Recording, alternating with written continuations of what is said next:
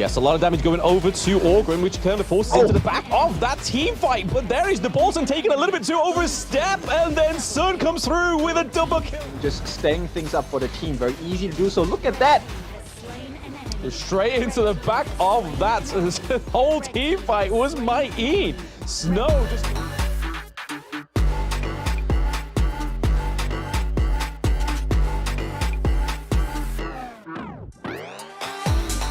Yep, it is not the end of the fight. They are falling low. The Wavebreaker on the side of Woodwind. They get the heal down, but here comes Status, comes in. Conductor Souls. Can they get the knockout? Crimson Smash committed. It's not enough. Fearless Esports, they do it all. Cliche, the last one to fall as they ramp. Yep, Doc gonna use that Conductor Souls to try and go in, but the damage is too much. Doc is falling low. It's gonna be killed off by the side of Singling. That's not just done yet. HoK Gaming, they lose 2, they lose 3, and the mid lane T1 is...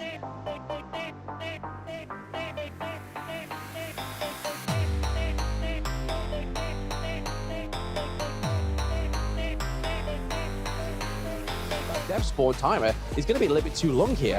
But again, we're seeing another engage here for the Blazing Brilliance, just doing so much burst damage onto Ertien. So down goes Princess Frost, down goes the mid-high ground turrets, and are up there sitting in the bush. AG Global looking for a fight. Yeah, but it's okay. Caught in the middle of 4. 5 is all of Fearless Esports, and they get what they want. Snow caught in the middle of 4 once again, and here comes the Infinite Vastness aggressively. And at this point, it is a 1-by-1 they fall as AG take another burn. It is Fearless Esports Hong Kong dominating in this first 4.5 minutes of the game.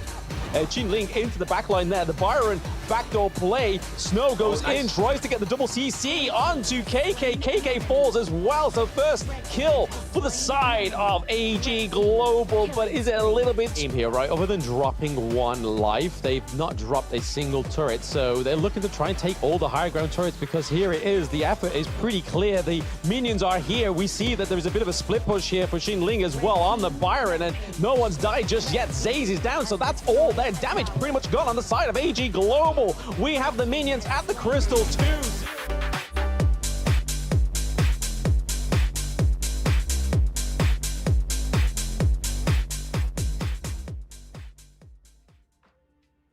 How's it going, everybody? Welcome back to the Honor of Kings Open Season Series 2. Sorry, almost got carried away with the Invitational there, but this time around we are going to the Americas region. So you have me again, Blam, and with me as always is Kin. How are we feeling going into this one?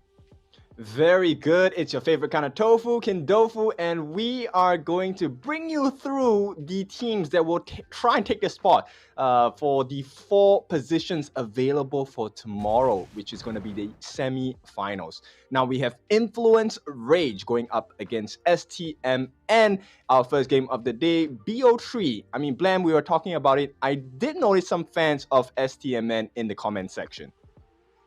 Yeah, I mean, this has been like an organization that's been part of Honor of Kings going all the way back to KIC 2022. So obviously the roster's a little bit changed. Arvonian, which is the support player now, was the coach at that point, and Kurumi was also on the team, and he was playing farm lane. So there is quite a lot of experience on both of these teams, to be honest, because those who don't know Influence Rage are part of the Brazilian region, but they were under the branding of Fluxo at one point, so you may know these guys from that organization. But yes, we have Entity 7 and AYLO going against on our second match of the day, and then third match of the day is Team Solid against Leviatan, which there's a lot of Brazilian representation here today, kid. Wow, okay, so expecting some samba, some flair, right, from the teams itself. So I'm really curious how this region is going to perform, right? Are we expecting a different meta? Are we expecting different picks? And now with the changes in the current patch, you know, we have some heroes that have been nerfed, some heroes that have been buffed. Really curious how it's going to turn out today. Yes, definitely. If it does affect the patch in-game, it's going to be really interesting to see if we are going to see more of a priority for Ali. As we know, Ali is one of the heroes that was buffed in the latest patch and buffing up her early game as well, which got me scratching my head. But hey, I'm not the maker of this game. So someone's got their head screwed on, or somebody is an Ali main. But looking at Influence Rage, this is the first team of the day, and that is comprised of Sony in the Clash lane. We have Raikou in the jungle, Cozy in the mid lane, Petroni in the farm lane, and Villa 01 as the support role. All right, so these are the 5 members that will be representing Influence Rage. So of course, they're getting ready. They were the team that was closest to the camera. And shortly, we will be turning our attention to their opponents, which are going to be STMN Esports. Now, for me, this is a new introduction to the team, so I'm really curious how these players will perform. Now, let's take a look at the representation for the side of STMN Esports. It's going to be Arvoinen on the support roam role and Zing on the jungle. I'm Juzo in the mid, Kurumi in the farm lane, and with Death in the Clash. So we've already seen in the Pacific region, right? A lot of the fights were won through the Clash lane. Is it going to be the same incident, same style coming into the Americas qualifiers here? Yeah, it's going to be super interesting to see the meta shift and the playstyle shift, right? I mean, that's the thing that we've been really excited for in the Open Series. And I think that's the kind of flavor that the Open Series really brings, is that essence of the unknown, is knowing that some of these players we haven't seen before, we haven't seen them work together, we've known them within Honor of Kings at some point, like I was saying, with STMN being part of KIC 2022, and obviously Influence Rage will be well known, especially amongst the Brazilian crowd, as they were 3rd place slotted in the HoK BR 24, and like I said earlier, they were Fluxo previously. So again, these are some players that have a lot of influence and a lot of experience behind them. 3rd place, you say, right? 3rd seed. That's a pretty high expectation, and you're giving me, because at this point, it's not that easy to be 3rd seed anywhere, let alone the HoK BR region. So this could be really interesting, right? I want to see how this STMN stand up against these guys, and maybe if they could topple this branding and this image that this team has built up for themselves. Yeah, absolutely. It's going to be only moments before they can actually prove that or even disprove that. But I've heard a lot of good things about STMN. I've been speaking to Arvoinen as well online and just getting his take on the team. He's also the captain of the team as well. So it's going to be really interesting to see how he shifts from the coach position that he was in KIC 2022 to support and captain at the same time. So we're going to be knowing that a lot of the shot calling is going to be coming from Arvoinen. Oh, that's an interesting story, right? We have already seen stories across all the different esports games that, for a coach to come in and play, there is a significant difference, because this time you have someone who's able to offer that mental stability, that composure for the team as well. And I think this could be a huge marker, a huge strength that the team can count upon. Absolutely. I mean, when you have somebody with such wealth of experience, having that to rely on as well, and having that be your shot caller, is knowing that you've got some strong shoulders to rely on within the Gorge as well. But hey, Influence Rage, like you said, it's an impressive place to be when you land 3rd place in HoK BR 24, especially when we've seen some of these teams come through onto the world stage that would have been their opponents back then, and the likes of VKS, the likes of Loops as well, which would have been 1st and 2nd seed of HoK BR 24. For Influence Rage to come up to that same kind of bracket and that same kind of caliber of players is going to be just showing that they could potentially be one of the favorites in the Americas region. Yep, I don't want to be disappointed, right? Because the standards are pretty high when you mention teams like these. And to come in 3rd seed, I think that's quite an achievement as well. Now, of course, with that being said, Influence Rage, to me, this is a team that, based on what you're telling me, this is going to be quite the even match, right? Not just even, but it's going to be very explosive, because both teams will be able to capitalize on minor mistakes that their opponents make. Yeah, I can imagine this is probably going to be the most sort of explosive series of the day. Just my personal favorite anyway, because of what we know from STMN and obviously what we know from Influence Rage as well. Rage being the first seed out of the Brazilian qualifier, and then obviously STMN being the LATAM North second seed as well. So that's quite a staple to get up to. Obviously, the first seed of the LATAM N qualifier won't be playing today, as obviously we don't have a eighth team on the board. They just go straight through to the semifinals, just like Fearless Esports Hong Kong did. So we'll be getting to see those guys tomorrow, which will be the first seed of the LATAM North qualifier. So that's going to be really interesting. But then I speak about balanced matchups. I think that the second match of the day could also be a heck of a banger, because these are both the second seeds of both their relative qualifiers as well.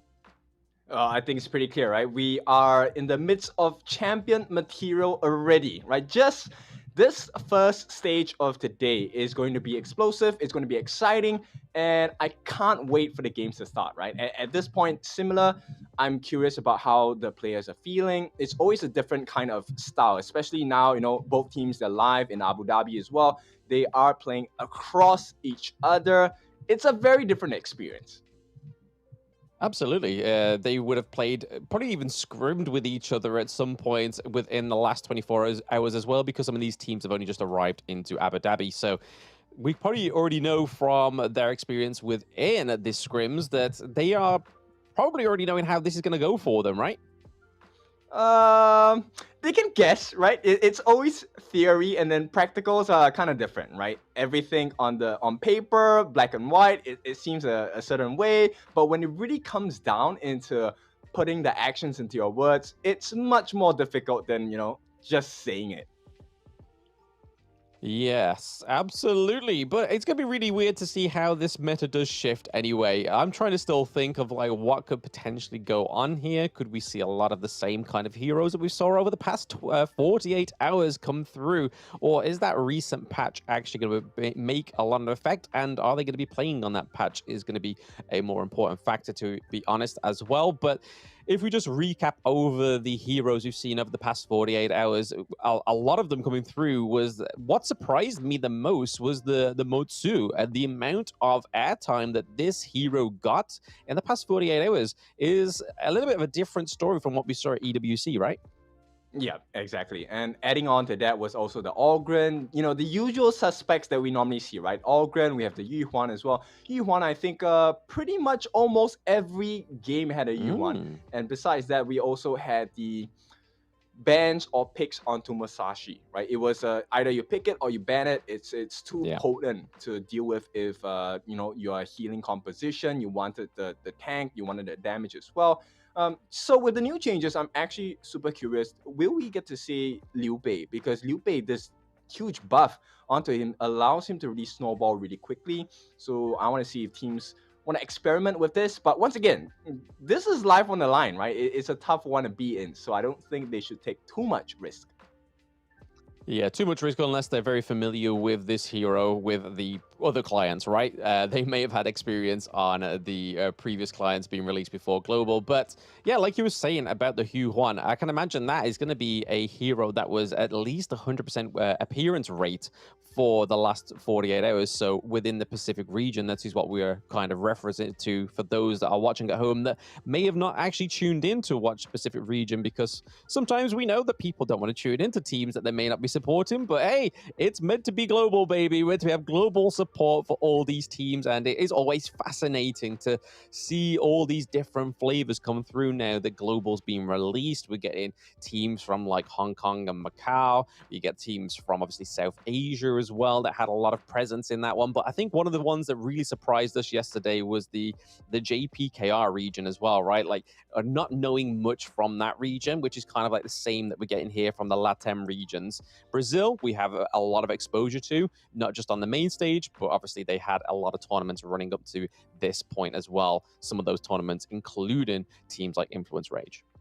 Yep, exactly. So we've already seen a couple of the hero favorites, right? That they like, and I'm expecting that the Yuhuan is going to show up pretty much all over the games again today, with performances like players like Dao Dao yesterday, who was just insanely sick with his plays. He was just an ill player at this point, right? So much damage, and it's kind of unexpected when you're thinking about a composition. You don't really expect Yuvan to have the most amount of damage in the team. Normally he goes into the farm lane, but you know, Dada was just on fire yesterday. So today I'm hoping to see who is this new superstar we're gonna uncover from either of these teams, or maybe from the other teams playing today as well.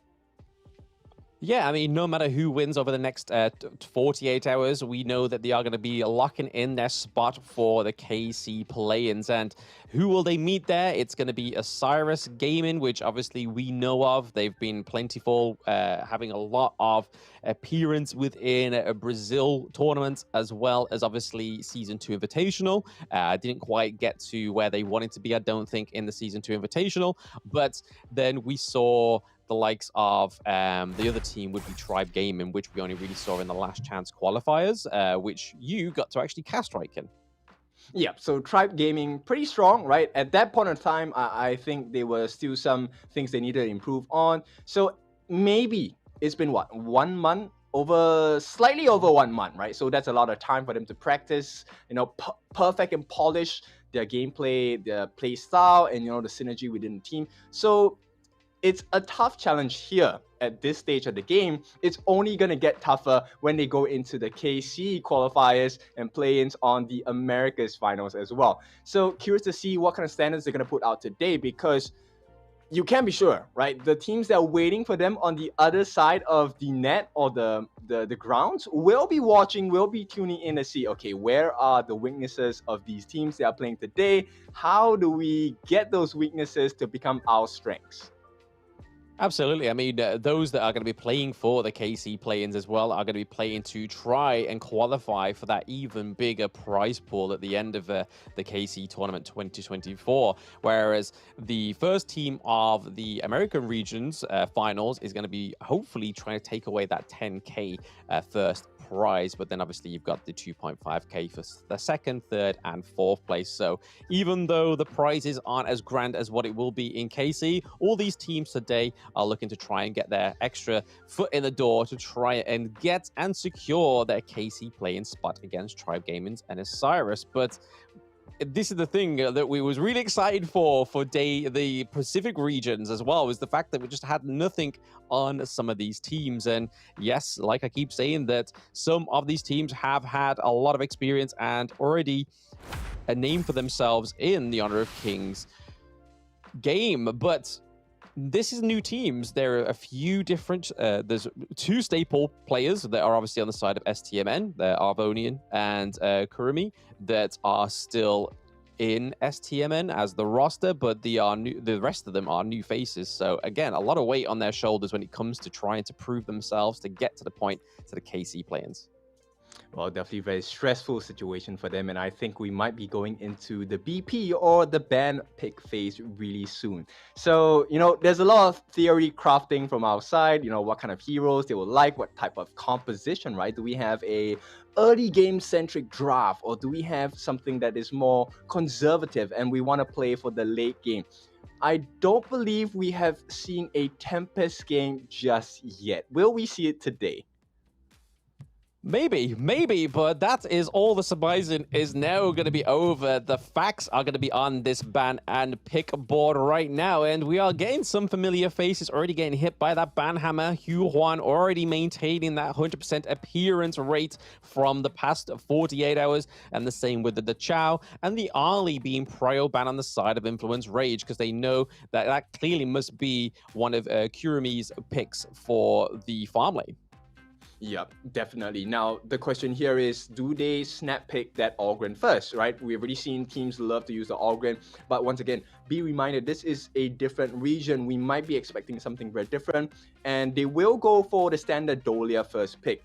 That refresh with the Celestial Melody will be extremely useful for the teams. At this point, you can expect hero picks like maybe the Elaine, maybe the Musashi, I'm not sure. Yeah, I mean, just how deadly this Dolia was yesterday, especially going into the semifinals and the absolute grand finals. I'm pretty sure it was Fearless Esports Hong Kong that picked up the Dolia quite frequently. And to pair that with the Lady Chen and then also Lung, giving him like 2 amounts of air times for that farm lane hero is going to be pretty dangerous for the side of Influence Rage, especially in terms of that bait mechanic that you can use Lung for. Because if you already bait with 1 dragon, now that you've got the Dolia on your team, you've got 2 dragons instead of 1, which is always going to be better, right? But then if we look over to the side of STMN, they prio lock in the lane, they go for the Orgrin as well. So that Orgrin flex pick that we kind of were guessing about over the last regional finals is not going to be a guessing game this time around. With the Elaine being first pick, Orgrin being second, we know that's going to be their jungle pick. And then Lady Sun fleshing out that farm lane. Yep, for this period of time, I think it looks like Influence Rage has kind of played into the hands of STMN.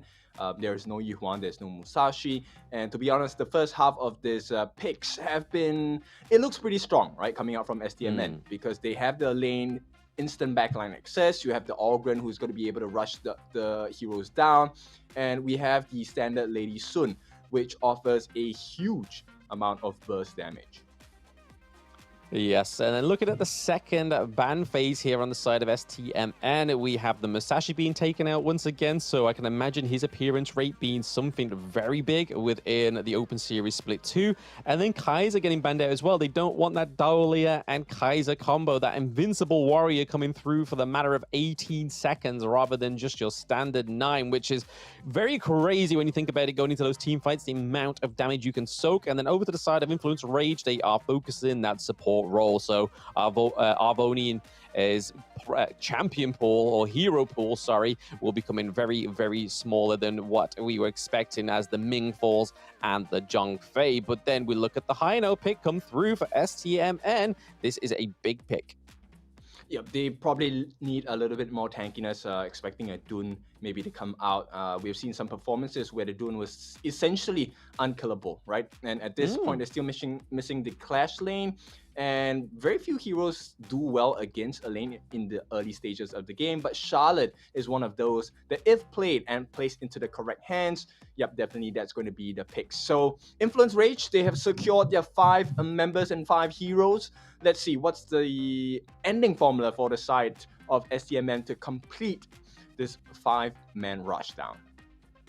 Yeah, they're looking for some sort of support, maybe the likes of a Sun Bin or the Motsu, which we've been seeing over the past 2 days. Very surprised if we didn't actually get a match without the Motsu. And it's a good hero, right? Especially for Arvoinen, which is going to be their captain as well, because then you're able to kind of sit quite far back, use that cannon blast, but then also do the shot calling. But you were right to call out that Dune pick there, because we saw it quite a few times paired with the Dolia as well, not always giving the Unruly Blade over to Dune again, but just having that huge hero that's able to soak up so much damage is going to be very much a night and day for them within this draft, because if they didn't go for a solid front line, I think STMN would have had their way around it.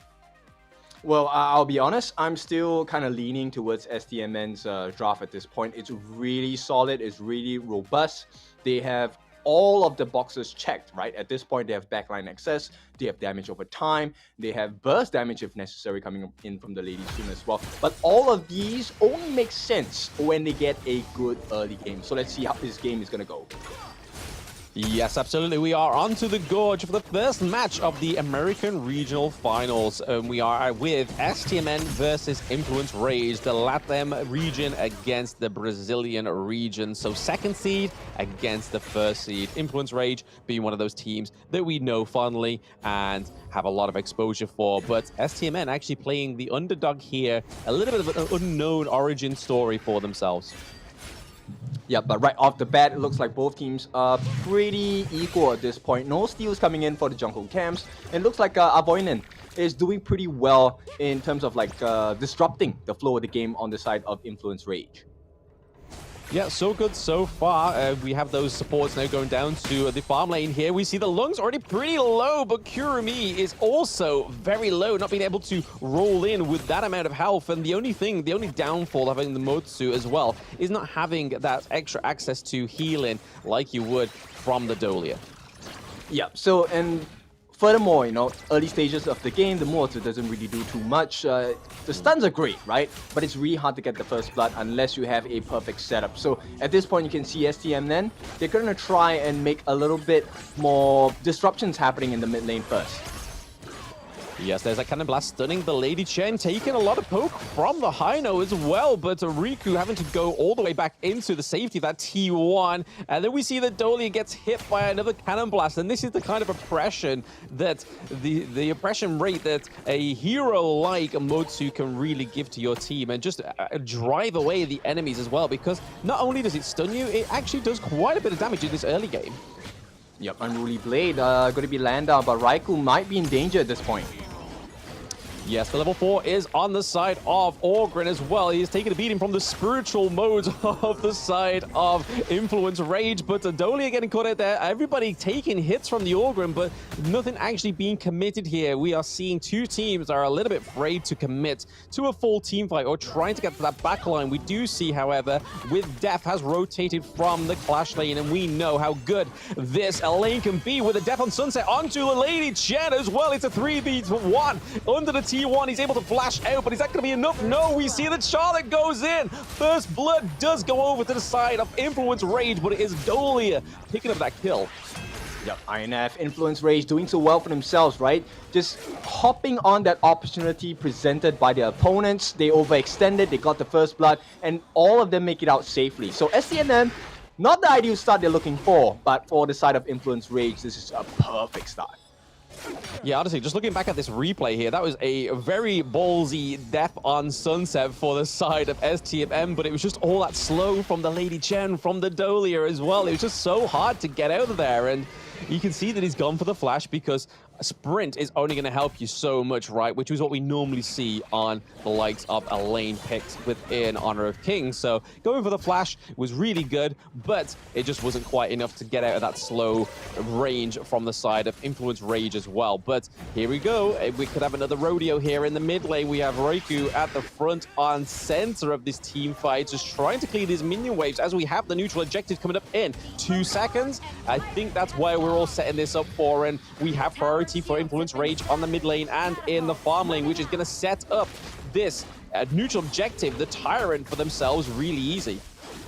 Yeah, very nice kiting here by the side of Influence Rage. They will push them away, secure the first Tyrant of the game for themselves. Meanwhile, Sony will give a try. Very hard to happen, right, for that steal, but Sony's just gonna give them a little poke at this point. So evens out the trades in terms of the neutral objectives, but right now, just a 1,000 gold lead for the side of Influence Rage. Yeah, this is what dreams are made of, right? You got to take those chances. You got to try and out-commit the smite, but it's just obviously playing against an Orgrid under the Overlord and having smite is not going to go quite well for you. T1 looking to make its maker on the side of Influence Rage as well. We have the Hino with the Fate recall as well, but it's not going to be enough. The Fate was sealed at that point, and he's been taken down. Orgrid pretty low, but he's already trying to commit here with doing that, but it is a double kill for Sony as well. Onto the side of Influence Rage, really playing this game 1 against STMN to perfection. Yep, they took a chance, but they got punished for it. At this point, it was just Influence Rage just running rampant across the map, right? So they take that T1, even though they took it after the fight, the pressure given by this Lung Patroni has been on point, which allowed them to access the jungle. And the fact that Sony, right, so mobile, running all the way from the Clash lane down to the bot lane and the farm lane, gets a kill for himself, doing so well, 2-0-2, now standing close to 4,000 gold as we hit that 6-minute mark.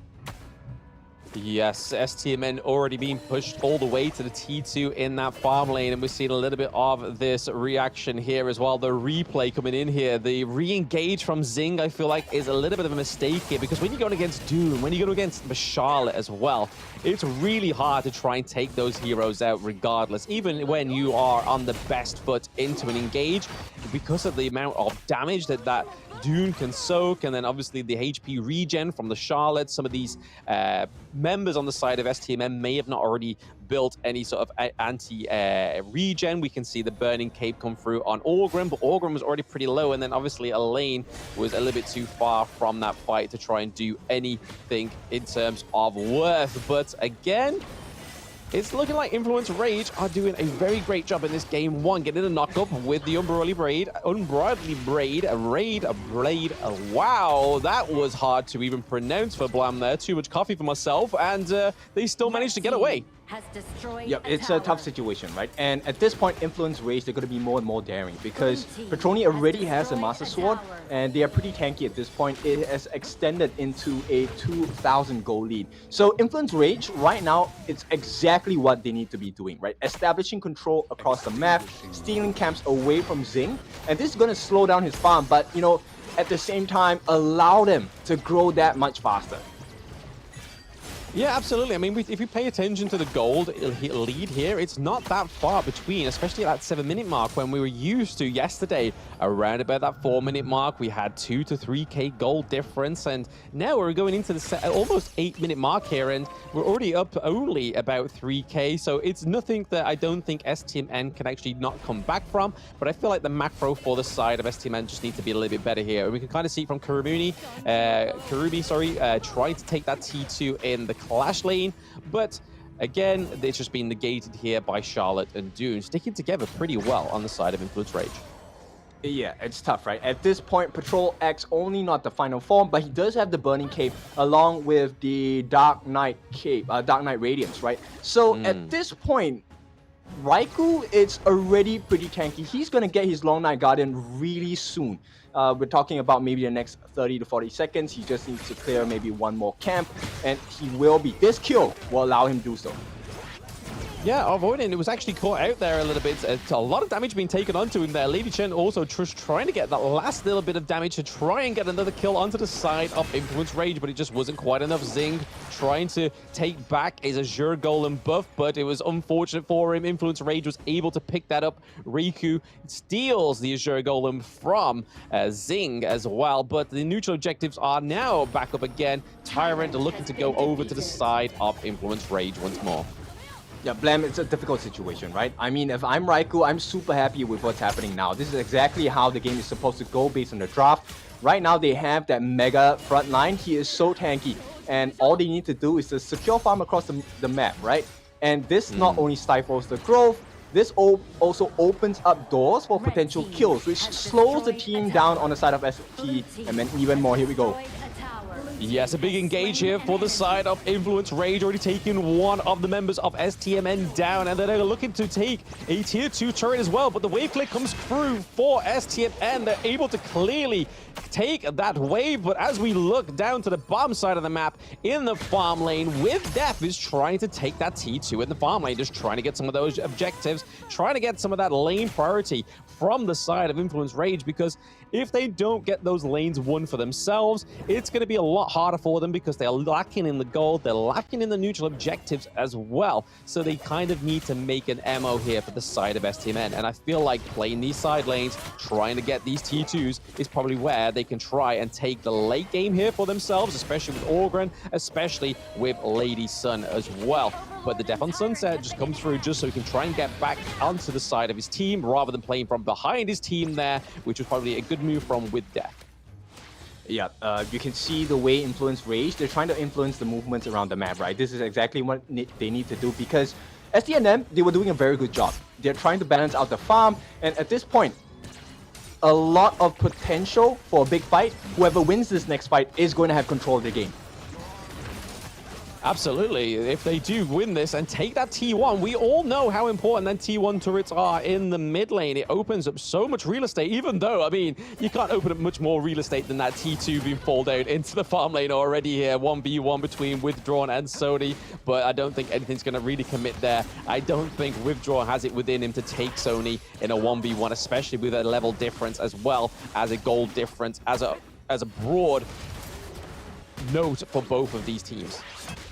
Yeah, so you can see, you know, Influence Rage, they're trying to get STMN out of the safety zone, but STMN does not want to, you know, give them that opening at this point, right? So they will leave out the Overlord at this point, simply because they want to make sure that they have the waves to manage. And if you take a look at the growth of the items, hang on, simple pokes, yeah, it's just a simple poke at this point.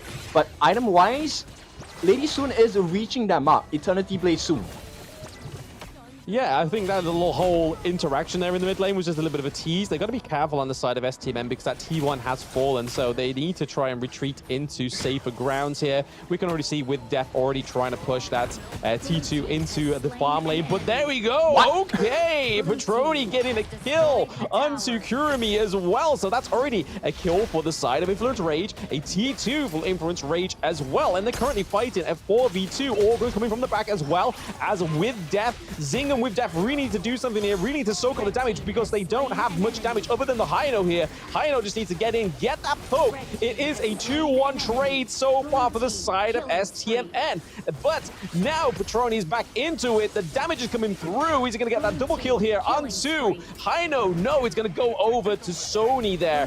But still, overall, 2-2 trade and a higher ground turret for Influence Rage. And they're not done yet, kid. Lung takes down the Motsu, but with Def is finally able to get a kill there. Def on Sunset tries to be the saving grace here for him. Kurumi is the only one left standing between the Charlotte and the Dun, but is able to take down Charlotte as well. Just no minions to push this crystal, and right now they need to play on the front foot for stamina. They need to do something right now. STMN are struggling at the crystal. Yep, they escaped with this by the skin of their teeth, right? Because at this point, they were so close. If Kurumi died there, the game would have been over. Nonetheless, but I think there is some silver lining on the way that STMN is playing at this point, because they did manage to figure out how they should approach the fight against Influence Rage. If you notice that in that earlier engagement, they did not focus on Raikou, and I think that is the perfect solution, right? Ignore this super soaker, this sponge of a tank. Let's just go for the squishies, right? They wanted to catch out Petroni. The Lao was caught out as well, and more importantly, Cozy could not get the full combination down. So if they can perform that again, I think that could be the winning formula for the side of STMN. Yeah, there's got to be really lucky into the next team fight, right? That's what we're trying to get at here for those watching at home, is that they just got to try and not focus that Doom pick per sky. Like Kin said there, it's just so much defense, so much like hell coming through. Oh, what goes through there is the crucial kill theft for STMN. This could be the lifeline for the LATAM North team, the second seed, sorry, of their qualifier, but it's not stopping Influence Rage here. If anything, it's influencing the rage of the team, because they're like, yo, you've stolen our neutral objective. That was our way in. But hey, taking the T2 in the mid lane, they need to start playing a little bit more aggressive here. But STMN do have the Shadow Vanguard. Yep, they opened up, they forced that opportunity for themselves. Right now, Kurumi needs to stay alive. As long as Kurumi does not get caught, it should be an opening they can expose. They have found and identified the chink in the armor on the side of Influence Rage. Can they capitalize on it? That's the big question here. Yeah, that complete outsmite there, the crucial kill theft, is really going to be putting STMN back onto Game 1 map here, because before that point, it was looking pretty desperate for them. They've just got to try and not focus the Doom pick here. The Shadow Vanguard has been dropped down into the farm lane. They were able to take the T2 with just the normal Vanguard. So having these pressures into the side lanes really going to make Influence Rage try and a lot harder to force this fight in the mid lane, because they have no push of minions in the mid lane. They have no minions in the side lane. They have a lot of pressure in terms of those Vanguards coming through right now.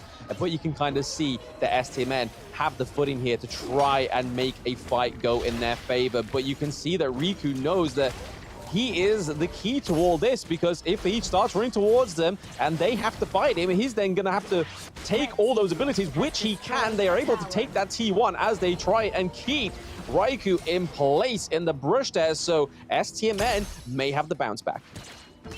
Yep, and if you take a look at it, after the steal, that was a huge gold drop, right? It was a huge gold swing going over to the side of STMN, and at this point, I think they need to be really careful, because we are reaching towards that late game. This might be the first Tempest Dragon we're looking at in, what, 48 hours, and this could be a big one. Yeah. It's funny how we had this discussion earlier, right? That I was like, hey, what's your average game time, Ken? And we went through all of this thing, and I was like, I haven't seen a Tempest Dragon since the 18th of August, but we may, after 48 hours, finally get a Tempest Dragon in the Open Series Split 2 here, which is Influence Rage against STMN. But now that they actually have a lot of priority in these lanes, I feel like we're going to get a big fight here. They've got to be careful of Lady Chen. Cozy looking pretty not so cozy right now, taking a lot of damage from that initial team fight. Right, Blam, I'm just going to lay down on you. Here's my expectations of what's going to happen. At this point, right, with Death, you can see he's always trying to go for the split push, right? At this point, he does have, I think he's fully itemized, already 6/6 slotted, so he does have magic resist. He does have the blood rage for the extra health and damage as well. So he's going to try and split the waves up, try to get that split push going. And at the same time, STMN, all they have to do now is to be able to hold off or capture the attention of Influence Rage. But Influence Rage, you know, with the Unruly Blade, if you get the perfect initiation, it could spell death. Yeah, it's kind of hard to catch the attention of something that has the name Rage in it, right? All they're going to be seeing right now is red, and they want as little red on that board as possible in terms of health bars. But we see the Cannon Blast coming through, trying to deny the engage here from Raikou, which can be huge. No. But what is huge is that damage from Petroni onto Kurumi, which is already taken down. One of the damage outputs on the side of STMN right now. So all they have remaining for the side of STMN is that Hino. So they've really got to play this very well. Hino there with a Fave Recall, just trying to keep that high ground turret safe, but there is minions, there is everybody on the side of Influence Rage, bar Sony going into the top lane looking for a split push mechanic here. There is currently a 1-0 trade. It's still only Lady Sun that has gone down. This is a very prolonged team fight, but this is the kind of team fights that STMN have got to try and make the most of. Yep, it's really unfortunate, right? Kurumi, I think at this point needs to watch his positioning because he has been caught out multiple times already. And all it takes is just one simple combination from Petroni to get that kill. So at this point, they need to look for something else. But on the side of Influence Rage, perfect. This is a perfect game for them at this point. Splendor already in the hands of Cozy, so he can go a little bit more aggressive. At the same time, with the passive on the Ocean of Tears, you could see that potential outplay, right? So STMN, the game is not over yet, but they're struggling. They need to see what are the forms of entry can they gather to try and win this team fight against Influence Rage. I mean, over the next minute or so, they've really just got to try and counter the engage that they're going to have with these Vanguards, right? Because now that the Shadow Vanguard's here as well, it's going to be a little bit harder for them to clear them out. They are pretty much super soaked minions in the form of Vanguard Dragon type things that you don't want to be seeing when all your high ground turrets, bar your mid lane, is gone. And then once that's gone, if that Vanguard is at your crystal, it's going to be super hard for you to try and get it away. And then all you need to do is have a solid means of into the enemy team and then try and take a few of their bodies down. And then we could see the end here of game one right now, kid. We see Influence Rage already at the door. Raikou has the Sage's Sanctuary as well, so that means he has double lifeline, but there is damage going left, right, and center. We see Elaine is absolutely slashing at nothing there. Petroni gets the first kill in the entirety of the engage with Death. Is on the wrong side of the fence, but Cozy, Villo go down as well. Petroni is on that second wind, now is dead. This is STMN fighting on their back foot. They need to take this Vanguard out. They need to just completely clear these waves and try and take this Tempest Dragon. This is all they've got, right? Yep, Influence Rage, they knock them down, but they just can't knock them out. STMN, what a big defense at that point, right? And I think at this point, most people on both sides, they're already fully itemized, 6 slotted, with the exception of maybe the supports. Yep, so Villau 1 doesn't have that, but at this point, STMN, they see an opening. They want to try and go for this Tempest Dragon. At the same time, you can see with that, he makes the split push, he's making his way down. This could be a big moment for STMN. Yeah, I mean, Raikou's still got the Sage's Sanctuary, right? So he still has that, the ballsy moments that he can have. He can still get in there, but Orgrim's now back into the Tempest camp. No, he has the Smite. Is he going to be able to get it? Yes! STMN are able to get the Tempest Dragon, but are they going to be able to get this last team fight? Because you can guarantee that this will be the last team fight within this game one. At least we hope so, right? 20 minutes in, with Death takes down Raikou finally, which seems like the unkillable giant, which was Dune himself. himself. They are down 2 members, resurrecting with death is now coming through with a split push into the farm lane where we have Orgrin and Hino looking to meet with the Tempest Vanguard in that mid lane. They need to do something here for Inference Rage. They only have Cozy, Petroni, and Villo left. There is not a lot of tankiness, but there is a lot of damage here, Ken. Yeah, they were crawling and clawing their way back. Finally, the door has been opened. STMN, can they end the game here? Hopefully so here for themselves, because it's been a hard-fought victory for them. Defeat goes over to Cozy. This looks like it. The Crystal just needs some minions there on the side of STMN. They need their sidemen with them at the Crystal so they can try and do some damage to it, but it is Cozy going down. Sony is back in 4 seconds, but it is STMN after a 20-minute game, Kin. They take game 1 when it didn't look so hot for them to begin with. You can see them going, just literally cussing out the other team. Like, yo, we took all the beatings for so long, but we got that game 1.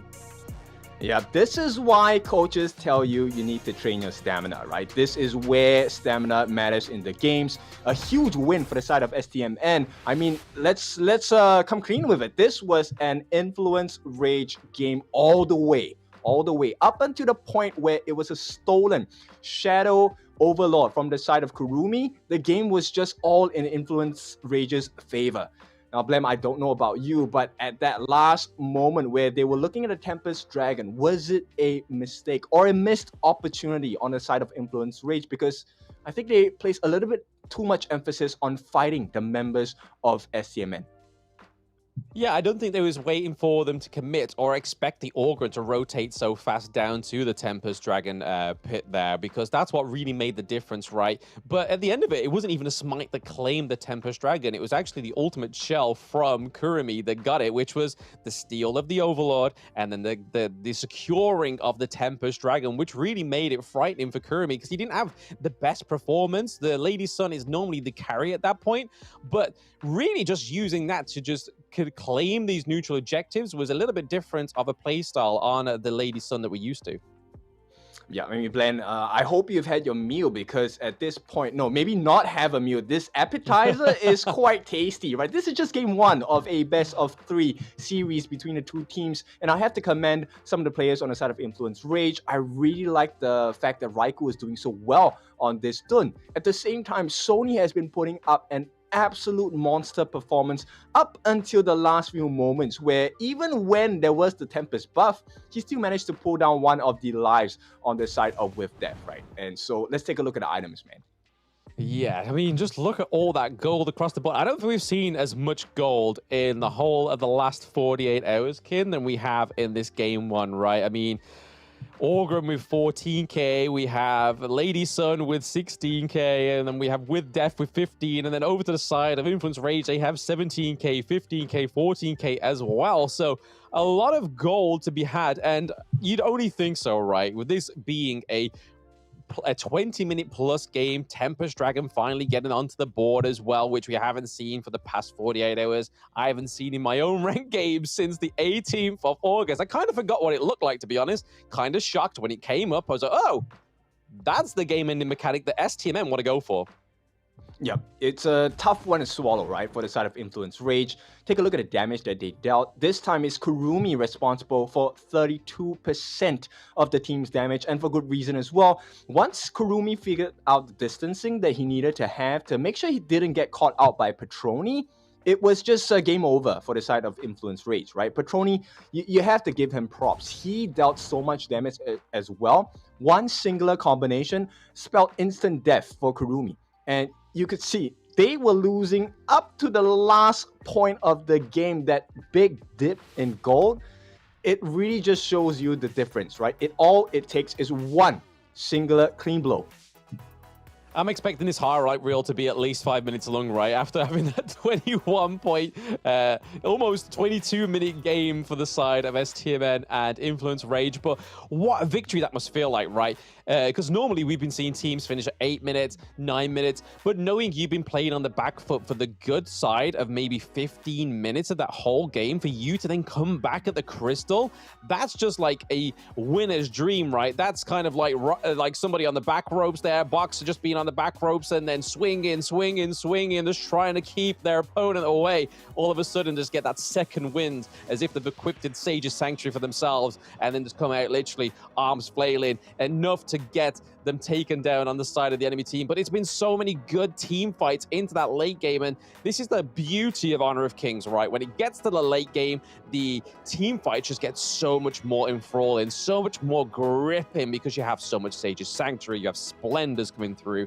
you just have so much damage that you've got to try and melt through. And that was the whole thing that STMN had to do, was just try and wear down the Sage's Sanctuary, try and wear down that Dune, and then that point, it was pretty much GG. Yep, so it's really clear, right? STMN, they're not easy to beat at the same time. You can push them down, right? You can knock them down, but you can't knock them out. And I like the style of play coming out from STMN because they showed a very good understanding of the game. Now with Death, I feel like with this MVP, super validated, right? He was doing his best the entire game. Every single opportunity, split push, let me fix the waves, let me make sure there's constant pressure on the side of Influence Rage. And with that ending blow, with the opportunity, the enabler of the team, Kurumi, getting the steals, getting the damage in, he made sure he played his role extremely well, which was to dive the backline. STMN, they showed a very good understanding. Let's ignore the tank. Let's go for the squishies. We get the damage dealers first. We will be able to win 1v5. How tanky can he be, right? There's in Honor of Kings, I haven't seen one person do a 1v5 successfully. I've yet to see it. I don't want to see it. And this game by STMN, class. Yeah, it really was. It was really like, it shows the true testament of it's not a sprint, it's a race. Because if it was a sprint, it would have been a 7-minute match. But this was just a race in its entirety. This was a team of players just passing the baton to each other. But I have to give props to Withdraw for getting that MVP, because this would not be a race if it wasn't for the early work that he was putting in by pushing those side lanes, getting that macro play. Just honestly, a little bit of a time traveler's warping. It was like, you know what, we need to do this. This needs to be my major objective for us to actually play the late game, because if we don't do this now, we have no late game. So props to him getting MVP, because he clearly saw the bigger picture.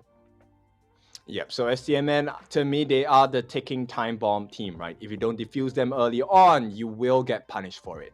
Now, of course, with that being said, we need to give both teams a break. We will be taking one when we're back.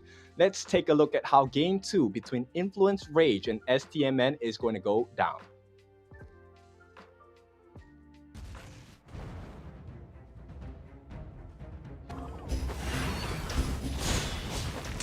Legendary.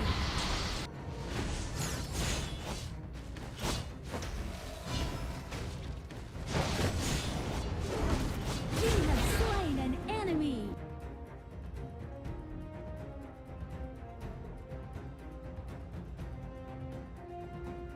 Lubong doesn't have any strongly held beliefs beyond safeguarding his own interests, but when it comes to that, he'll spare no effort. This is his passive skill, which automatically grants him a stack of mark every second. At a certain number of marks, he gains an enhanced basic attack. This is his main damage skill. It enables a shield that deals damage to nearby enemies either when it expires or when he manually disables it. His skill 2 provides movement and crowd control, letting him charge forward to damage and stun enemies in his path. Lubong's ultimate is a teleportation skill. It provides the selected teammate with a shield and after a short delay, teleports him to the teammate, restoring health to teammates within range. Upon arriving, Lubong also gains an extra movement speed bonus. Notably, the longer he channels for, the stronger the shield and the greater the magical damage dealt by the teleportation. This combo is great for protecting teammates that are being overwhelmed. First, select a teammate to provide them with a shield. As he starts channeling his ultimate, activate skill 1 and wait for the channeling to finish, or tap the ultimate again to teleport. Then, use skill 2 to dash and stun enemies, followed by stage 2 of skill 1 and an enhanced basic attack to deal burst damage. This combo is mainly used to protect your team's carry.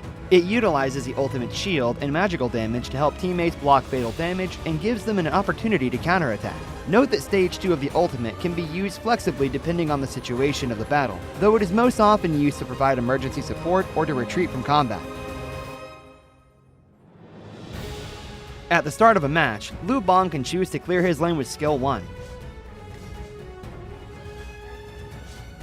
After unlocking his ultimate at level 4, he can clear the clash lane first, then teleport to teammates to help them. Since his ultimate lets him travel fast, he can take the time to clear minion waves before teleporting to a teammate. This puts pressure on the enemy in the lane, while at the same time building a numerical advantage in teamfights. He can also let teammates initiate fights and use his ultimate to provide them a shield, then jump in to absorb damage and take out enemies with help from the carry. If he's facing an enemy who is stronger but doesn't have any crowd control skills, he can use his ultimate to instantly teleport to easily flee the danger. Lubong should focus on leveling up during the early game. After unlocking his ultimate at level 4, he can keep using it to reach teammates and help them build an advantage. During the mid to late game, once he has enough defense and damage, he can mainly focus on laning and teleport into teamfights to protect the carry and take out unsuspecting enemies. There, pull out the root of the problem. What's a conscience? A kind of snack? Why duel someone when you can gang up on them in a valley?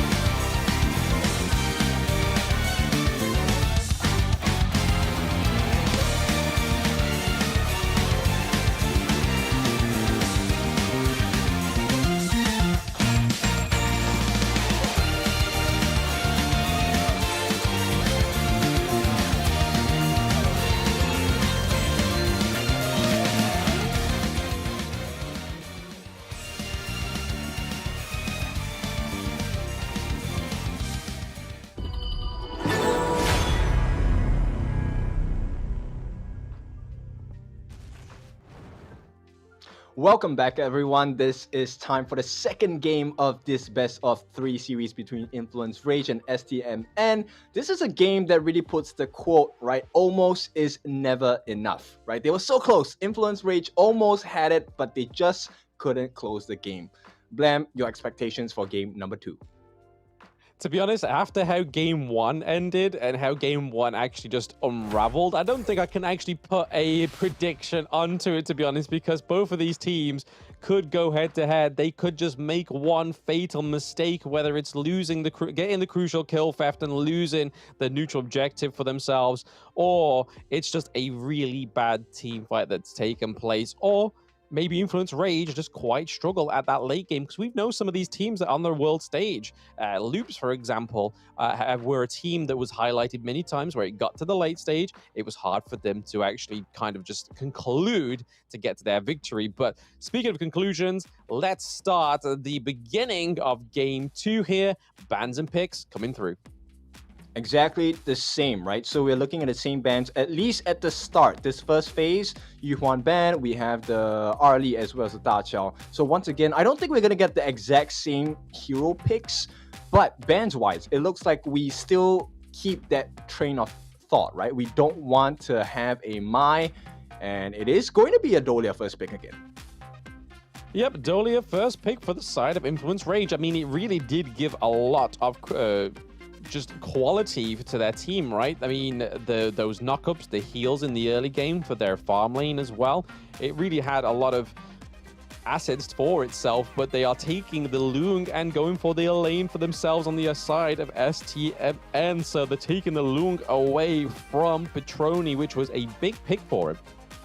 Yeah, very big one. And with Death this time back in the living arms of the lane, right? So this could be a very strong marker. I like the way that STMN is thinking, all right? Don't fix what's not broken. I think the Lung pick is really smart as well, because we know how strong Petroni is with this hero.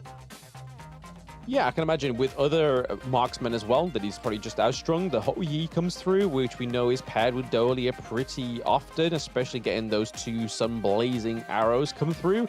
I'm pretty sure we saw it on the side of Fearless Esports, Hong Kong as well yesterday. So it's clearly a tried and tested combo. It really works. It's able to sort of, you don't have to be direct near your team fight to have a lot of influence. So getting the HoYi for that dual arrows rather than the one is a very good pick for the side of Influence Rage. But STMN are able to still pick up that Orgren, and it's going to go into the jungle once more. Yeah, I really like the fact that you mentioned about the HoYi because a lot of people underestimate the amount of burst damage he can do in the later parts of the game, right? He's one of the most damaging farm lanes if you give him the opportunity, but also there is a huge risk because he is pretty immobile. So if STMN gets their hands, especially like with Death, I think he could easily lay hands on this farm lane on the side of Influence Rage. Yeah, absolutely. Definitely with being able to just get onto him, because once you've got onto the HoYi, he's kind of very unstickable, right? You can kind of get onto him, that's it, you're done for at that point. A very immobile marksman when you are up close, but that's the point of just getting up close to him, because I can imagine the next two picks for the side of Influence Rage are going to be quite tanky, quite a big front line. The Kaiser has not been banned this time, so they could go for the Dolia Kaiser combo and then maybe even pair it up with Liempo into the Clash lane as well. Just have dual tanks and then just leave it up to the Lady Chen and leave it up to the HoYi to just be able to just do a lot of damage. But hey, that'll be the next time for Influence Rage to pick that up. And STMM know that the Kaiser is probably going to come through here because they have no more bans, they have their jungle. There's no way that they can take the Kaiser for themselves. In terms of the mid lane, the high note for STMN as Gun, maybe they could go for Princess Frost here. They definitely need a mage though. Yeah, for sure. Someone with a lockdown, either a lockdown or someone with huge burst rolls. So I'm looking at maybe a Ganemo or even a Shangguang would work wonders. But Ziya is also a very prevalent pick simply because of the sanctification. Imagine giving this Orgren a level 25 or even a lane, even a lane, right? These three heroes benefit so much from that sanctification. At the same time, he's gonna be over level most of the time, keeping pace with the junglers on the opposite end of Influence Rage. Yeah, I mean, the Suya doesn't really give a lot of damage, but like you said, it's the utility of breaking that level cap, giving them that level 25 level cap, and then obviously himself, he can level up a lot quicker as well. Every kill that he gets onto a minion, he picks up a little bit of experience. But hello, kid, this was a pick you were asking for all of yesterday. The Nazar coming through as well. That is a strong front line and a lot of true damage. Yes, for sure, as well as a global map presence. This is a very smart pick. I like this from Influence Rage. This time, let's see if they can close the game out. At this point, it really is about protecting, Petroni, because HoYi is pretty susceptible to early ganks in the early stages of the game, and pair that up with a mage Ziya, right? At this point, there's still a potential flex pick. Ziya can be played into the support role, so looks like no, they will have the more to go into the support role. So Ziya will be able to get the Divine Punishment. If he gets it onto Petroni, it's going to spell disaster. Yeah, it's going to be really difficult here for them to try and lock down the HoYi, but I suppose once they've got their way in, and I suppose with Def is kind of already trying to preempt this as well. He's already probably playing that situation over in his head because we know how much of a forward thinker he is, especially after that split push in game one that really helped them close that late game. But yeah, it's all about, for Influence Rage here, is just keeping the HoYi alive, just making sure that he doesn't get taken down in the early game, which is the point where he kind of becomes unfeasible. Because if he's not able to be fed or farm up, it's going to be a lot harder for him to activate. Yep, exactly. And take a look at what's going to happen. The Mortar is actually something that I think is going to be quite effective against the likes of Influence Rage. But this can be countered, right? Depending on how fast Raikou farms this game, he could even out the odds. Yeah, I mean, he had a solid performance on the Dune in game one. Kaiser with the Invincible Warrior, especially paired with Dolia, is very, very scary. I would honestly say it's probably scarier than the Dune, right? Because not only that, he does a lot of damage as well. Kaiser can actually do quite a bit of damage, especially within the early game, especially able to sustain, do quite a bit of damage, gives a bit of slow as well. So there's a lot within Kaiser's kit that really works very well. And into the late game when he has that six items stacked up and locked in, it's going to be hard for the side of STMN to burst him down. Yeah, but one of the benefits of having the Organ is the very extremely fast rotational speeds. You can see Zing already completed both camps. He is going to be looking for an opening on the side of Influence Rage. Sony, I think he's going to be doing well in the lane, right? 1v1, I find it hard for Nerza to lose to anyone at this point, let alone a lane. So let's see how this goes up with the 1v1. Yeah, I mean, Sony's already up with a level ahead, right? I mean, the CC immunity just come through with Death there, but he is already pretty low with the health. Or he's kind of having to retreat, but Sony doesn't want to let him get away, but he is able to get into that T1. The mid lane having a bit of a brawl here. Yep, and big benefits to Raikou. He does manage to get a little bit more EXP. He uses the smite onto that River Sprite, so he will have level 5 slightly faster than Zing. Will he make the world difference? Let's see.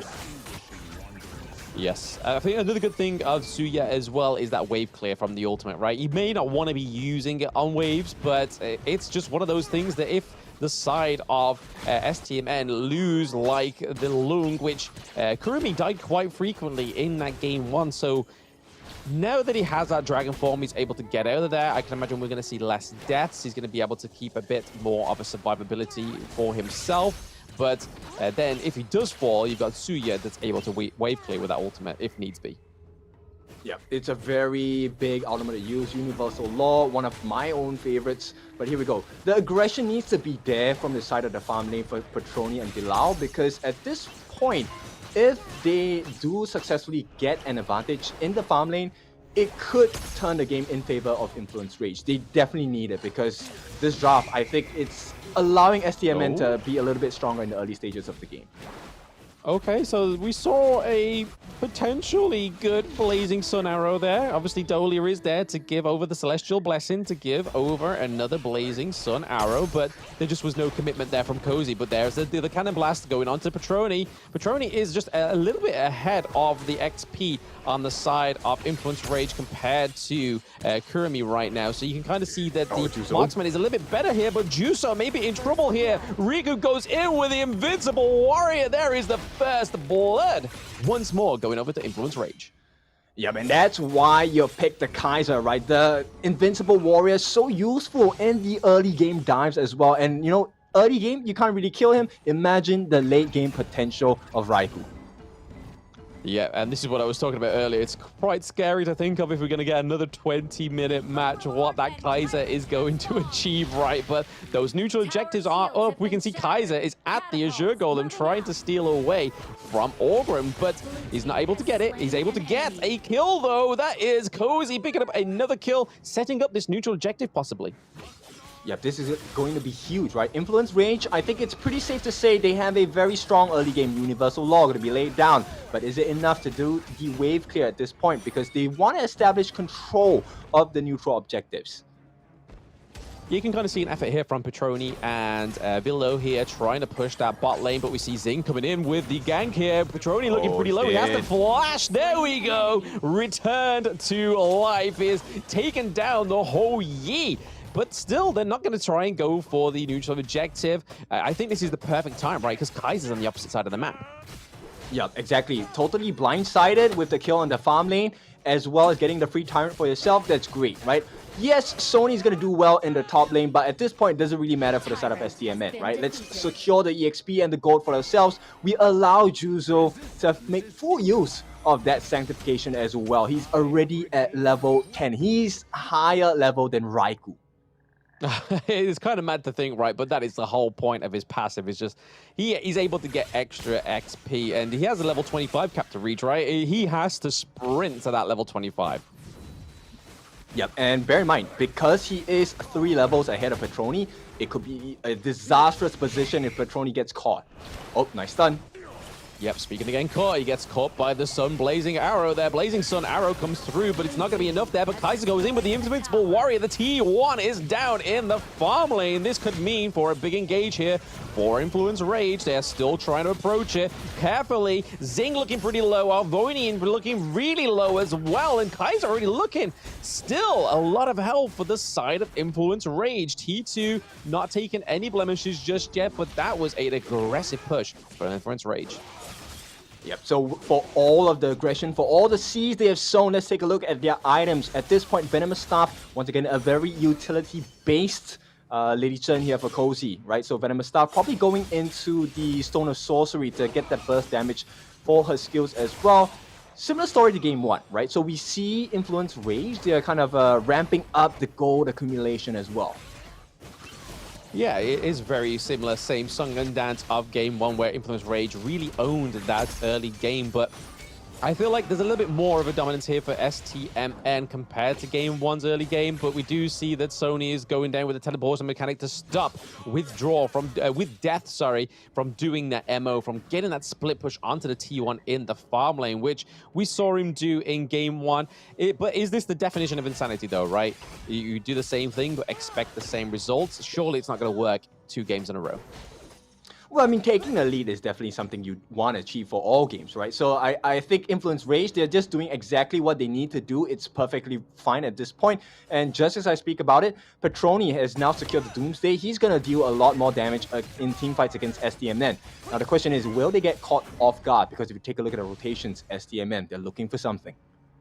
They look a little bit closed in though here on there in the jungle, whereas we see that Arboni flashes over the wall to get the cannon blast onto the Dolia, but is it going to be enough there? There is a triple man knock up. There is though death on Sunset onto the Lady Chen as well. So that is a 2-1 trade so far for the side of STMN, and they're not quite done yet. We see that Riku is still quite tanky with the health, but it is only Riku alive now. It is Lung. We have Lung, Ogren, and Elaine here, all trying to fight here. They do force away a lot of the teammates because they have lost a lot of health here. They don't want to take this 1v1 against Kaiser because Kaiser can soak that damage and do so much more. Red team. Yep, it's the showcase of the junglers here. Raikou doing so much work for his team. He's going to chase into Kurumi. Kurumi does not have his dragon form. No infinite vastness to play around. He will be chased down at this point. It's literally cat and chaser. Cat chases mouse there, and unfortunately the mouse was caught. There was no dragon to turn into, unfortunately for Kurumi. But well played to STMN for getting a really positive outcome in that whole trade into the Tyrant. Yep, so it's a little bit of a painful point for the side of Influence Rage, but I think they have evened out the losses here. They took the Crimson Golem away, they took the Tusk Boar camp as well. Now, Sony gonna reward himself with the Blood Rage as well. He has been particularly muted this game, but you can expect late game Nerza, he's gonna be a huge problem. He has instant and easy backline access with his ultimate Skyfall. Yes, it's going to be a little bit of a game here for Influence Rage to try and claim some more lane priority now. They were looking strong in those earlier minutes of that game too. Reiku going in here with Vilo as well. That means that he's able to give that Celestial Blessing over pretty nearby. Suya coming in with the ultimate to clear that minion wave just to keep them away from the T1 as well. Yep, not a perfect timing for the side of STMN to take a fight. But it is perfect for the side of Influence Rage. They have all the ultimates up. They're looking for a kill. Yep, so Death on Sunset comes through to try and save with Death, but it's not going to be long. He is now with Death. The double knock-up into the back line onto Arvoni, onto Juzo as well. Thanks to the Kaiser pick here is really giving a lot of pressure into these early fights. Because of the tankiness of the Kaiser, we have Petroni looking like he's going to get caught out here. It is. Suya gets the takedown, but it's also going to be a 1v1 takedown for Kaiser as well. Currently looking like a 2-2 trade. Is that going to be enough for Influence Rage to clap back here? Neza is here trying to keep the Dolia alive, but Lung gets the takedown as well. It is Neza and Lady Chen on the run, trying to claim the dragon once more. Yep, he's gonna try and run for his life. No infinite vastness. Kurumi is set for death at this point. Sunny does have the bind. He should be able to get the kill here. Oh, okay, so the whirlwinds do come through. The pain goes on to Lady Chen, but is able to try and get that bouncy ball of death onto the Lung, but it just wasn't quite enough there. So STMN's mouse is on the run and has successfully escaped the cat this time. Yeah, Sony did not want to commit his Skyfall there. It was very risky. He was running into the arms of potentially 4 different members on the side of STMN. So, smart play, right? Cut the losses. Unfortunate, they didn't get the kill on Kurumi, but Influence Rage, the game is not over just yet. No, yeah, it's all bubbling up here in the mid lane, it seems, for both of these teams now that neutral objectives are in their shadow form, which makes them even more deadlier. But here we are, Influence Rage already trying to take a little bit of an engage here, trying to wipe out the side of STMN, and that's with death going down, which is a huge part of their engage into these team fights, kid. Yep, the backline is now safe. Right now, Influence Rage, they need to figure out where do they find that chink in the armor, right? Where is the opening? I think they found the opening at T1 there, kid. They've opened that T1 up perfectly, but are they going to be able to get into the T2? We do see that Orgrin is able to go in onto Petroni. Petroni overextending a little bit too much into the side of the lane as well there. But Lung coming through with the ultimate, trying to get that fear onto the side of Influence Rage. Cannon Blast does come through, but there's nothing else there to set it up because Lung and Tsuya are just a little bit too far behind. Yep, no more damage offered from the side of Influence Rage. Petroni is dead, right? So I don't think this is a good time to take a fight, but STMN, they still need to clear the waves. At this point, look at the gold that the Orgrin has gotten for himself. Zing now at 10,000 gold. He's one item away from being 6 slotted. They're going to start working on the Overlord. This is a Shadow Overlord. Yeah, this is a scary point to get to. Speaking of scary, the crucial theft is paid back in dividends in game 2. The Blazing Sun Arrow from the base as well onto Kurumi is just deadly. Zing looking like he's going to be in a bit of a zinger here. He's able to escape just about from Influence Rage. Sony looking pretty low as well in health. That was a fantastic crucial theft. Yep, giving them a taste of their own medicine there. What a steal by Cozy. That's a big play. This could be the change and the difference in history. We could get a best of 3 here, kid. I'm holding on to my socks here, thinking that it is going to be a full best of 3. We've been starved of it since day 1 of the Open Series Split 2, but I feel like that this is such an even match between Influence, Rage, and Stamina STM right now, because the stamina on the board is crazy. Yep, we are not the only ones that are hungry at this point. Influence Rage looking for an opening. Eating a couple of the shots coming in from Kurumi, it is quite painful, but it is Raikou who eats that damage, right? So he's going to heal up. At this point, STMM, they need to be really careful. Any overstep will cost them a life. Yeah, we're kind of finding them back onto the same spot they were in game 1, right? They're almost at that crystal. The higher ground turrets are still intact, which they've got to kind of just make sure they keep intact for now, because it's going to be a little bit easier for a bounce back if they're able to just have that bit of support. Yep, for now, at this point, it's Influence Rage working on the Shadow Tyrant. There is going to be an electric charge buff. So the Tyrant's buff going to be very effective, because that's exactly what Influence Rage likes to do, right? They love to fight. And pair it up, Petroni, Hoey loves the Tyrant buff. He does love the Tyrant buff. I mean, the extra damage, that chain lightning effect as well. And if you just give that over to the Crimson Golem as well, he's going to be pretty solid going into these team fights. That Blazing Sun Arrow comes through once more onto Zing. And it looks like that Tsuya has given it over to Orgrin because he's level 17 as well. But that's not what we're focusing on here. We do see the Orgrin go down. The Death on Sunset is just not going to be enough to drive away Influence Rage. But they are currently winning a 1v1 trade so far to the side of Influence Rage. Sony does go a little bit overbearing in that bit of team fight. Yeah, but this is a specialty of STMN, right? They always find a way back. Here we go. The next stun comes in. Next stun does come in, but there is no follow-up. We do see Withdraw trying to just sit in that bush and play very cordial with that weight, and we are getting into the back of the line there, trying to take out Petroni, but there's too much damage going through. Death on Sunset tries to follow the Dolia. We do get a takedown there. Is Petroni going down as well, but we do lose Kurumi, so both of the marksmen for both teams have now fallen, and so has 2 high ground turrets, Kin. Yep, it's a big win for the side of Influence Rage. They were looking to change the state of the game, change the history, and so far they are successful, right? They've broken 2 of the tier 3s. They are fully 6 slotted for a couple of the members. Petroni, 6 slotted. Sony, 6 slotted as well. And of course, the most important, Raikou, 6 slotted. So 3 members with 6 slots. Let's see, what can they do? Yeah, I mean, we're still waiting for Lung to come through and activate with that little bit more of damage. We can kind of see that he's either going to go into the Starbreaker here because he has the extra second tier item for the penetration. He already has the extra Torment, so he's not going to build 2 of those guys. And so we should be seeing that Starbreaker come through for the side of STMN on Kurumi there. And that could be big, especially going against the Raikou and Sony. But it's tough, right? Because you're fighting into a whole E. His range is longer than you, so it is going to be a difficult place to position. And it's really hard to find yourself in a spot where you can kind of lay down the damage without getting hit in the face.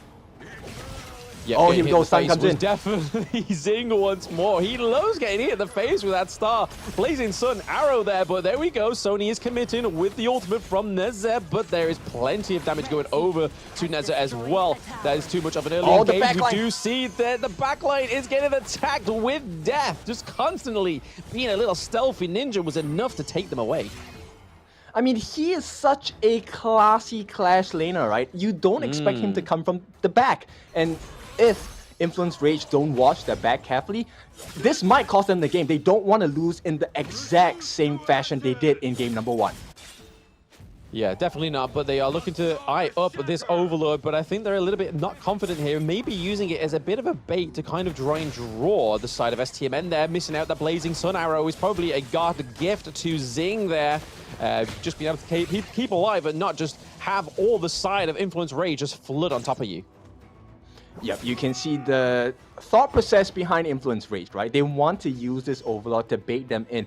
It's just a matter of minutes, right? The Tempest Dragon will be here in 2.5 minutes. They would like to secure this Overlord before that. They don't want a debuff to happen when the Tempest Dragon is spawning. Imagine if we just get a beautiful kill, crucial kill theft here, but it looks like none of them are around there. The Cannon Blast is a little bit too far away, and Dolia just takes the brunt of it. So this is going to make this next minute or so a lot harder for STMN right now because they have the Shadow Vanguard come through, and then they also have the little minion Vanguards as well. They kind of need to do something here. I think they need to play at base and just defend like they did in game 1. Yeah, I mean, at this point, the next fight is just going to be who is the better team, because both teams, the common spells are up, the ultimates are up, everything is in line to have the biggest fight of game number 2. Yes, we can see that Cannon Blast is going to be crucial in this next little bit of a defense for the side of STMN, just kind of trying to freeze the Kaiser into the front line of STMN right now. Zing, everybody trying to defend this higher ground turret right now. There's a lot of damage going over to Arvonian, and he's gone down, so the Cannon Blast is no more. Raikou making some hard work here for with death. But the Vanguard has got the slow, but he is just about at the border of the Crystal. And there is quite a few Sadie Sentry coming through once more for Influence Rage. So I feel like they can close it out here if they get more few kills here onto the side of STMN. But Zing is taking a load of damage there. The shield has come through. Okay, Sony goes down. Cozy, Riku are still alive with Petroni as well. And the Crystal is bare to the Vanguard. They just need to focus it to take this game too. From STMN, we are getting a full best of 3 in the 3rd day of the Open Series. This is what we've been waiting for. This is what we've been looking for as well. This time, Influence Rage does not miss the mark. They get this game so well done. Yes, absolutely. Not quite the 20-minute match of the game 1, but it was just a little bit more precise, a little bit more clear with what they had to do in that game 2. And it was definitely just trying to keep Withdrawal from getting that split push potential going on. We saw Withdrawal spending a lot more time in the bushes trying to get to that back line, especially when they were pushed towards the high ground turrets. Yep, we definitely need to know what their diet is, right? They somehow grew eyes on the back of their heads. They knew that With Death was coming from behind, and boy, did they control him. And you have to give props to With Death. He was so close in changing the state of the game so many times. The 5-man dive from behind was always so potent. But thanks to Sony, as well as Vilao 1, very big plays. Not only did they get the heals, Sony always managed to get Zing to burn out that Death's Precipice early on, so he couldn't really take full advantage of his seer state. And if you take a look at his itemization, Overlord's Plate Mail on Sunny, and together with the Frostguard Embrace, Blood Rage, Ominous Premonition, it's all about making sure that there's disruptions to the healing. They had to focus on him, and at the same time, he was able to deal damage with the Fire Tip Spear, as well as that constant stun with the bind to make sure that Avoinan could never get the perfect tink inside the box. Yeah, the good thing about Petroni's build there towards the end is that you can kind of see a lot more defense items come through, so he's just able to kind of soak a lot more of the damage, try and withstand the likes of the Suya, likes of Orgrin as well, which is kind of just seem to be just trying to pin on Petroni towards the end there on the Hou-Yi, but thanks to those offensive items and the defensive items, it kept him alive. But just look at that gold graft. It's a little bit different there. We did see the sway of balance go into the favor of STMN towards the middle of the game, rather towards the end, which is how we saw game 1 end, but then it was just majoritively onto the side of Influence Rage there. But looking at this highlight reel, you can kind of see how Influence Rage really kind of set that game 2 victory early on. Yep, they wanted to play for the late game, right? STMN, I think they had the correct idea in mind, but that's the risk of taking a Zhang Ziya, because Ziya at this point, he offers great amount of damage. Look at the knockup that he offers in this fight as well, but he's really squishy. And the fact that the Kaiser Raikou was always on him, it was difficult, because not only was he unable to deal the damage, there was no combination to be had. Even with the godlike plays, the classy plays coming out from With Death, when With Death is dead, there is no one else to put pressure. And that gives so much room for the rest of Influence Rage to just do whatever they want. Yes, it was just a little bit unfortunate in terms of the draft. I can imagine that I would be very, very surprised if Dolia comes out in Game 3, right? Because I feel like that's where they need to ban this hero. It was heavily banned in the last 48 hours between the Pacific region teams. It was kind of like an unwritten law, unspoken truth that Dolia needs to be banned, and obviously came through towards in the finals of yesterday and really showed its colors, and it's showing its colors today within this best of 3, our first best of 3 that we're finally getting kin in the Americas regions. Yeah, for sure, right? Different things that both teams need to ban, but let's take a look at the MVP of this game. It's going to be Raikou. It has to be Raikou. 134.6 thousand damage dealt between the entire duration of the game. But what's more impressive is the total amount of damage that he took. Over 150,000. Not only was he tanking, he was dealing the damage as well. So very well played. Raikou was always in the thick of things, making life so difficult for the Suya as well. Really lovely play. But now they have evened things up. Can they tilt the skills over to their end? That's the big question here. Yes, it seems like STMN are having a tough time within this one as well. I mean, it is a heck of a first match. These are 2 of the best of their regions. Brazil's first seed, and then obviously Latam North's second seed. And it's really showing that they are one of the best teams, 2 of the best teams going into this open series, because it's a first best of 3. We've had our first 20+ minute match as well. So there's a lot more to be had, I think, in Game 3. But I think they need to pull out all the cards in this Game 3 draft. Maybe ban out the Dolia. Don't let the Kaiser come through, because as we just saw there with MVP for Raikou, he's able to get the damage dealt. He's able to take the damage. But speaking of taking things, we are taking a short break before we get into the last game in this best of 3, guys. So don't go anywhere, chat. We'll see you very soon.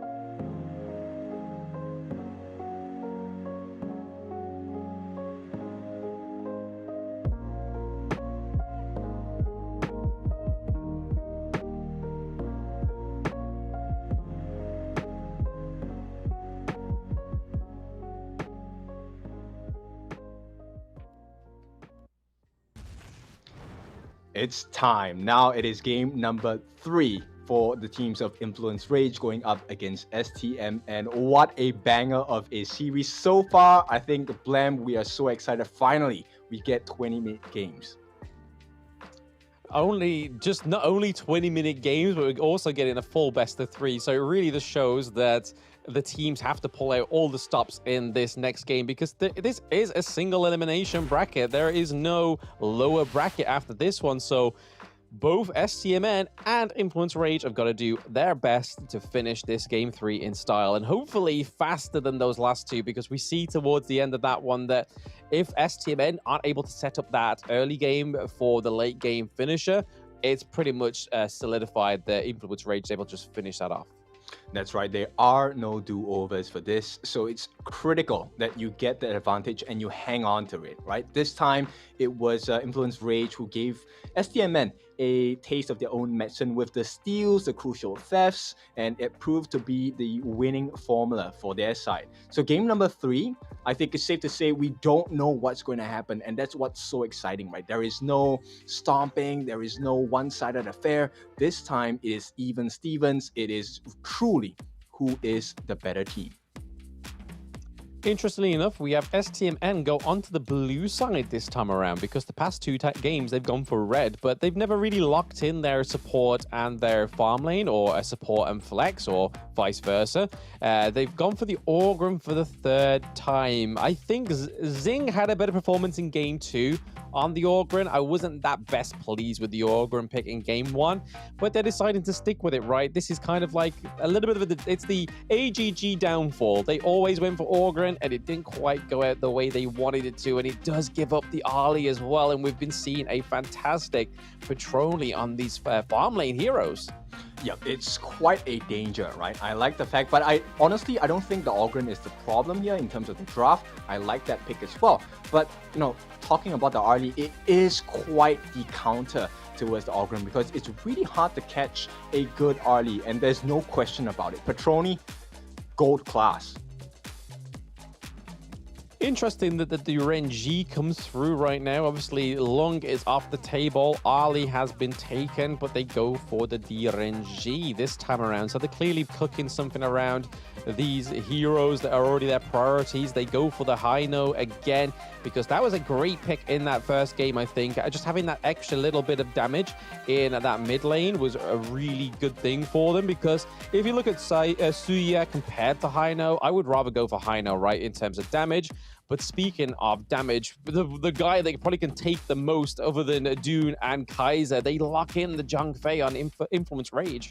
Yep, he loves the punishment, right? And Zhang Fei with the unbridled outburst will be something that it's hard to deal with. STMN, I think I like the potential of the damage, but it might not be fast enough. And this also falls into the hands and responsibility of Kurumi, right? Can he farm fast enough? And it really comes down to the team. Can they enable this growth? And so far, STMN, they haven't shown that they can match up to the pacing of Influence Rage. Influence Rage, they love to take the advantage in the early game, and it is very strong.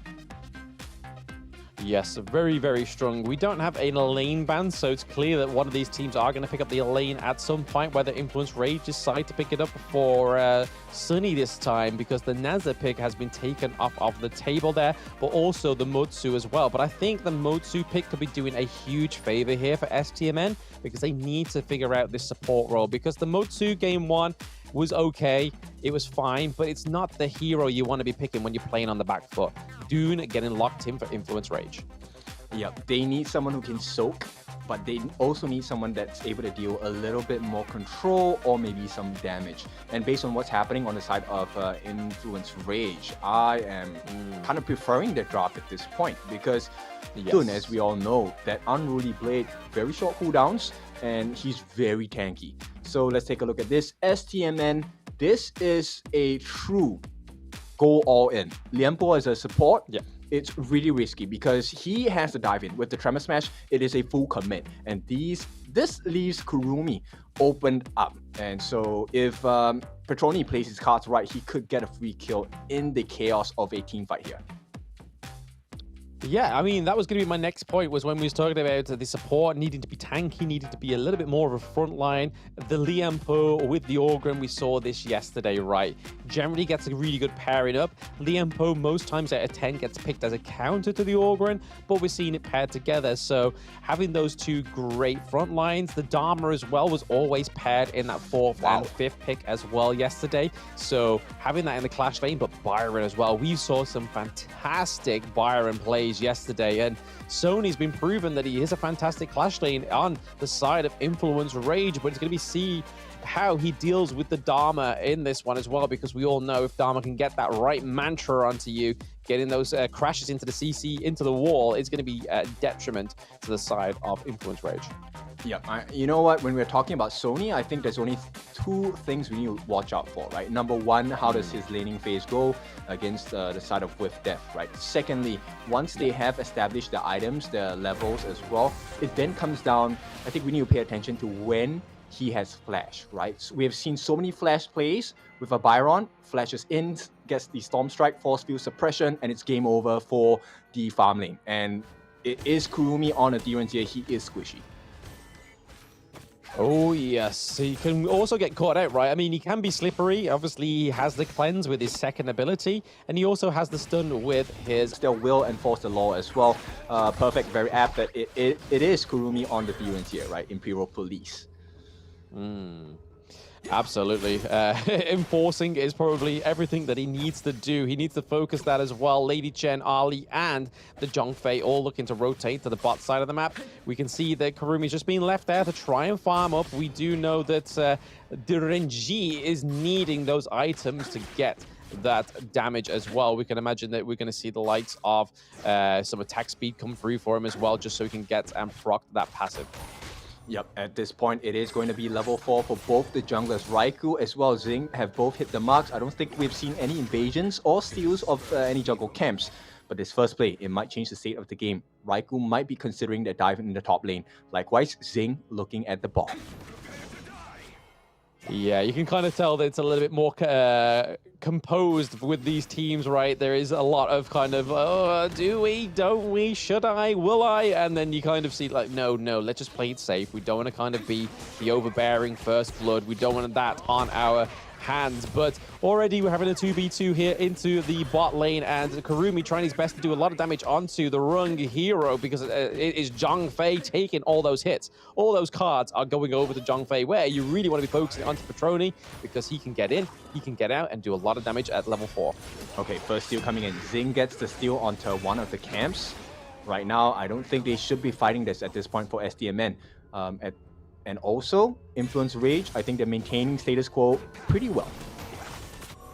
Yeah, definitely composed in this 2 minutes so far. We're going into the 3rd minute, not quite where the neutral objectives need to be just yet, but we can see a shift into the clash lane there. That Dharma has taken a lot of damage from the Byron, and it's pretty much a tale as old as time within Honor of Kings that Byron is fantastic in these 1v1s.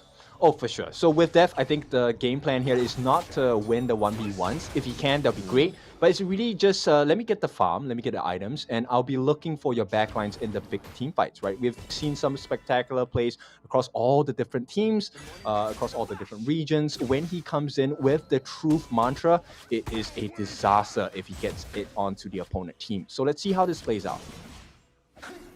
You know what they say, truth always hurts, Kin, and it definitely hurts when Dharma is using the truth mantra onto you and you get CC'd, and then out of nowhere you're like, yep, I'm back at spawn, baby.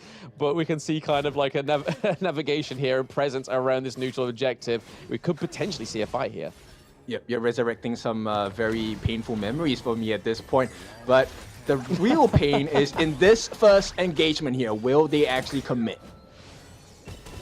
Yeah, no, it's not looking like it just yet, because obviously the neutral objective, they are just trying to get that lane priority so they can kind of leave that as an afterthought here, and you can kind of see that Raikou is playing into this brush here. Okay, first blood may go onto the side of Influence Rage, and it does. It is Haino Juso is getting taken down. That means that they are one man down when it's trying to combat against this neutral objective, which is the Tyrant, which could be huge for them, but it is going to go over to Influence Rage. The Unruly Blade comes through. They are not done with the engage just yet. We see a lot of damage going on to Zing, and he's able to soak it. Liampo with a one-man knockup is not going to be enough. There is no committing from Kurumi. He is too far away. Did anyone die there? I don't think anyone died, right? No. No, just the Juzo in the mid. Yeah, so Heino, unfortunately, he left his Fate Rewind for a little bit too late in terms of usage, right? So that gave away the first blood to Influence Rage, and I think it's status quo. Influence Rage, they're still having this very good early game lead that we expect out of them, and at this point, 1v1, I don't think it's gonna work out. Zing is here. Oh, Zing comes out of nowhere, forces the flash onto Sunny as well. He's on the run, but there is Cozy with the help in hand. The knockup comes through, but then we see Zhong Fei over the wall as well. What a beautiful aid to his teammates there. Yep, so both of the teammates on both sides did come for the rescue of their respective teammates. Did work out, nobody died just yet. Still the first blood death given by Juzo. And at this point, we might be looking for another opening. Kurumi now is being threatened. Does get spotted out by the side of Avoinen. Yeah, this is scary. Dharma was looking for a teleport. Teleport. Red team has slain an enemy.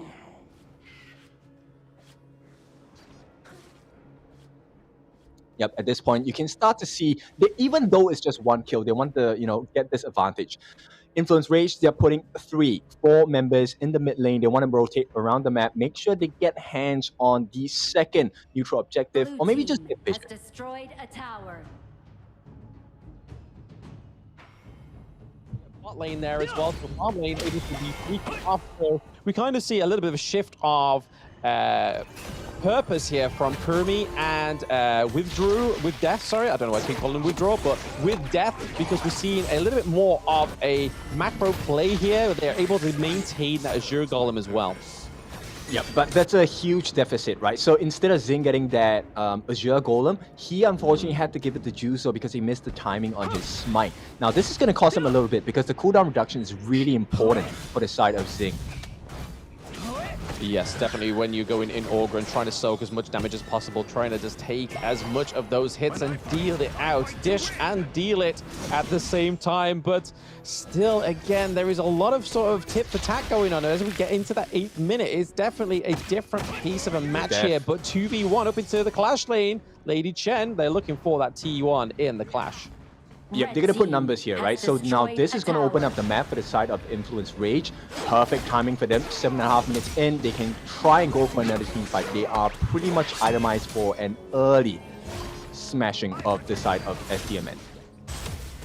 Yeah, this is not what you want to see, right? You kind of got a little bit of a disembodied STMN. There was a few shaky members like, where do we go? What do we do? Zing's already like, hey guys, I kind of need you in mid here in the brush. We kind of trying to commit, but not trying to commit. The Liam Bo flash in, dashes out. He's kind of just trying to bait somebody here, but Influence Rage are just not taking it.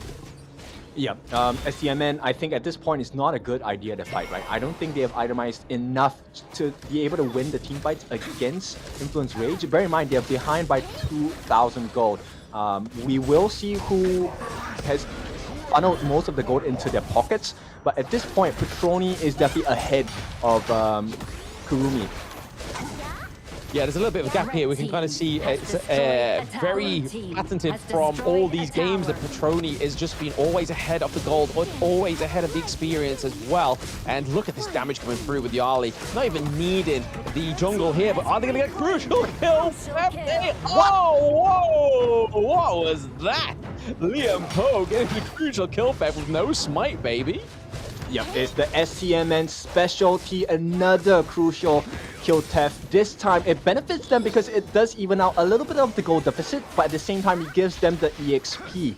Now, Juzo finally gets the Augur's Word. He's going to be a little bit more defensive, and he will be able to sustain a little bit more damage, right? But is that going to make the difference? Because Kurumi has not hit his spike yet. Yeah, not quite just yet. We can see that he has obviously Sparkforged Dagger on his equipment there. Obviously, it's not just the chain lighting from the Tyrant that they've just stolen there, which could be a huge upset for Influence Rage, but they're looking for a 3v2 dive here as well. But we see Orgrim going in, trying to keep Kurumi alive, but is Byron coming in with that dash and slapping down that damage, which we know he can do and deal out here. And it's Zing just being left alone in this T2. Ali's not even trying. No, Cozy's not even trying to go in and give any damage because he doesn't need to. Yeah, it's really surprising, right? When you have a dive under the tower, you expect that with an outplay, you get the kill, but nobody dies on the side of Influence Rage. And take a look at the gold swing from that. Now they are up about 4,000 gold. And not only that, they get the T3 in the bottom. This is perfect for the side of Influence Rage.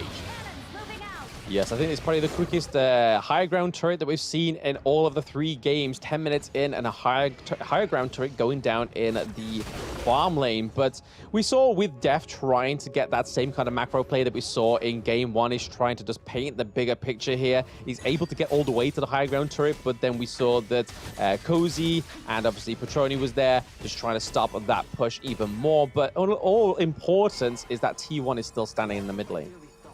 Yep, there's a couple of things that need to be addressed, right? So at this point, does not have... Okay, he just got it, so he got the Ominous Premonition. Hopefully that's going to stifle a little bit of the damage coming in from the Arlie. But Petroni, we all know that he's an insane farming machine. Take a look at his itemization. Very close to the Daybreaker already. Already has the Doomsday Crimson Reaper along with the Eternity Blade. No steal here, but let's see what else can STMN do.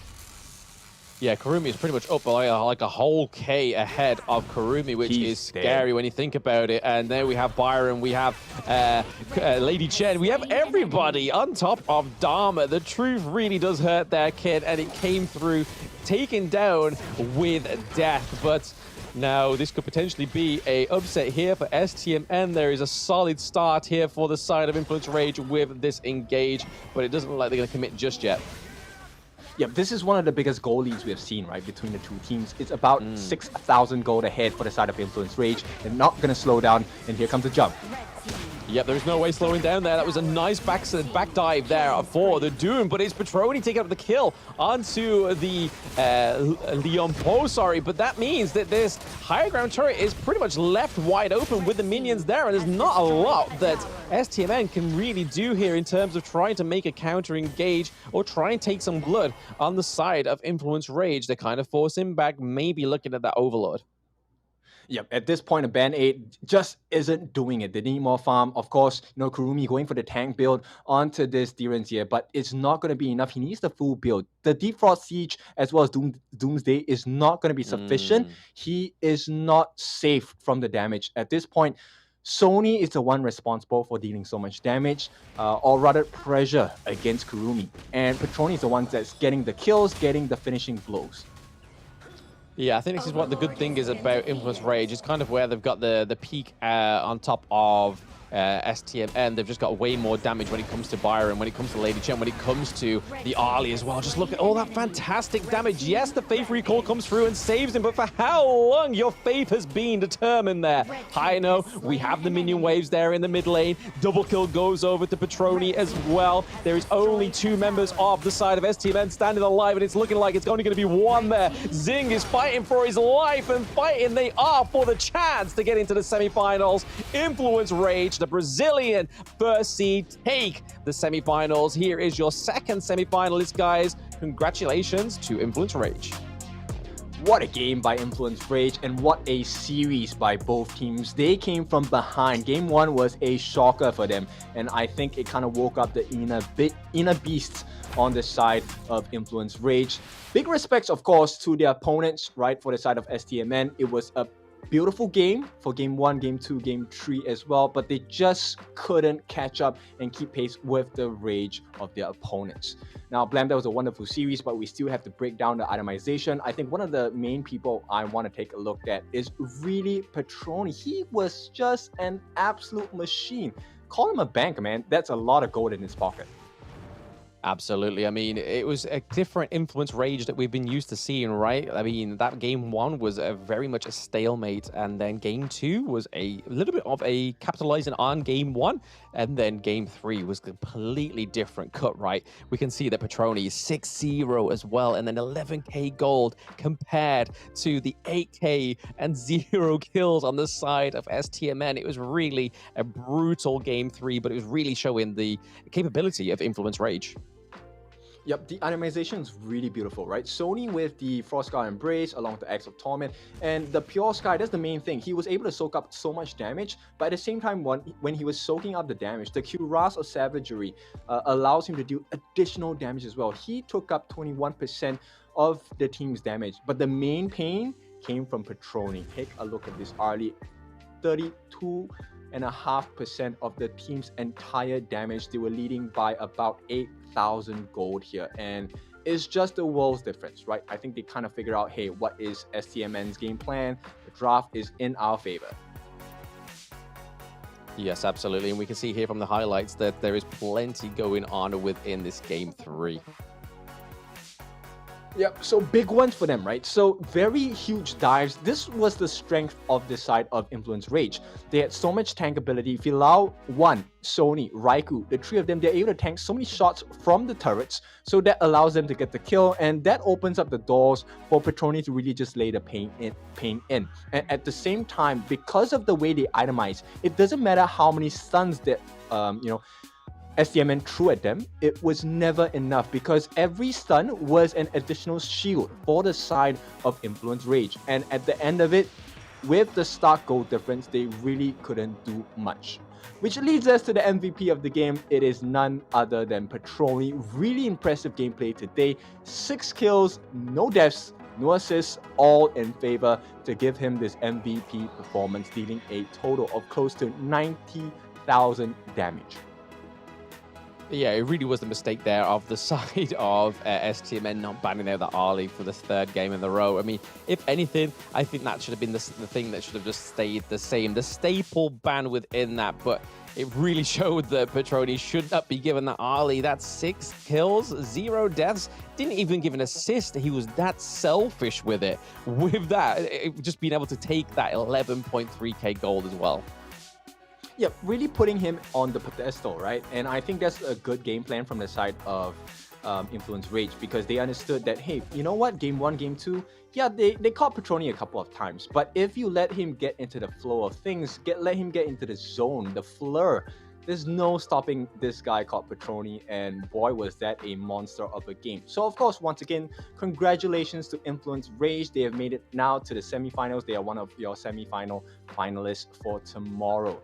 Now, we will be getting onwards to our second series of the day. It is going to be another best of 3 series. This time, it's going to be AYLO going up against Entity 7. But before we go into that, let's take a short break. When we're back, it's time to see what kind of monstrous gameplay will we get from the other 2 teams in the bracket.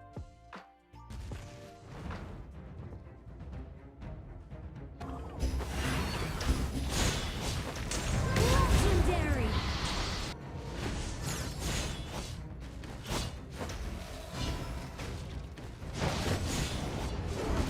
You have slain an enemy.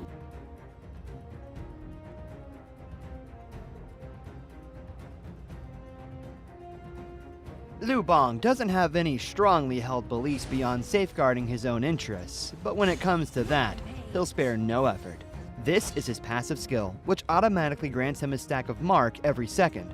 At a certain number of marks, he gains an enhanced basic attack. This is his main damage skill. It enables a shield that deals damage to nearby enemies either when it expires or when he manually disables it. His skill 2 provides movement and crowd control, letting him charge forward to damage and stun enemies in his path. Lubong's ultimate is a teleportation skill. It provides the selected teammate with a shield, and after a short delay, teleports him to the teammate, restoring health to teammates within range. Upon arriving, Lubong also gains an extra movement speed bonus. Notably, the longer he channels for, the stronger the shield and the greater the magical damage dealt by the teleportation. This combo is great for protecting teammates that are being overwhelmed. First, select a teammate to provide them with a shield. As he starts channeling his ultimate, activate skill 1 and wait for the channeling to finish, or tap the ultimate again to teleport. Then, use skill 2 to dash and stun enemies, followed by stage 2 of skill 1 and an enhanced basic attack to deal burst damage. This combo is mainly used to protect your team's carry. It utilizes the ultimate shield and magical damage to help teammates block fatal damage and gives them an opportunity to counterattack. Note that stage 2 of the ultimate can be used flexibly depending on the situation of the battle, though it is most often used to provide emergency support or to retreat from combat. At the start of a match, Lubong can choose to clear his lane with skill 1. After unlocking his ultimate at level 4, he can clear the clash lane first, then teleport to teammates to help them. Since his ultimate lets him travel fast, he can take the time to clear minion waves before teleporting to a teammate. This puts pressure on the enemy in the lane, while at the same time building a numerical advantage in teamfights. He can also let teammates initiate fights and use his ultimate to provide them a shield, then jump in to absorb damage and take out enemies with help from the carry. If he's facing an enemy who is stronger but doesn't have any crowd control skills, he can use his ultimate to instantly teleport to easily flee the danger. Lubong should focus on leveling up during the early game. After unlocking his ultimate at level 4, he can keep using it to reach teammates and help them build an advantage. During the mid to late game, once he has enough defense and damage, he can mainly focus on laning and teleport into team fights to protect the carry and take out unsuspecting enemies. There, pull out the root of the problem. What's a conscience? A kind of snack? Why duel someone when you can gang up on them in a valley?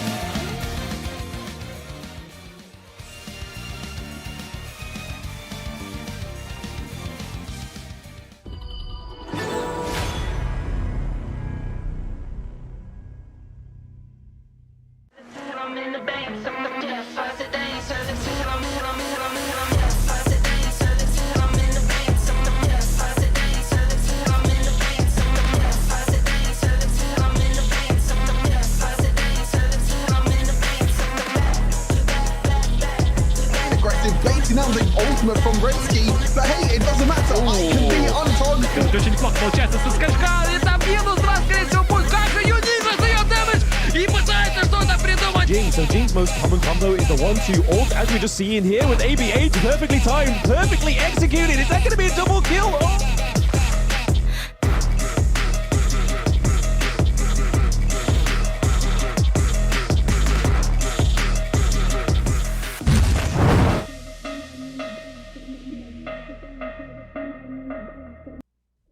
The meteors that fell from Zephyr was a mysterious substance temporarily named Amber. In fields such as biomedicine, it may bring hope for post-disaster reconstruction.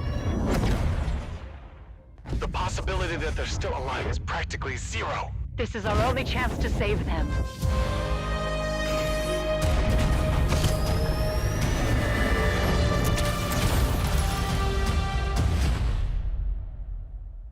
Doctor, we received a weak signal from Zephyr for the first time. Zephyr, rescue!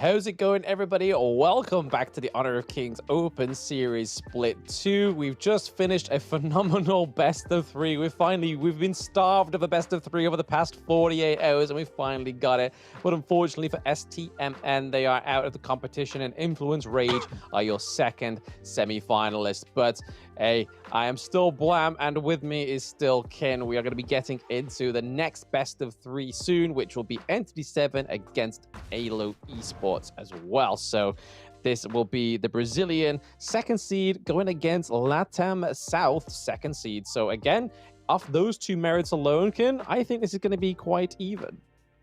Yep. So same thing. This time we have seen the America Finals a little more close, right? So high expectations for the side of Entity 7. At this time, AYLO, I am very curious to see what their playstyle, what the thought process is going to be like in the drafting phase. Will we see the Ogren? Will we see the Yuhuan? We've already seen countless numbers of great lanes, great clash laners coming into play here. Unfortunately, that did not allow STMN to make the cut. So Influence Rage will make it first. Now it's time to see between the 2 teams, Entity 7 and AYLO, who is the better team.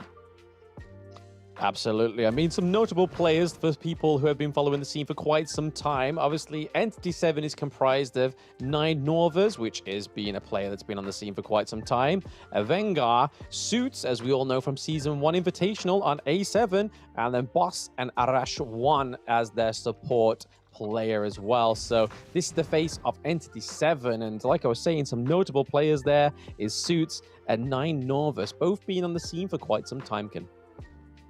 Okay, so high expectations, I guess, if we're going to be talking about them being experienced. At the same time, they look pretty, composed, no stress, yeah, feeling themselves. So anytime that a team is very comfortable on the world stage, you can expect a much better performance from them as well, right? Because you don't want to be in a stress position. Now, here are the challenges. It's going to be AYLO here, represented by Doxa in the Clash, Vermont in the jungle, Vakita in the mid, Robalmas in the farm lane, and Legion in the support/roam role. Yes, so some new players. I don't really have much info on these because I did go through quite a bit of a deep dive yesterday, thinking what can I find about these players, because a lot of it is unknown, and unfortunately for AYLO Esports, I could not find much out for these players. But again, that's part of the excitement. This is a second seed team from LATAM South, so they've got to have something behind them, right? Oh, for sure. I mean, based on what we've seen in Game 1, whenever we mention top teams of the region, we definitely expect a very huge clash, and this match is no exception as well. Yes, absolutely, which should be underway very shortly with the draft. But looking at Suits there, I don't know, is he going to play like that with his feet up on the desk, hat on? Is this the new style for captains to be like? Just like, don't worry, guys. You can see that I'm calm. You're calm, right? Yeah, it's always playing whenever you're comfortable, right? Play as your comfort. It will definitely benefit your gameplay much more as well. When teams face a lot of stress, you don't perform at your best. So I think justified, right? Whatever you want to do, as long as you're not spoiling the equipment there. Yeah, that's it. Yeah, don't as long as your feet don't touch the desk and dirty the equipment, you can do whatever you want. Put your legs on top of the thing, just don't put the camera in between them. But you can kind of see AYLO Esports have just gone for the traditional, upright. Let's play. Let's get stuck into it. We mean business. And speaking of business, we're into the ban and pick phase. We see that Arlie, Mai, Shiranui being banned to the side of Entity 7, and over to the side of AYLO, we're looking at that Dolia ban. So again, this hero caused a lot of trouble in that past series, as well as the Chow ban. Yeah, so a lot of enablers being banned out, right? And of course, Arlie, for good reason, we've already seen monstrous performances across different regions, from the Pacific this time today with the Americas as well. And that's going to be 9 Norvas. He's going to pick up the Yuhuan first. And that's a pretty good start, right? The Tragic Beauty, the Melody of Peace, the heals, it's quite painful to deal with. Yeah, I mean, the good thing about this priority pick on the side of Entity 7 is that the Huan could either be in the jungle or go into the mid lane. As far as I'm aware from the Season 1 Invitational, that Suits was very much part of the Mage Club, so...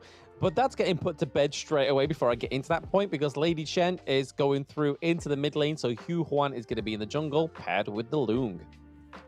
Yep, now Ball's going to pick up that Lung for himself, right? I think it's a very good pick. We've already seen the amount of burst damage he can do, especially when he has an advantage. So at this point, Vermon in the mid, Vakita, sorry, in the mid, and Vermon needs to be really careful.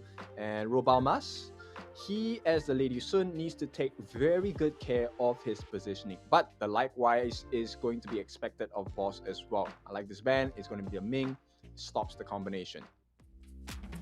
Yeah, interestingly enough, I'm going to go to the point again with Orgren before they fill that next role in, because it is still on the banning phase. Orgren could be flexed into the Clash lane, and we could be seeing Hino in the jungle, right? That's another great flex pick, especially with this being part of the kind of same region that we see sometimes, that the Hino jungle comes out quite frequently as well. So 2 flex picks going forward. Lady Sun, we know where she's going to go, but the ban for the Sunbin and the Taiyan is quite must be an aimed ban, right?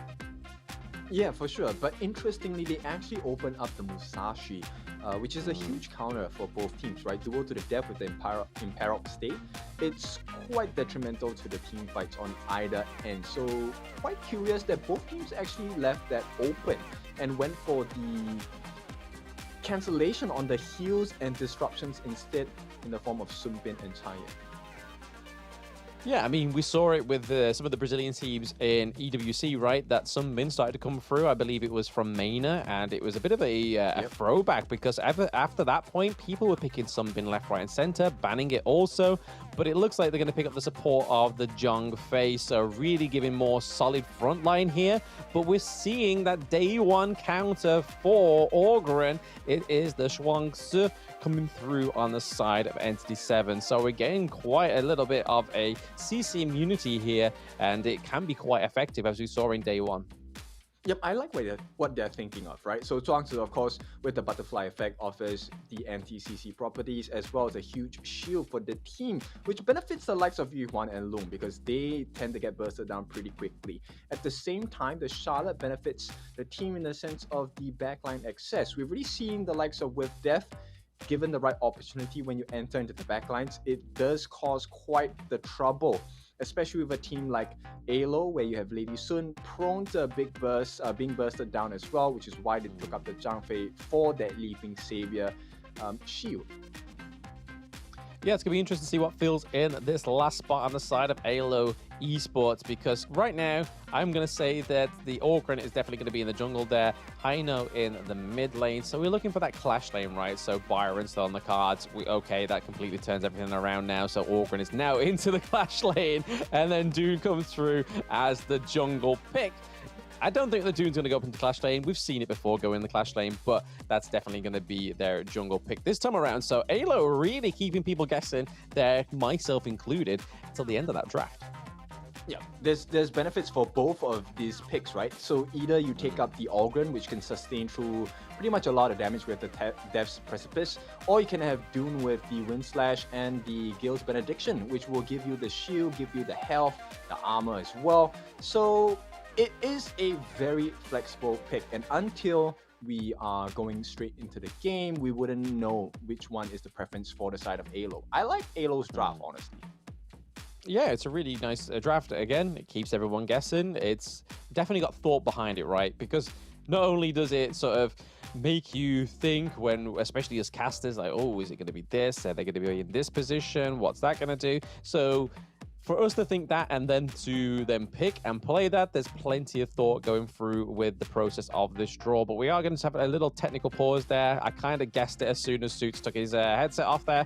There must be something wrong that there's no sound coming through. Hopefully it's only a minor technical pause. But again, we have Suits here on the stage here. It is one of the notable players that I've been speaking about, Ken, all the way back from the global scene, starting up at Season 1 Invitational, now here at the Open Series Split 2. So this really just, again, we've been kind of hinting to this for quite a bit is that the Open Series isn't just kind of like, oh, it's a community tournament, blah, blah, blah, blah. It's where people come just to kind of try and win. It's not. It's the start of something, right? And sometimes even when you start on the global stage and then you end up at the Open Series, that's still part of your story because Suits is clearly taken away from Alpha 7, which was the team he was a part of in Season 1, and now trying to sort of like formulate his own team. That was the reason why he kind of wanted to leave Alpha 7, was the fact that he kind of wanted to bring together his own kind of team, and he's been doing so since then. All right, so are we expecting a very aggressive playstyle coming out from Entity 7, or are we expecting AYLO to be the ones to do that instead? I mean, right now, I am pretty much a coin flip, to be honest. It all depends on how they play these heroes, right? I mean, you can go for the best draft. You could pick those S-tier heroes, but it all depends on how you execute them on the Gorge. But hopefully, we see a little bit of the infamousness of Suits come through from Season 1, where he was actually really good mid lane at stealing a lot of the crucial kill thefts as well. Like, there was plenty of times where he picked the Angela, picked the Ganon Mo, and was able just to clean shot a range skill straight into the Overlord or the Tyrant and get the steal. Like, honestly, some of those were the best moments, some of the most memorable moments of the Season 1 Invitational. So I kind of hope he keeps that flavor alive and tries to sort of like take the weight of the world of his shoulders in these games against AYLO Esports. Yeah, I'll be honest, the Americas region is kind of spoiling me because I really love a good crucial kill theft, and we have seen plenty so far, right? 2 big ones across from both sides of the coin as well. So this time it's going to be AYLO against Entity 7, and now you're kind of like perking me up to witness that steal, right? And if it doesn't happen, I'm going to be extremely disappointed. I'm teasing you, right? I'm teasing you. That's the whole part of the cast. I'm like, I'm promising you things that may not even happen, Kin, but hey, they should happen. I've got a little bet with myself saying I've seen this player before on the global stage. He's done it before. He can do it again. I mean, he's gone for the obviously high nose on the enemy team. He's gone for the Lady Chen. So again, it's not hard to do a crucial kill theft. I've done it in my ranked games. Drop that ultimate, baby. Just let the AoE do its job. Just hope that the enemy jungle just forgets how to smite. Yeah, yeah. Let's hope for that case, definitely. And of course, with that being said, I think both teams they're looking at different markers for entry, right? Especially for the Hano. I think his job is just to peel and really just take down the armor values on the other side, and hopefully the health bars on the side of Entity 7 as well. And if he's able to do that successfully, it could prove to be a difficult position to fight out of. For the side of D7. Now, the question is, of course, they wouldn't allow that, but how does a Lady Chen formulate themselves around a match like this? Hano is a very mobile hero. Yes, he is. And I mean, they don't really have the biggest amount of tankiness on the side of Entity 7, but that could still play dividends to the Hino pick there because, again, the poke, the damage that he can do in that late game as well is pretty crucial. I mean, the biggest amount of health that they've got going for them on the side of Entity 7 is the Shuangzi on Arash 1, right? That's pretty much where all that tankiness is going to come from. The Charlotte, however, is going to have a lot of HP regen, so we're probably going to see quite a bit of HP regen items come through where they can kind of decrease that regen onto the Charlotte. Yeah, at this point, I think it's really falls a lot of pressure, a lot of the weight of the competition here falls onto 9 Norvas, right? For 9 Norvas, his Charlotte needs to be completely on point in this game because if he falters, there really isn't any other entry point that Entity 7 can take advantage of, right? You don't expect the Lung to go in on his own. He's probably going to get bursted down as well. Bear in mind, it is a Lady Sun. So there is huge potential of a burst, especially when you have itemizations like the Eternity Blade, you have the Master Sword. These are all very difficult damage counters to the side of the Lung if he's not positioned properly. Yeah, I mean, it's going to be nice to see the Hugh Huan come through as well. This was a hero that was stifled in the last series in the ban phase, never actually seen the light of day onto the Gorge. So we know from experience of not just the Open Series Split 2, but previous tournaments as well, that this is a fast clearing hero in the jungle. And a Vengar on this hero is going to be something to trifle with towards the mid to late game, right? Because that's going to be a lot of sustain, a lot of ability to be able to take up into the sky. Yep, this is really difficult. So it is going to be Vermont taking up the jungling role on the side of AYLO. And it looks like this is a very good play because right off the bat, they're going to secure the first camp stolen away. It does go into the hands of Legion, if I'm not wrong. He does get that extra EXP for himself. So at this point, Vermont just hits level 2. Yeah, it's really interesting to see that they're using the smite on Zhang Fei to disrupt the enemy jungle. Normally, it's to kind of assist your jungle, right? I don't think we see many times or point out frequently enough when the Zhang Fei is using that smite to actually disrupt the enemy jungle. Yep, and likely so, Entity 7, they recognize that, hey, we need to match this aggressive and aggression coming in from the side of AYLO. They will try to approach the jungle, but it is totally protected. 4 members on the side of AYLO are gonna try and protect that Azure Golem. Literally like having the Queen's Guard with yourself at the Azure Golem, right? I mean, it is a precious commodity within the Gorge. If you lose that Azure Golem, that's a lot of mana regen, that's a lot of CDR that's gonna be not in your pocket, but the enemy's pocket. Yep, and you know, worst of all, it is the early EXP advantage you're giving away, so it's not something that AYLO wants to give away lightly. Yeah, absolutely not. It's nice to see that the Orgren's got up into the Clash lane here. I've been kind of waiting for this for a little while. Every time Orgren's been drafted within the Open Series, it's kind of been like, oh, is it going to be Clash lane? Is it going to be jungle? But most times out of 10, it was pretty much always in the jungle. But to see the Clash lane come through, pretty good. Yeah, so at this point, Vermont somehow has a level advantage against Vanguard here. He is at level 5 already, and so far, both teams still playing pretty conservatively, right? Yes, yeah, there's definitely a lot of consideration with how the movements are within the Gorge here. We can see the phase checks come through from Vakita. Yep, nothing much just yet. Vanguard going to get knocked up with the Wind Slash. Just a trading of a couple of punches, right, so far. Nobody has that perfect opening just yet. A lot of tit for tat, and I don't think we're going to see much of a commitment just yet. I think it'd be a little bit too early, a little bit too premature, because those neutral objectives are not quite up yet. Yep, Suits there. Very aggressive player so far. Based on what you've told me, yes, he is pretty clinical with what he's trying to do here.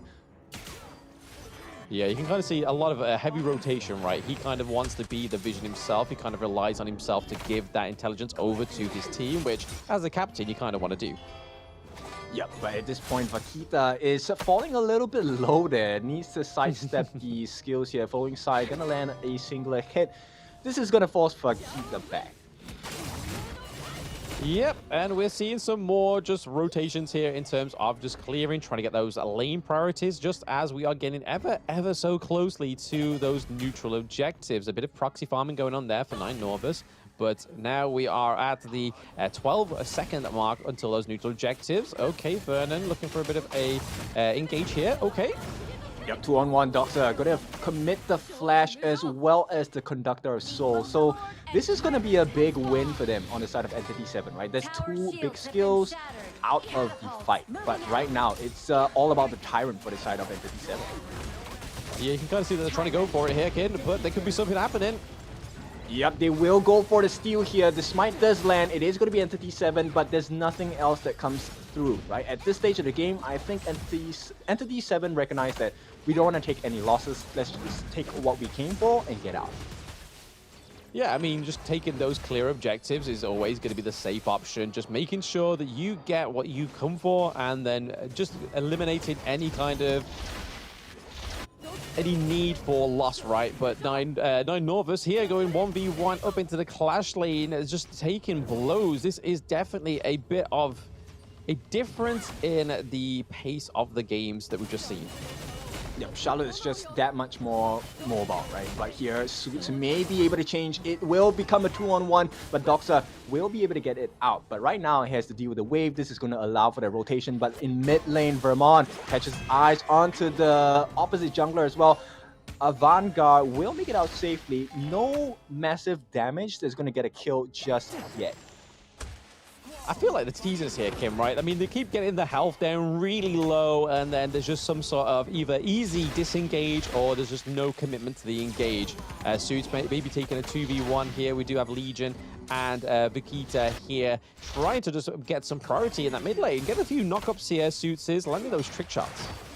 Yep, they're trying, right? But they just can't find and hit the mark just yet. And at this point, bot lane, the farm lane is being threatened on the side of AYLO. Will we get some action there? Vermont going to use the teleportation portal at this point. They want to try and capitalize on this overcommitment. But Entity 7 are just too fast. The knockback from the Unbridled Outburst will not do anything for the side of AYLO. Yeah, I mean, there's no clear winner in the gold lead just yet. Yes, they are going to get 700. Oh! Burst of blood. Finally, Entity 7, they break that deadlock. It is going to be 9 Novas, and this is exactly what needs to happen on the side of Entity 7, right? They needed that opening. 9 Novas needed to be the one that gets the win here.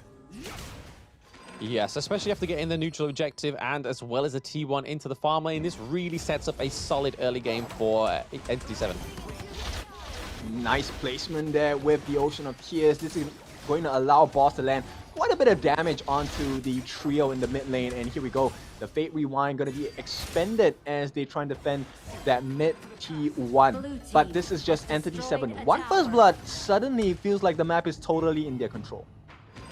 Yeah, it kind of feels like there's a sense of lack of control now on the side of AYLO Esports. They're kind of like, what do we do? Where do we go? Oh, at T2 up in the Clash lane's gone. Out T1, sorry, in the Clash lane's gone. Out T1 in the farm lane's gone. So again, there's a little bit less room of safety for them. And potentially it's T1 going down here as well.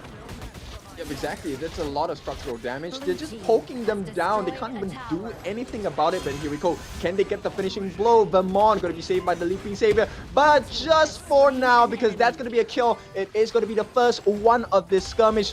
You know, Robos Almas, he's going to try and get more damage in the fight. Not going to work out at this point. And 9 Novas, can he get it? Not going to happen. Takes a little bit too much damage, but I think they might be able to walk away scot-free. Yeah, a little bit overconfident there for 9 Novas, but we had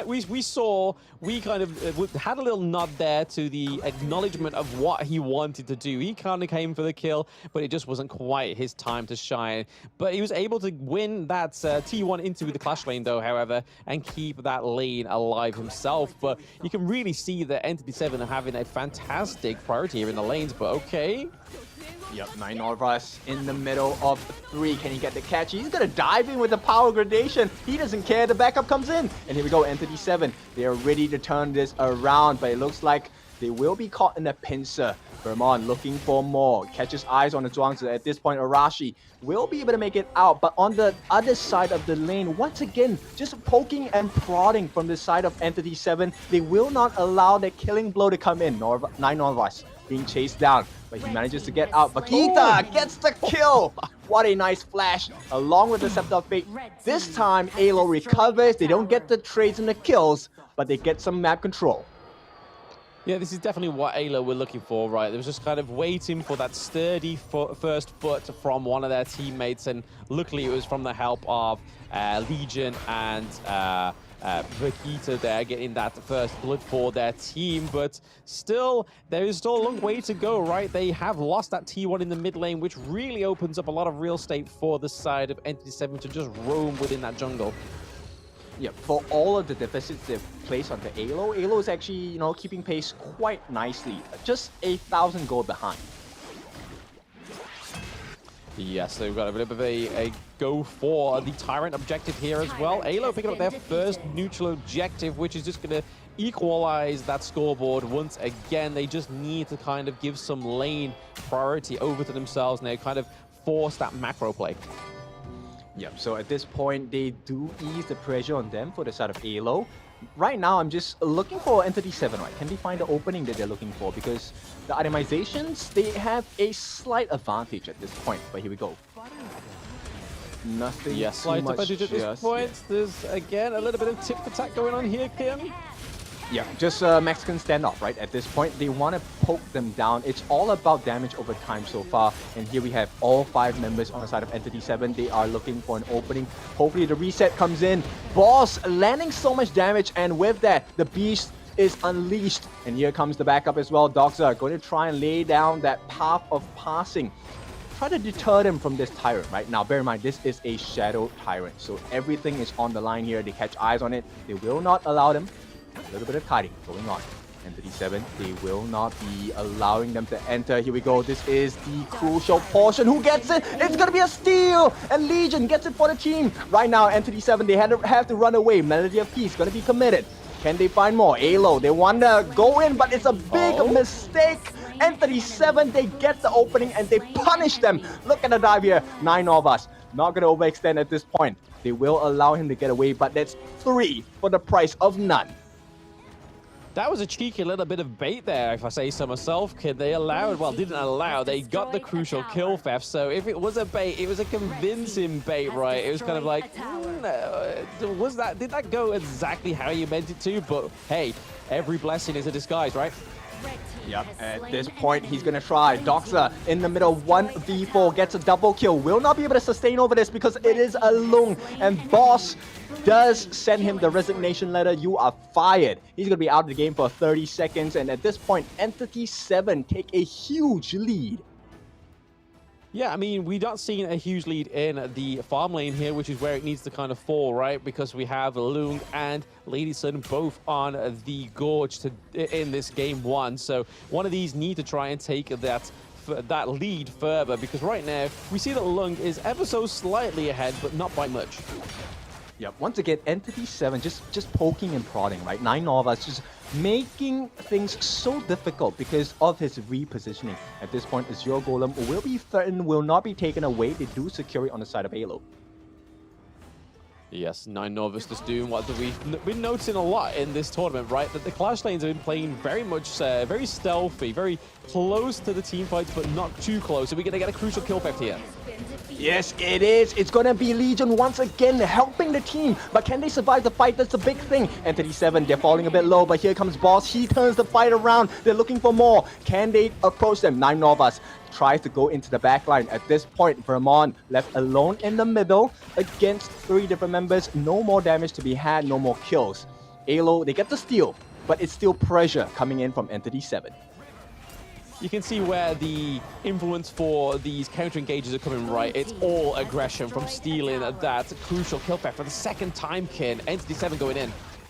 Yep, Kong.Gov. So it's going to be used to get the kill as well. It's a Rampage coming in from a Vanguard, but it's not going to be worth too much at this point. Because right now, because of the steal they had, AYLO now will be able to establish a little bit of map control. Yes, just a little bit. I mean, they only took down Boss, right? That's not too much of a blow to Entity 7. Sorry, I want to call them E7, I want to call them Entity 7. Not too sure what I should call them. But hey, at least we can say that they are ahead in this game right now in terms of kills.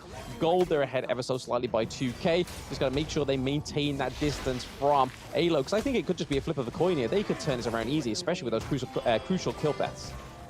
Yep, AYLO definitely wants to fight right now, right? They want to establish the map control, but you can see 9 of us already knows what's going on, going to be starting to work on that Shadow Overlord as well. The whole teams, both teams are transitioning down. They want to get this pressure. The other one wants to alleviate this pressure at the same time. Yeah, what's not been alleviated is that pressure into the Clash lane, and there is a couple of blows being traded here, and it's going to maybe to the side of AYLO here.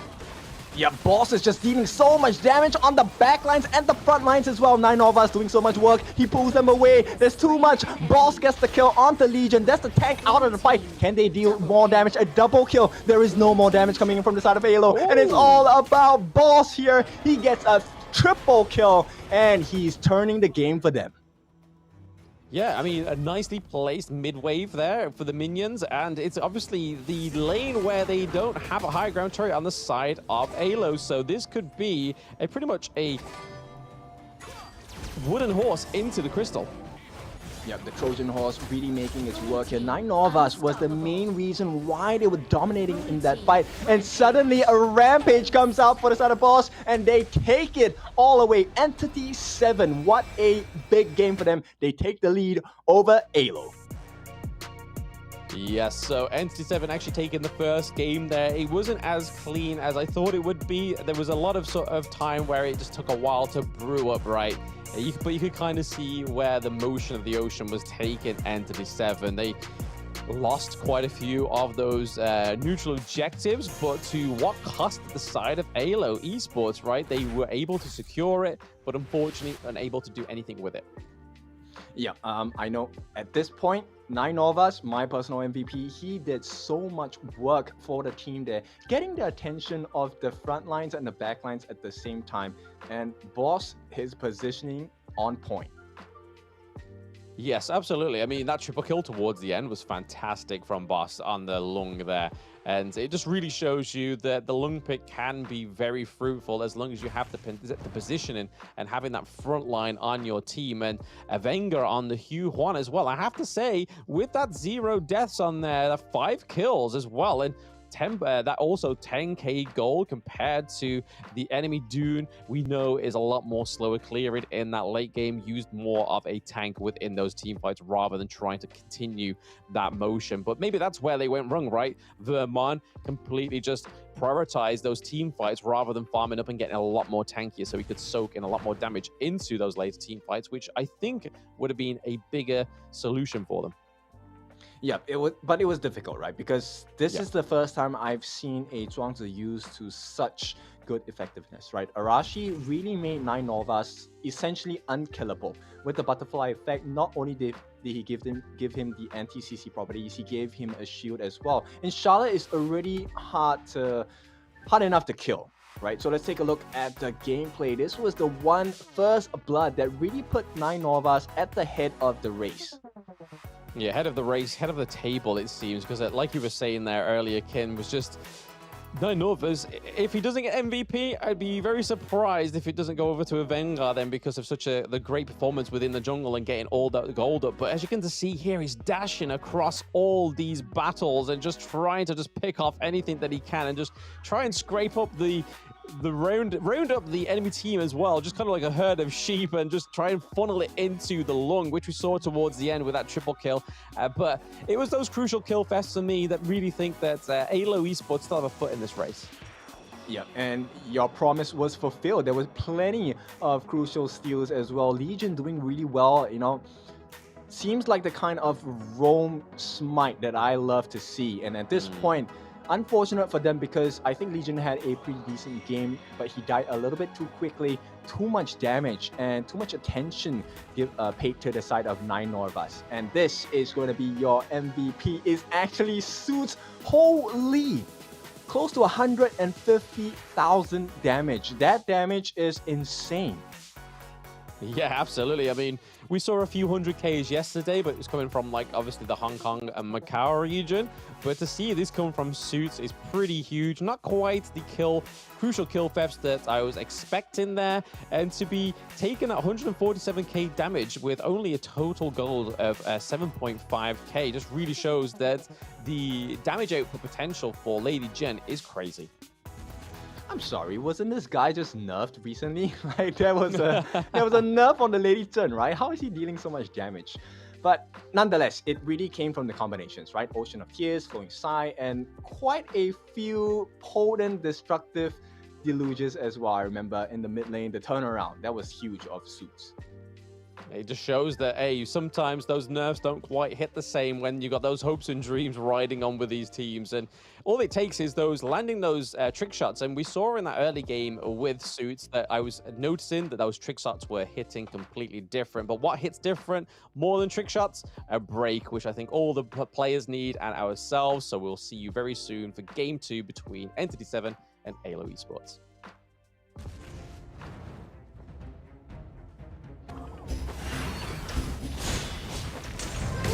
Legendary.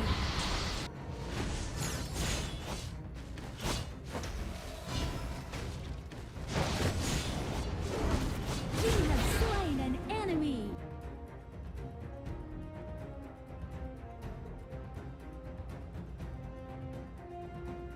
Lubong doesn't have any strongly held beliefs beyond safeguarding his own interests, but when it comes to that, he'll spare no effort.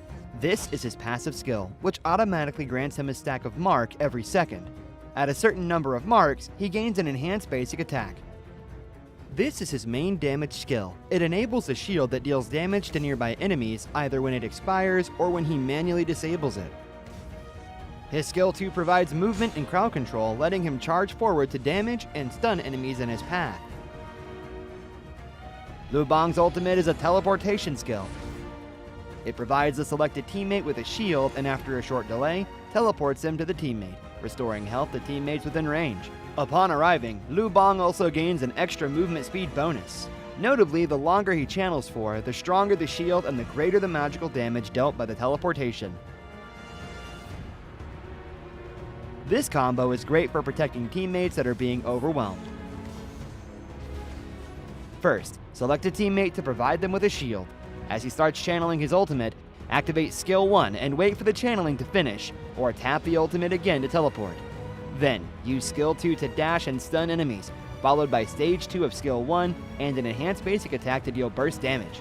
This combo is mainly used to protect your team's carry. It utilizes the ultimate shield and magical damage to help teammates block fatal damage and gives them an opportunity to counterattack. Note that stage 2 of the ultimate can be used flexibly depending on the situation of the battle, though it is most often used to provide emergency support or to retreat from combat. At the start of a match, Lubong can choose to clear his lane with skill 1. After unlocking his ultimate at level 4, he can clear the clash lane first, then teleport to teammates to help them. Since his ultimate lets him travel fast, he can take the time to clear minion waves before teleporting to a teammate. This puts pressure on the enemy in the lane, while at the same time building a numerical advantage in teamfights. He can also let teammates initiate fights and use his ultimate to provide them a shield, then jump in to absorb damage and take out enemies with help from the carry.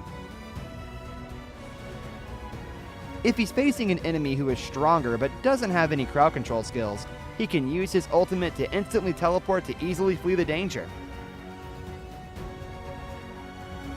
Lubong should focus on leveling up during the early game. After unlocking his ultimate at level 4, he can keep using it to reach teammates and help them build an advantage.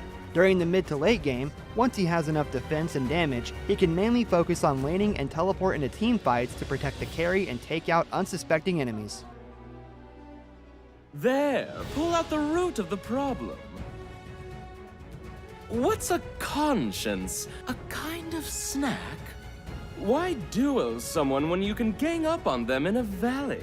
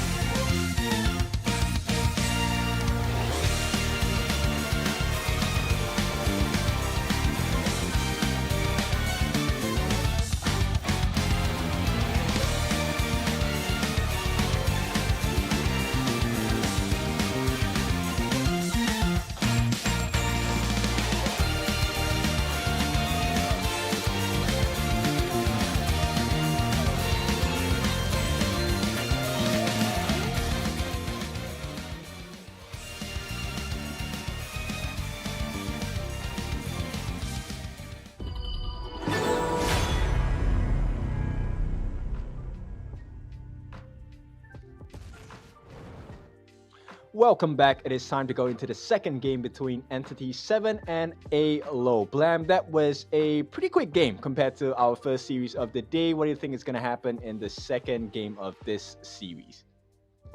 Absolutely. I mean, like I said towards the end of the break, that I feel like AYLO Esports has still having a horse in this race because of how well they did in terms of stealing those neutral objectives. I just feel like they need to steal them, but then do something with them. And to the point is that they should really focus on trying to get that early laning phase done for themselves, trying to get a few T1s a little bit more earlier, because we saw with Entity 7, they were able to take those side lanes pretty quickly and actually have way with that T1 in the mid lane as well.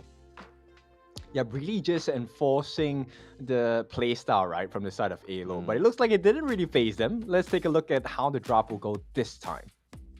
Yep, so AYLO Esports are on the blue side, it seems. They want to get that first prio pick. They ban out the Dachau once more, and Dolia gets hit with the ban hammer. I'd be very surprised if Huan actually makes it through this ban phase, and so far it's going to. Whether Entity 7 actually ban it out themselves, but the Ali is getting taken out as well. Yeah, you know what? I think they will allow the Yuan, but on the side of Entity 7, I have a feeling they might ban out the Zhang Fei as well. Legion is a little too good on that support role with the Smite. Yeah, absolutely. I mean, we don't see many. We always see Zhang Fei. We always see Zhang Fei with Smite, but we don't see Zhang Fei with Smite like Legion played it, right? It's always kind of just like, oh, we'll take Smite anyway because everybody else does. And if we can manage to get a crucial kill theft, then that's cool. But it really seemed to be like a staple point within AYLO Esports there to make that Zhang Fei actually use the Smite, right? And use it to disrupt the jungle early on. And we're seeing the Ogryn getting switched over, going over to the side of AYLO Esports once more. And then Entity 7 are still locking in the Lady Chen and the Huan. Yep, so we're expecting a repeat performance, right, of the standards that both Vanguard as well as Suits has shown us in game number 1. Now the question is, what does AYLO want to do? And this time they switch it up. Robalmas will be taking the Lung instead of Boss. Yes, we're going to get the Hino as well once more. They definitely like this pick on the side of AYLO Esports. And to be honest, the poke did actually come through pretty well for them. And having the Hino and the Lung just means that they can have double damage factor. But what I'm liking the look of over on the side of Entity 7 is that Sunbin pick. Oh, I like it, right? Very disruptive with the time lapse as well. But more importantly, with the time flex, he's able to get and restore their health, which I think is going to be a big marker for the side of Entity 7.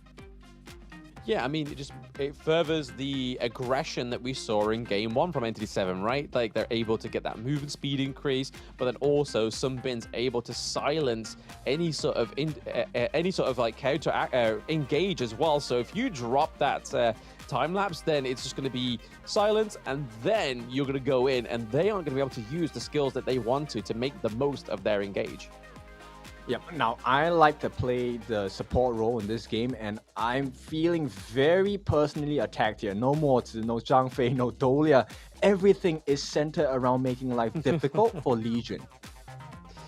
Absolutely. They take away the Zhang Fei. But to be honest, if they didn't learn the lesson from game 1, right? That if that Zhang Fei remained on the table, it then means they've got a solid front line as well as the Ogryn as well. But on the side of AYLO Esports, they do take off the Elaine, which would have been even greater into the team comp of E7, especially with the Sunbin, being able to just be able to force that team fight wherever you want to and just negate the enemy engage as well, pairing it with the Garo, first time within the Open Series. Oh, well, I'm going to tell you, I'm extremely happy and satisfied with the draft that Entity 7 has crafted up for themselves up to this point, right? Because Garo, the way that he plays into this, they are just going to poke from afar. And if you take a look at AYLO's draft, they need entry points. They need to go in. And in that moment, they're going to get chunked down. Yeah, I mean, the good thing about Garo, right, is not only is she a late game hero, she's also great at shredding those shields, and already there's plenty of shields on the side of AYLO Esports, and that is the Dharma and the Ming. Okay, Ming with the Long, interesting. Okay, I'm not sure whether the Ming will be able to match up to the pacing of Lung, but it is valid, right? It's something that could work, and this really then falls into the hands of Doxa. I believe it'll be Doxa. Yeah, Doxa playing this Dharma, and then Vermont will be taking the Ogryn into the jungle. Yeah, picking up that Byron, though, that's pretty deadly, right, for 9 Norvus. We saw him on that Charlotte with a fantastic performance as well. And Byron, as we've known over the past 48 hours and even today as well, how brutal that damage can be from the Byron. Yep, it's all about the flash catches and flashy plays coming out from 9 Novas. He has shown us perfection thus far with his Charlotte gameplay. Let's see what kind of gameplay he wants to offer us with his Byron. Yes, I mean, it won't be too long before we actually get into this match. We're not going to have any technical difficulties this time. We are straight into game 2 between Entity 7 and AYLO Esports. AYLO Esports are down a point. Entity 7 are up 1. If they win this one, they go through to the semifinals. For those new tuning in at home, Entity 7 are from the Brazilian qualifier, and then we have AYLO Esports from the LATAM South qualifier. Yep, so right off the bat, both teams have identified that we need to win the Clash lane. And so far, it looks like it is Entity 7 still storming their way through. Yeah, already going for like that level 1, level 2 engage right up into the Clash lane. We have Byron pretty much onto the side of the blue as well. So Nine Norva's really showing that he's an aggressive player in this Clash lane. And it's really nice to see that there's some Clash laners out there that are just trying to put some pressure onto the enemies. Yep, the dominance is pretty clear here. Vaquita gonna just sidestep that Ocean of Tears along with the Flowing Sigh. But now they have requested for a pause. I'm not sure which team has done it. Let's run through the draft a little bit, right? At this point, I'm a little bit concerned for the side of AYLO because when you stifle the growth on this Ogren, he's not going to be able to come back too quickly. Yeah, and I think that's the whole point when you see that your enemy team's locked in the Ogren, at least from my experience anyway, that the enemy team that you're against and you're playing Ogren are just doing their best to kind of just stunt your growth at level 1. Sometimes it doesn't quite go to the needs that it needs to, so sometimes they can go and try and invade you, but then you're giving over kills to the Ogren, which is the worst part of it, right? So you've got to be really confident on being able to stop and completely stunt the growth of that Ogren. You have to be a competent player. Yeah, and Nine Novas, that's exactly what he's doing, right? And you know what? It's even more difficult because at this point they have a Yuhuan jungle, and Yuhuan jungle does have the ability to stack multiple camps at the same time, which is going to amplify her growth. So you can expect maybe at the first neutral objective, Entity 7 will establish a very clear lead here. Yeah, I mean, they did in the first game, right? It wasn't quite as clear as day with the gold lead for Entity 7. It was only a few hundred gold here and there, but then we got into the thick of it, and then it slowly started to spiral out of control, especially when we started seeing that focus within those side lanes. The T1s going down and the T1 in the mid lane. But a lot of those team fights going in the favor of Entity 7 in that first game really just furthered their cause of trying to gain that gold lead. But I feel like we may see an even more aggressive Entity 7 in this game too. They want to finish the series. They want to make sure they solidify themselves in that semifinals. Yep, yeah. At this point, I think a little bit unfortunate. Vaquita facing some issues with his phone. But in the meantime, right, if the game goes how we expect, I think Entity 7 could really power their way through the likes of AYLO Gaming. Yeah, they could do. I mean, they have the draft for it, right? They've got the Yuhuan with the fast rotations and fast clear of the jungle. They have the Garo as well. I think the only nickly bit I could probably say about their draft is if the Garo gets ganked quite frequently, then they could see a problem with a lack of damage coming through on the side of Entity 7. But saying that, we had the evidence from game 1 that Entity 7 suits were doing like 147k damage. So again, if the Garo does get nullified in the early game and they don't quite get that output of damage, I think they could just leave it all up to suits and just let him just go ham. I think it's why Entity 7 is placing so much emphasis on the Clash lane, right? They want to take attention away from the farm lane, and that's exactly what they have successfully done thus far. Now, we're going to see a Vanguard. He's going to start approaching these the jungle camps on the side of AYLO. I think they managed to steal away that Tusk Boar camp as well. Yeah, these little bits of camps that they're taking away for their sides is just going to be cutting up the supply chain to the Ogren, which is going to be a detriment to the side of AYLO Esports, right? We're already seeing there that the Yuhuan is trying to share some of the gold in the mid lane just to try and sort of cipher and gain that gold lead when she can. And right now, she's ahead by 200 gold, which isn't a lot, but if that kind of momentum sustains and that tempo continues, then it could be trouble for AYLO. Yeah, Nine Norvas already establishing a clear lead here. He might have a level advantage if he's able to take this jungle camp away. In the meantime, Vermont struggling to keep pace with a Vanguard at this point. Yeah, you're not going to get gold sat under that T1, right? That's the only problem. So just trying to clear that minion wave just to make sure there's no priority there. But just look how fast Hu1 is able to just take that minion wave. And all that time, you can see Byron and Lady Jen just helping themselves to Vermon's jungle. And that's not right. He's just waiting.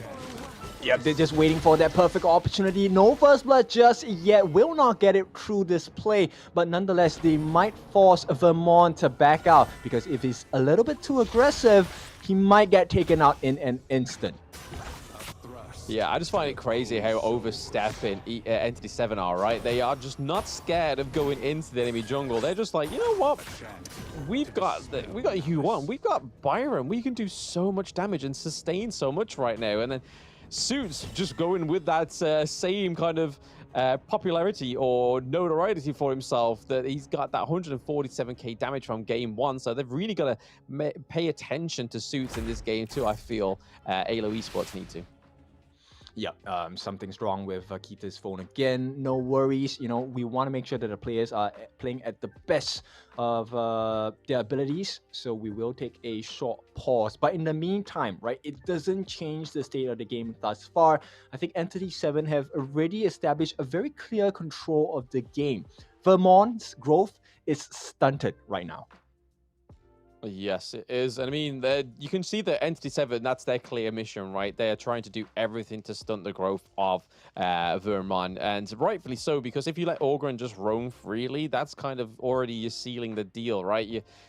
Orgren, when he gets to level 4, when he starts getting those items, the Burning Cape, and obviously the extra armor and extra health from the Twilight armor and whatnot, it's kind of hard to come back from that. Yeah, and you know, one of the things that is going to be very hard to deal with is the fact that I think Orgren benefits quite a lot from the Eye of the Phoenix, right? And at this moment, I don't see the Eye of Phoenix going into his kit or inventory anytime soon. Yeah, you kind of want to be building that like sooner rather than later, because you don't want to be going into these team fights thinking that, hey, if I just built that item, it would have been a lot easier for me to just get all that health back, and it just quickens up the regen of that lifesteal that you have already, which is already pretty massive. But that item really amplifies Orgren's capabilities into these team fights. Yeah, but he can't even go for that item just yet, right? Because he needs to complete the Burning Cape first. Now, with the addition and changes of Burning Cape, you do get the anti-regen properties and the anti-shield properties towards your opponents as well. So it's going to take a long time. At the same time, there's some very glaring problems that they're going to be facing on the side of AYLO, and that is in the form of 9 Norvas. He has been consistently keeping waves away and cutting waves away from his counterpart in the Clash lane, and he does have a 1 level advantage thus far. I mean, did we expect anything different, right? That 9 Norvas and Suits get an MVP of game 1, even though it could have gone over to 9 Norvas easily. But these two players both having the more experience from what is already been like recorded and showing in this game, right? In this best of 3, that they are definitely the most experienced players on the side of Entity 7. But I like to shine a little bit more light on Boss. I mean, it's going to be a little bit more difficult for him in this game, getting those triple kills and stuff like that, because Garo, again, is definitely a lot more of an immobile kind of hero in that farm lane compared to the Lung. So it's going to be really interesting to see how they adapt to the playstyle difference of the Garo. Oh, for sure. But one of the silver linings for the side of AYLO Gaming is the fact that I think Robalmas has not been touched just yet in this game as well. So that's a silver lining. You want to allow the Lung to really just hit his stride, right? But it's going to take a bit of time. Most of the time, the Lungs come in online maybe, 7 minutes, 8 minutes in, probably after the Eternity Blade as well. So we'll see. We'll see how does AYLO Gaming recover from this first deficit they've been dealt with. Yeah, I mean, imagine if we get another best of 3, Ken. This would be an absolute treat for us, right? For sure, right? That's every shoutcaster's dream. All games. all games across the board. I mean, we were starved of it for the last 48 hours, right? We was pretty pleased with ourselves that the games were very quick, but then we kind of lacked something towards the end there, right? Like, it was like, come on, man, we need more games, we need more clashes, a lot more team fights, a little bit more zest within the gorge, and we just didn't get it from the Pacific region. But they don't mess around. They are there to just constantly just do their job, walk away, do it again. That's it. We'll see you tomorrow. Whereas so far with the Americas region, we're getting a lot more close in terms of competition, I think. I don't think it's any sort of like mock onto their character or anything like that. It's just basically that they are there to fight. They generally play into the later game and kind of get a sense of identity as the game goes on. Yeah, I think the slight difference is that the Pacific teams tend to like to tear you a new one, right? Give them a small opportunity and you're gone. For the Americas region, I think they like it a little bit more calculated, a little bit more conservative. They want to have the guarantee where the fight is in their favor before they actually take that bait, right? So I think that explains the longer game times as well. But at the same time, the way the draft works, they're really touching a little bit more of the late game centric heroes and draft. And now let's get back straight into it. And right away, aggression from a Vanguard. They want to keep eyes onto this Crimson Golem. Will not get the steal. Vermont actually gets it. But now finally some attention being put onto the farm lane. Yeah, even though there was a pause, the pause in tempo for the side of NT7, it's not paused. Yep, he's gonna come in, and here we go. That's the perfect combination. The time lapse coming in as well. They're gonna force out the infinite vastness. They got what they came for, which is to get a kill. It doesn't matter who he lands on. Now they're gonna be able to clear the wave, and Roba Elmas is gonna be stuck in no man's land 1-on-3. They're gonna try for the dive. Arashi lands that time bomb. Can he get more? He's gonna try and flash out. Not gonna work on the side. And Roba Almas, you can run, but you can't hide. Entity 7, they take no prisoners.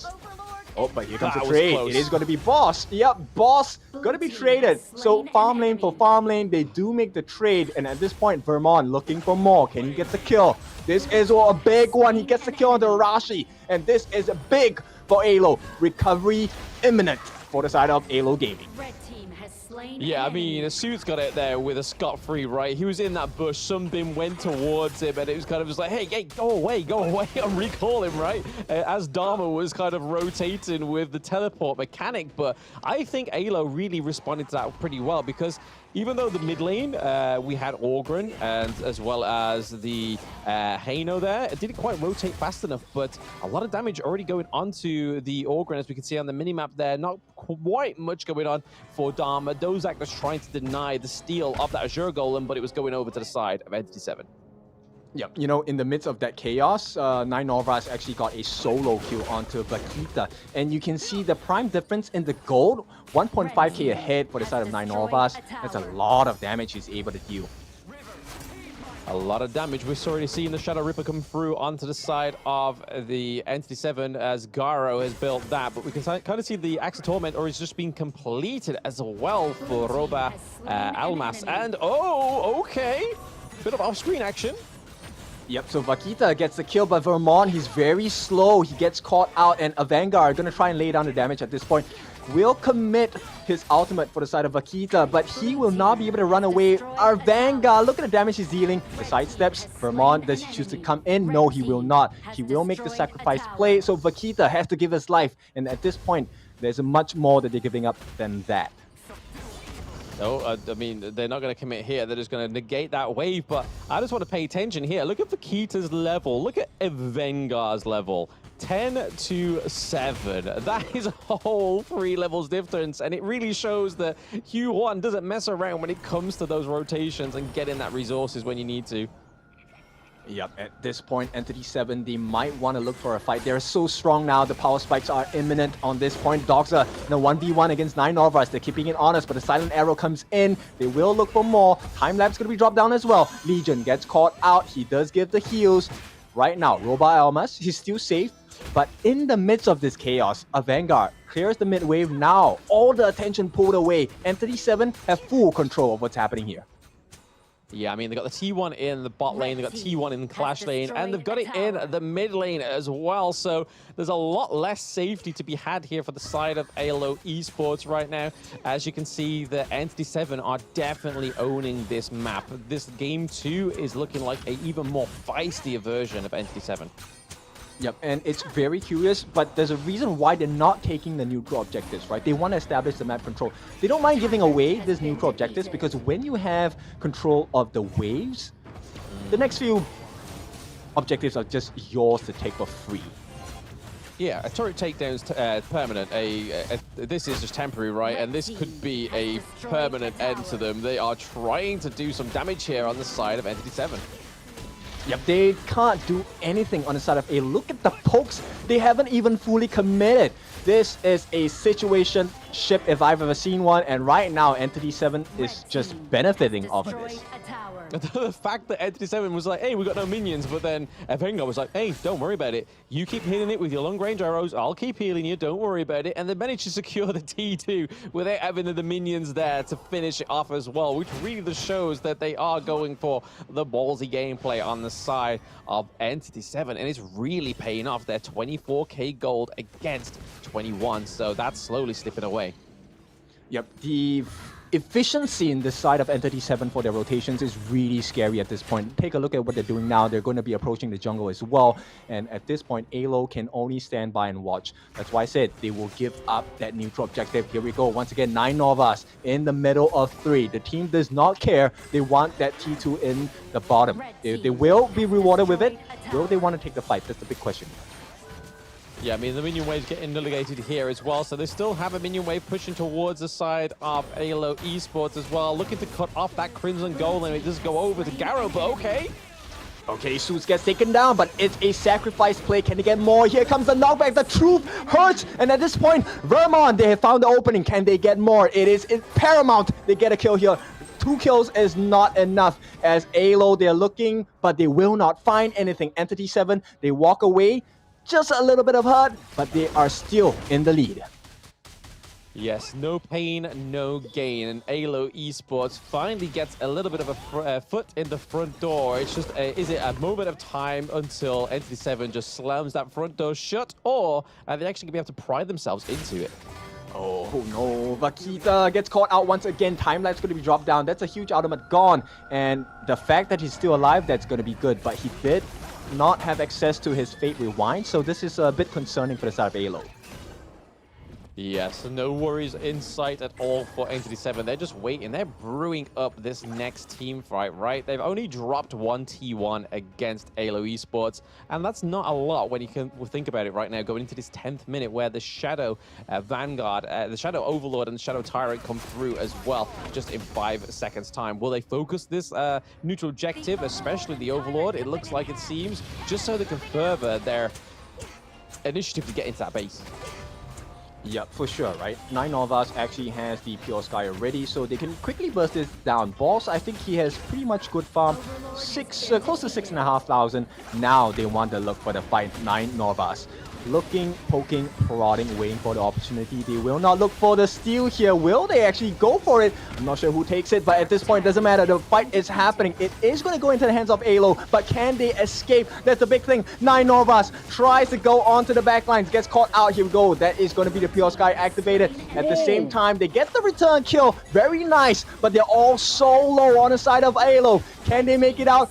Oh, but Almas will not do it. It is going to be a kill for the side of Entity 7, and finally, it is going to be the real pressure. Entity 7, they're staring them down in the face. Nice catch. That's a big one from Doza. They get a killing spree onto Vermont. This could be the one that changes the whole fight, but at this point, 9 Novas, he is just too much to handle on the side of Entity 7. Nobody's able to deal the damage to him. They survive, but AYLO lose so much in this process.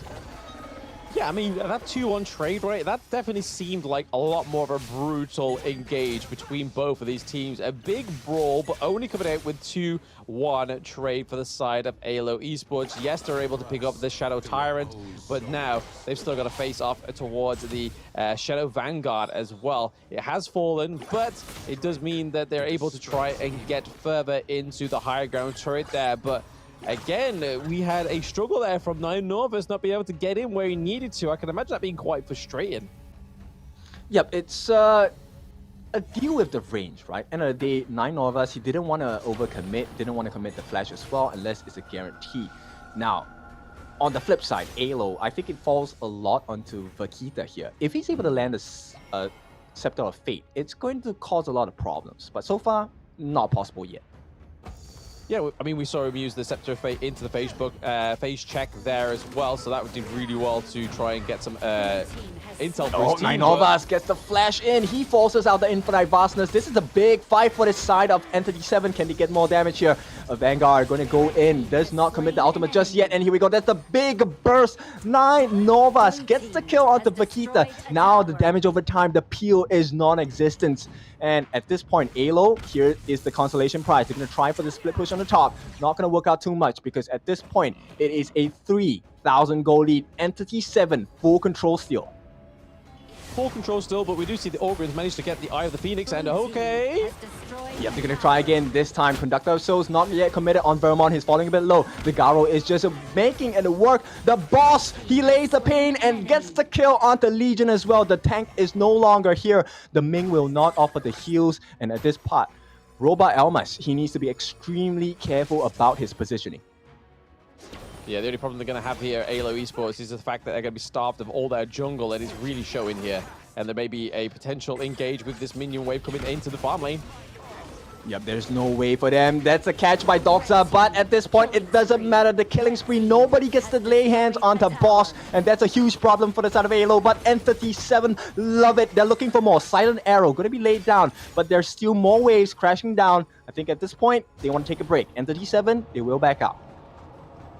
Back out and break out. There is another technical pause. Unfortunately, guys, just bear with us as we get these players into fit fighting shape. But as you get to see there, as the screen pause, you can see that there is a big blue wave in that clash lane that wasn't there before on the side of AYLO Esports. So again, there's been an effort for macro play by the side of AYLO Esports, really trying to fight till the death here, because if they do lose this round, those new joining in to the stream, AYLO Esports do go home, and then obviously Entity 7 are going to be the winners going into the semi-finals, but they are not going down without a fight, Ken.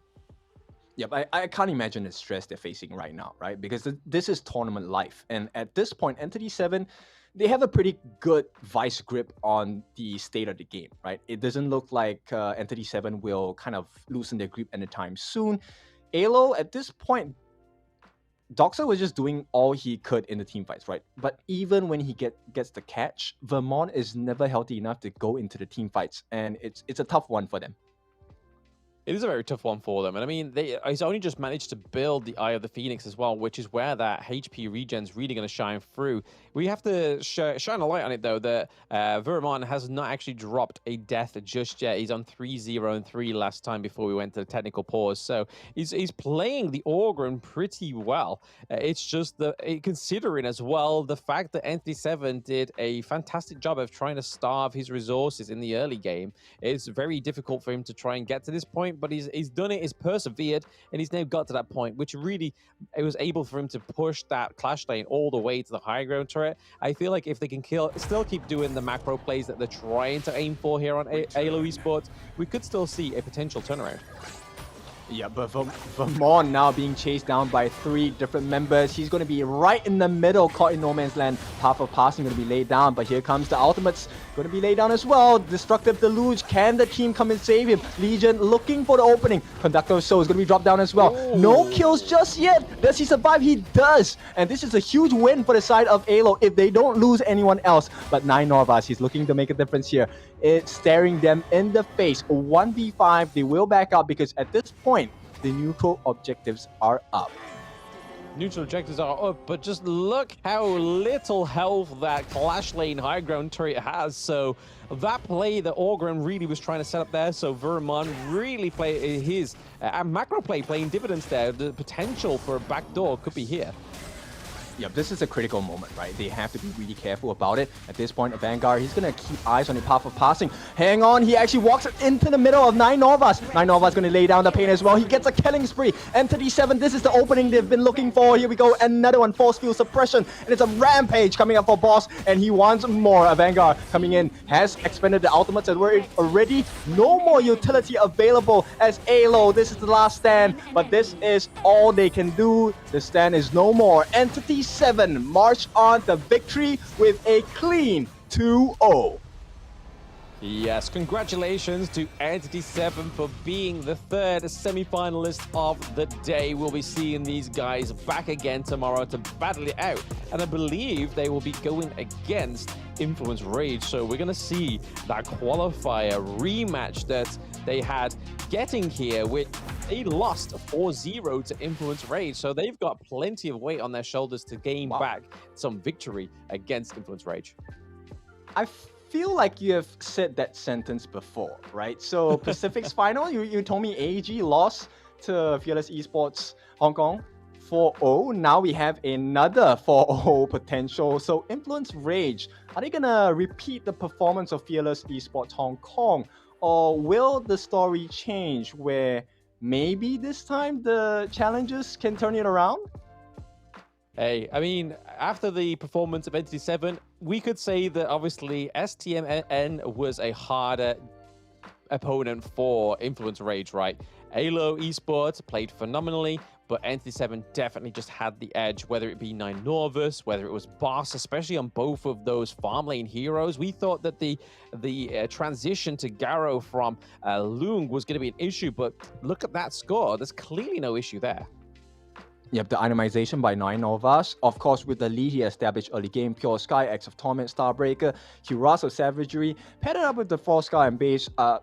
Frost Sky Embrace. You have the slow, you have the penetration, and it's just too much to handle. He took 30% of the damage, which is a lot, but he also dealt close to 30% of the team's damage, and it's all the important markers for the team on the side of Entity 7.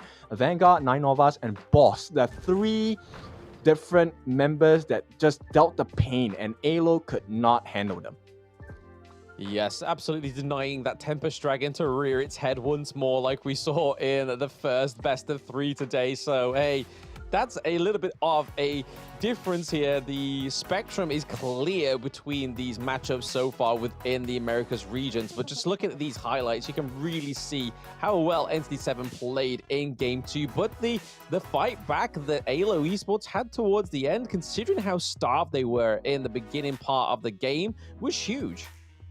Yeah, let's make it clear, right? AYLO did not go down without a fight. It was a huge resistance. There were a couple of moments where they had nice catches like these.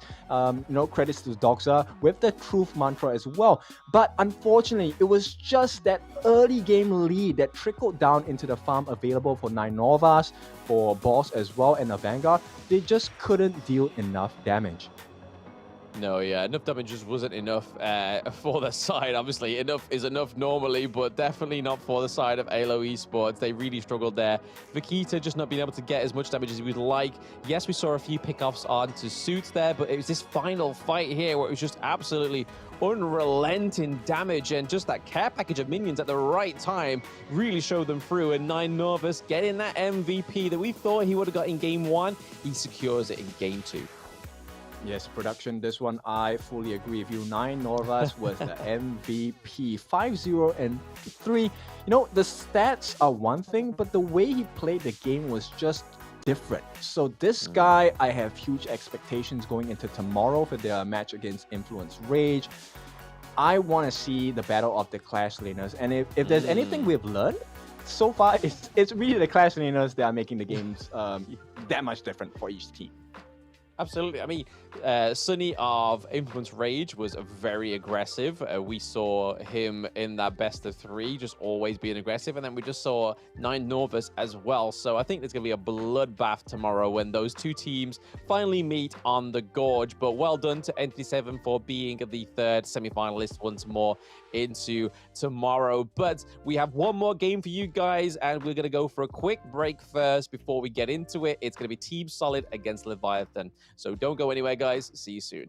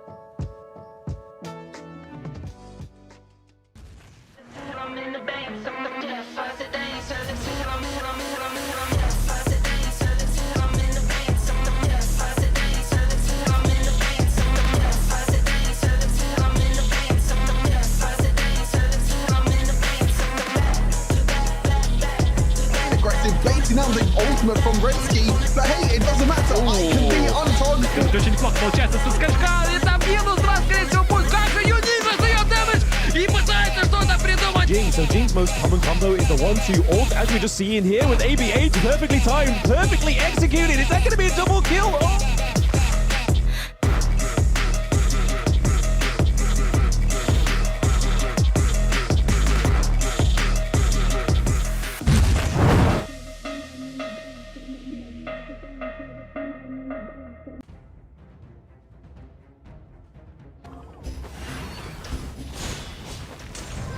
Legendary.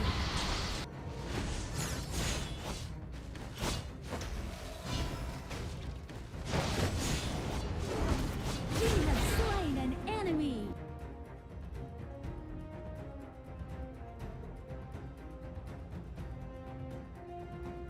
Lubong doesn't have any strongly held beliefs beyond safeguarding his own interests, but when it comes to that, he'll spare no effort. This is his passive skill, which automatically grants him a stack of mark every second. At a certain number of marks, he gains an enhanced basic attack. This is his main damage skill. It enables a shield that deals damage to nearby enemies either when it expires or when he manually disables it. His skill 2 provides movement and crowd control, letting him charge forward to damage and stun enemies in his path. Lubong's ultimate is a teleportation skill. It provides the selected teammate with a shield and after a short delay, teleports him to the teammate, restoring health to teammates within range. Upon arriving, Lubong also gains an extra movement speed bonus. Notably, the longer he channels for, the stronger the shield and the greater the magical damage dealt by the teleportation. This combo is great for protecting teammates that are being overwhelmed. First, select a teammate to provide them with a shield. As he starts channeling his ultimate, activate skill 1 and wait for the channeling to finish, or tap the ultimate again to teleport. Then, use skill 2 to dash and stun enemies, followed by stage 2 of skill 1 and an enhanced basic attack to deal burst damage. This combo is mainly used to protect your team's carry. It utilizes the ultimate shield and magical damage to help teammates block fatal damage and gives them an opportunity to counterattack. Note that stage 2 of the ultimate can be used flexibly depending on the situation of the battle, though it is most often used to provide emergency support or to retreat from combat. At the start of a match, Lubong can choose to clear his lane with skill 1. After unlocking his ultimate at level 4, he can clear the clash lane first, then teleport to teammates to help them. Since his ultimate lets him travel fast, he can take the time to clear minion waves before teleporting to a teammate. This puts pressure on the enemy in the lane, while at the same time building a numerical advantage in teamfights. He can also let teammates initiate fights and use his ultimate to provide them a shield, then jump in to absorb damage and take out enemies with help from the carry. If he's facing an enemy who is stronger but doesn't have any crowd control skills, he can use his ultimate to instantly teleport to easily flee the danger. Lubong should focus on leveling up during the early game. After unlocking his ultimate at level 4, he can keep using it to reach teammates and help them build an advantage. During the mid to late game, once he has enough defense and damage, he can mainly focus on laning and teleport into teamfights to protect the carry and take out unsuspecting enemies.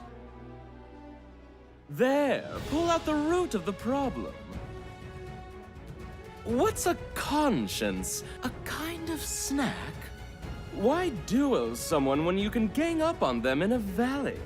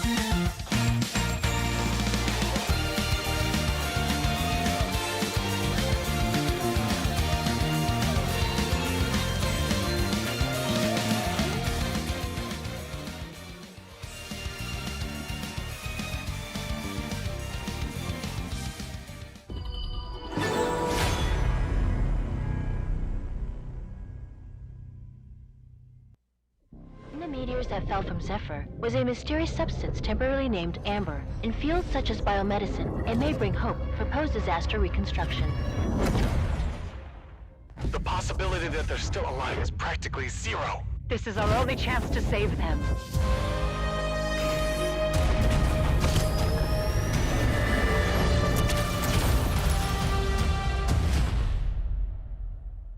Doctor, we received a weak signal from Zephyr for the first time. Zephyr! Rescue!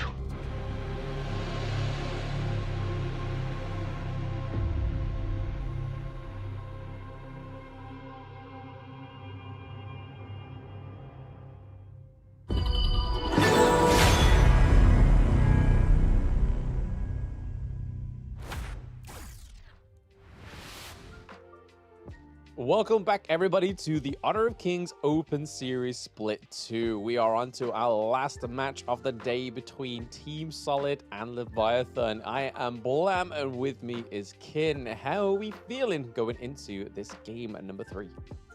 Well, we have just one slot left, right? So this will be the final semi-finalists joining the likes of the other teams. Of course, they have to trudge on, right? In this best of 3, we'll see who is the better team at this point. So at this point, it's going to be Team Solid against Leviathan. Tomorrow, we'll see Influence Rage going up against Entity 7. A big match for sure, because we know both teams are so aggressive, yet very clinical. Absolutely. I mean, they obviously, unfortunate for the team that managed to get disqualified, but Malvinas Gaming is able to go through to this one, so they get to just sit down and just assess all their opponents that have won today.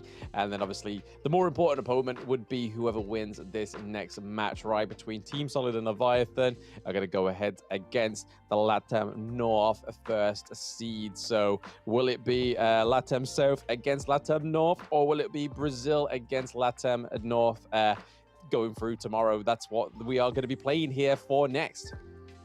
That's right. Now, best of 3 series, you can kind of blitz your opponent, right? But so far, the story of the game today for the Americas region is that we like to take it long and slow, right? We want that late game. We want to hit our true potential. Only then are we ready to get the win. And I think that's a good strategy, right? I like it. There is more composure. You can kind of figure out how do we win the opponents in the second portions of the best of 3 as well, right? And with this, I think I like to see how they want to calculate through the drafts, the ban picks, and of course, the decisions in game as well. Yeah, I mean, it's definitely more fruitful, right? Especially for ourselves as casters, we get to see a little bit more action, see the development of the heroes from level 1 all the way up to your level 15, but then also get to see those fully itemized heroes as well, just completely brawl it out towards the end of the match and just see who can basically bounce back on that last foot and hopefully take a fight to the Tempest Dragon. But the last series didn't give us any Tempest Dragons or any really late games, so maybe this one will be doing it. But over to Leviathan, we have got Maxi on the Clash lane, Andy in the jungle, Lumesh in the mid lane, and we have Billy as the farm lane, and then we have Destro as the... Actually, no, Destro is the farm lane, Billy as the support. That's right. So from what I've heard from you, Leviathan, a really strong team, right? So at this point, curious to see what their counterparts are going to be like and who are the 5 that they're going to be fielding to try and take it one step further in this competition.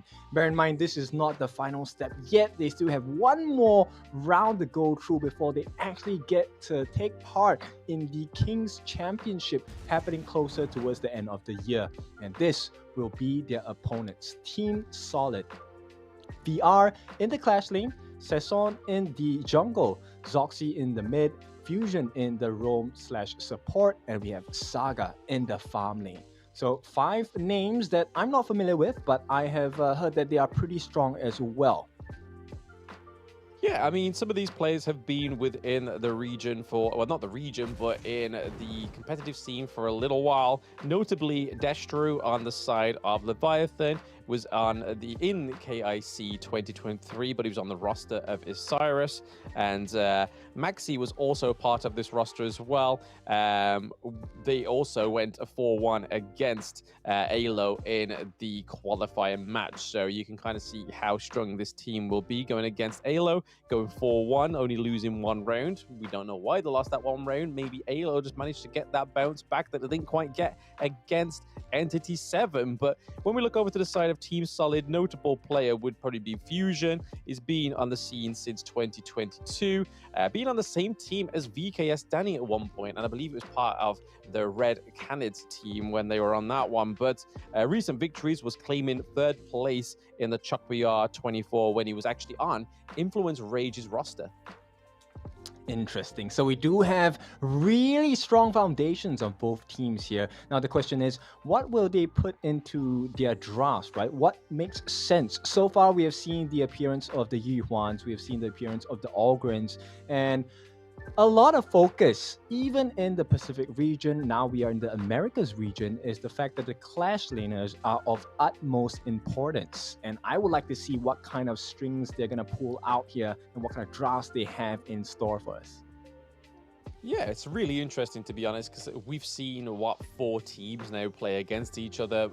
Most of their Clash lanes have been pretty much on point, very aggressive. No sort of like taking the back seat and allowing the jungle to come up to the Clash lane and feed their and take their farm in terms of the minions or either the side farms as well. They are just basically all out for themselves, just like we saw in the last match between Entity 7 and AYLO, where we saw 9 Norvers just trying to isolate and cut off any of the gold from the enemy Orgrin as well. So there's definitely a huge presence, like you said, Kid, in that Clash lane. Whether it actually goes through with these next 2 teams, it would be a shame if it wasn't, because we've been enjoying these Clash laners, right? Yeah, for sure, right? We have the very strong Byron picks. We have the Sun Tzu earlier in the previous regions as well. And this time we have seen a monstrous Charlotte coming in from the hands of 9 Norvas as well. So I think there's a lot of emphasis placed onto the Clash lane, because from there, once you establish that lead, it does have the trickle-down effect, right? The whole team benefits off of it. You're able to get a couple of camps stolen away from the enemy jungle as well, which makes a huge impact, especially pre-level 4 and way before the first objectives of the game.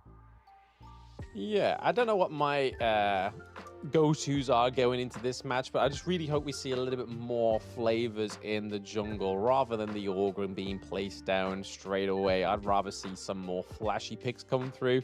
I know it's not been the meta for some of these regions, but I'd like to see the Jing return to the jungle. I'd like to see the Pei come through, knowing we're going to have those really, really early aggressive games. I just want to see some more aggression rather than just going for the tanks that's just going to sustain the games for those long periods of times.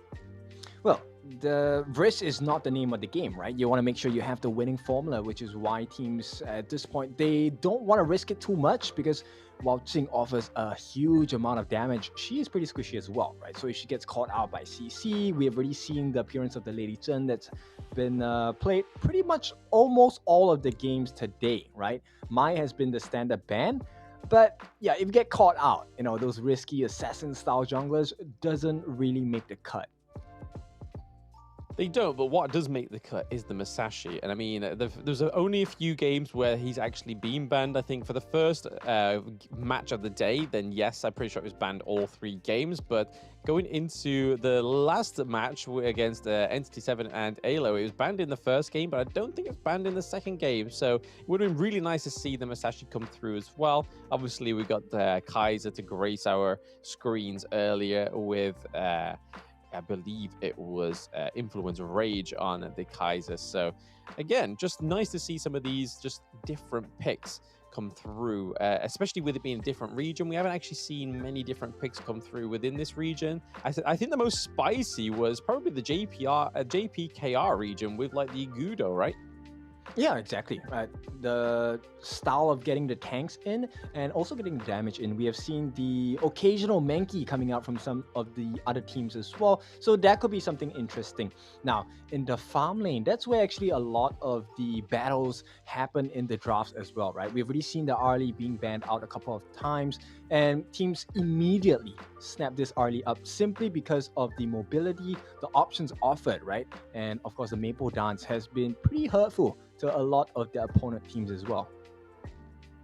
Yeah, I mean, like you say, the Maple Dance is great for canceling out some of those long-range attacks, just like the HoYi that we saw earlier. That would have been a perfect counter for that. But in that first series, Ali was one of those big banned heroes. And again, another big banned hero was the Mai Shiranui. We haven't seen that surface yet, but rightfully so. When a mid lane that's very competent on that hero, it is very, very scary to come against.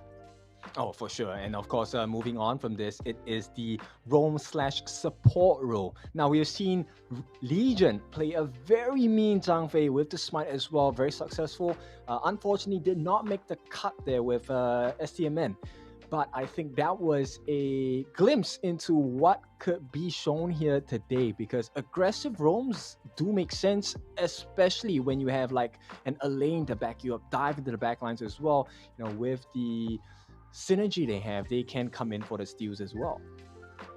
Yeah, I think the only problem you have with some of these aggressive support players is sometimes you don't have the aggressive farm lanes, right? Like we saw with STMN, unfortunately, in that third game of the series where we saw that Arvonian was really trying to sort some of these plays out for his farm lane, but it just wasn't actually quite following through for Kurumi. He just wasn't actually getting in there or anywhere near the setup for some of these attacks. And sometimes that can be the flip side of the coin when it comes to aggressive roaming support picks, is that yes, they may be fantastic at setting up these plays, but if they have none of their their other players around them, it's kind of just like, hey, bro, what are you doing at the Azure Golem? No one's near you. Yeah, it's tough, right? It's a risk that they're taking as well, right? So we have already seen picks on the roam like the Lianbo as well, which obviously for teams, it is a instant access towards their own farm lane, because Lianbo has to go in. He has to go in for the Tremor Smash with the Burst Ram and stuff like that. So it leaves your marksman pretty much open. But that's where the benefit comes in, right? If you're able to establish an early lead in the game, then your farm laner will be over level, will have additional farm, will have the damage as well. So I think most teams, they're trying to take as little risk as possible. And that's the kind of risk they can stomach, right? Where it doesn't matter if our farm lane does die a little bit early in the game, because our jungler is going to capitalize on the fact that that space is open for us. And I think Entity 7 showcased that particular strategy really well, right? They place so much emphasis on the clash lane, allowing for the growth of the jungle, trickle down effect, and now my farm lane is extremely farmed and painful. Yeah, I mean, it wasn't just that. I mean, the efforts from the jungler of Entity 7 as well, just constantly just making sure that his presence was made clear in their enemy jungle, was just trying to cut off all those kind of resources to the likes of the Augurin, but then also some of those like side camps that are normally quite accessible to the clash lane. That's kind of that. It's a brutal method, right? It's kind of a method of torture within Honor of Kings. It's a very good tactic, especially if you're competent with being able to get into the enemy jungle, but more importantly, getting out alive, because it's all well and good you taking up them resources, but if you die after getting those resources, it kind of be like, well, we've kind of given over some gold and a kill over the team, and then the enemy jungler knows that that jungler is not around anymore, so they can then go and dip into your jungle. So again, I thought that was very cleanly played by Entity 7. Yeah, in fact, I think this is the specialty of and flavor of the Americas region, right? We have seen so many things happen, especially the stealing of camps. Now, let's see. What does Team Solid have? They will be on the blue side, so they will have Prio pick first. What do they want to play into? I'm gonna think maybe the Orgrid. If we go in anything based off the last so many series, Kin, okay, no, Orgrid or Hugh Horn was gonna be my next pick there. So there's a huge battle for these two heroes in the jungle. Yes, when we was watching like EWC MSI, Hugh Horn was obviously a very prevalent pick, whether it be mid lane or jungle. But the Open Series has really ramped this up. It must be very highly increased into the meta here. Leviathan onto the red side do get their first 2 picks, tanking out their mid line, their front line, sorry, with the Dune and the Zhongfei. Yeah, very good ideas behind it, right? End of the day, it's all about the sustain, right? Yuhuan offers not just the heals, but the damage as well. We have seen teams abuse the amount of damage she can do. One of the things that's really scary is her reach. Her range is extremely long, especially with the Tragic Beauty and the Mournful Tempo as well. So this is going to be paired up with the Ogren and the Lung, both of which have decent sustain, but massive damage coming, especially from this Lung in the late game. Yeah, so this means either the Hugh Huan's going to be in the mid lane, or it's going to be in the jungle, or the Orgrid is going to be in the clash lane, or is going to be in the jungle, which is a really good way to draft, I think, for Team Solid, because it's going to keep the Leviathan guessing for their next 2 bans. It's like, do we ban some more mid lanes? Do we ban some more clash lanes? What do we do here? But the Lady Gen being picked up here for Leviathan, I think, has been probably the most picked mid lane hero in the Open Series, and rightfully so, especially when we saw the performances like Suits picking up that 147k damage on a hero like Lady Gen. You're gonna go for it. Yeah, I like the ban on the Marco Polo as well, coming in from Team Solid, right? So I do play a couple of games with Marco as well, and Marco does wonderfully against these 3 picks. Even in the laning phase against the Lung, if you position yourself right, the Lung can't deal any damage to you. So I like it, and you know, it stops that late game potential, because he is one of the most mobile farm laners in the game, and they want to take out additional bursts. So Lady Sun will be taken out of the picture at this point. Leviathan, Sunbin, what do you feel? Yeah, I mean, the Sunbin's a classy ban there. Since we saw it in the last game, it was very fatal, especially paired with Lung as well as the Hugh Huan. But the Orgren still got me guessing here. I think going for the support and like whittling that down a bit was probably the go-to call for Leviathan, because that's the only like place you know that they need to pick. They've got their ADC, they potentially got their mid lane or clash lane, they may have their jungle, but onto the side of Team Solid, they are working out which of those ADCs are not going to work now. And they take out the Marco Polo, they take out the Lady Sun. So could we see a HoYi come through? We saw it once before where we have a solid front line and then the HoYi just chilling at the back with the Lady Gen as well. But Byron getting picked up for the clash lane is a solid pick here for Leviathan. You know what? I would love a Fang down here, right? A Fang would do wonders against the side of Team Solid because of the burst damage and the iframes available from Wheel Away. But at this point of time, you know, it's still up for the guess.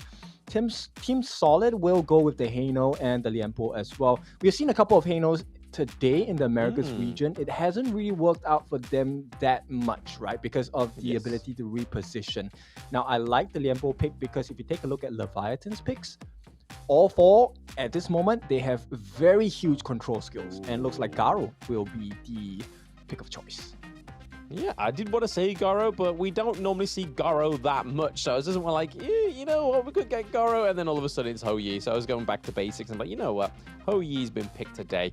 Garo's been picked as well, but not as frequently. But it kind of makes sense, right? Being able to just melt those shields. It was a fantastic pick for Boss in the last match between STMN and AYLO Esports. Was a very good pick, and just able to just harass those turrets as well with the long range skills. Yes, it depletes your mana, but it does take down those turrets a little bit faster, but it also has a damage over time effect as well, which can be very tricky for heroes like the Orgren. When you think you're able to just get away and out of there, your life's just ticking away ever so slightly.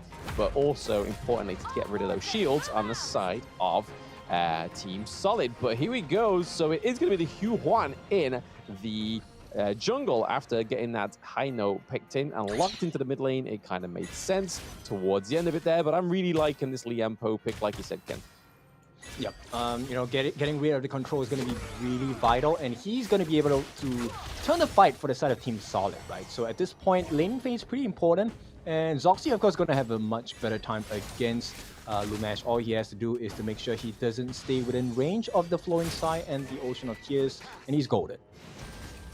Yeah, those Fate Scepters are definitely going to be deadly here with the pokes. Just been able to steal the enemy's jungle camp, but Zoxy has to be careful here. He's taken too much damage, I think, especially for myself. I'd be like, oh, you know what, I think I may need a little bit of healing here. Maybe pop my heal spell just to give me a little bit more sustenance going into this next wave of minions. But Lumash is actually holding off this mid lane pretty well.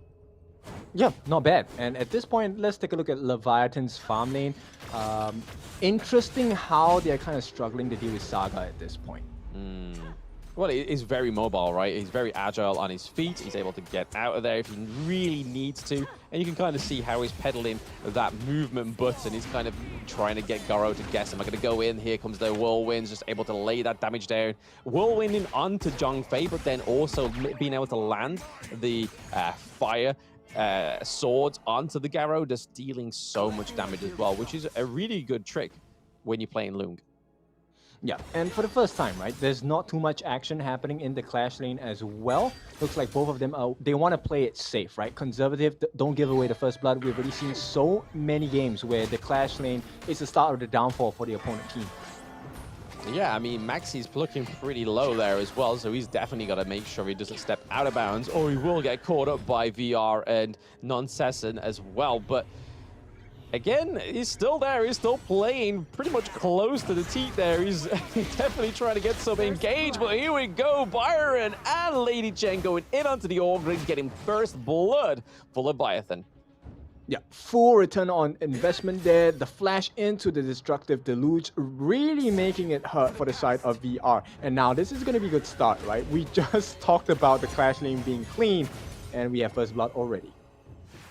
Yeah, I mean, we may as well go with the flowing pattern, right, which is happening, which is the Clash lane, just get first blood. So I think it was a safe bet, kid, to say, you know what, first blood, Clash lane. Yeah, at this point, they're still trying to, you know, achieve an advantage in the farm lane for sure. So Saga will work on the Fire Hawk here. Gets the kill, so he does hit level 5. Yes, level 5. It could be quite deadly here as well. We're looking at the itemization, and in terms of gold difference between the lane is not much at all. We see that the armor-piercing item comes through for both Byron and Lung here, so could potentially be seeing the Axe of Torment come through for Byron, which makes a lot of sense as first item. It's a lot of damage as well. Huan trading some blows here with the Dune, so Andy needs to be careful. Yes, he can soak some damage, but he needs those items first.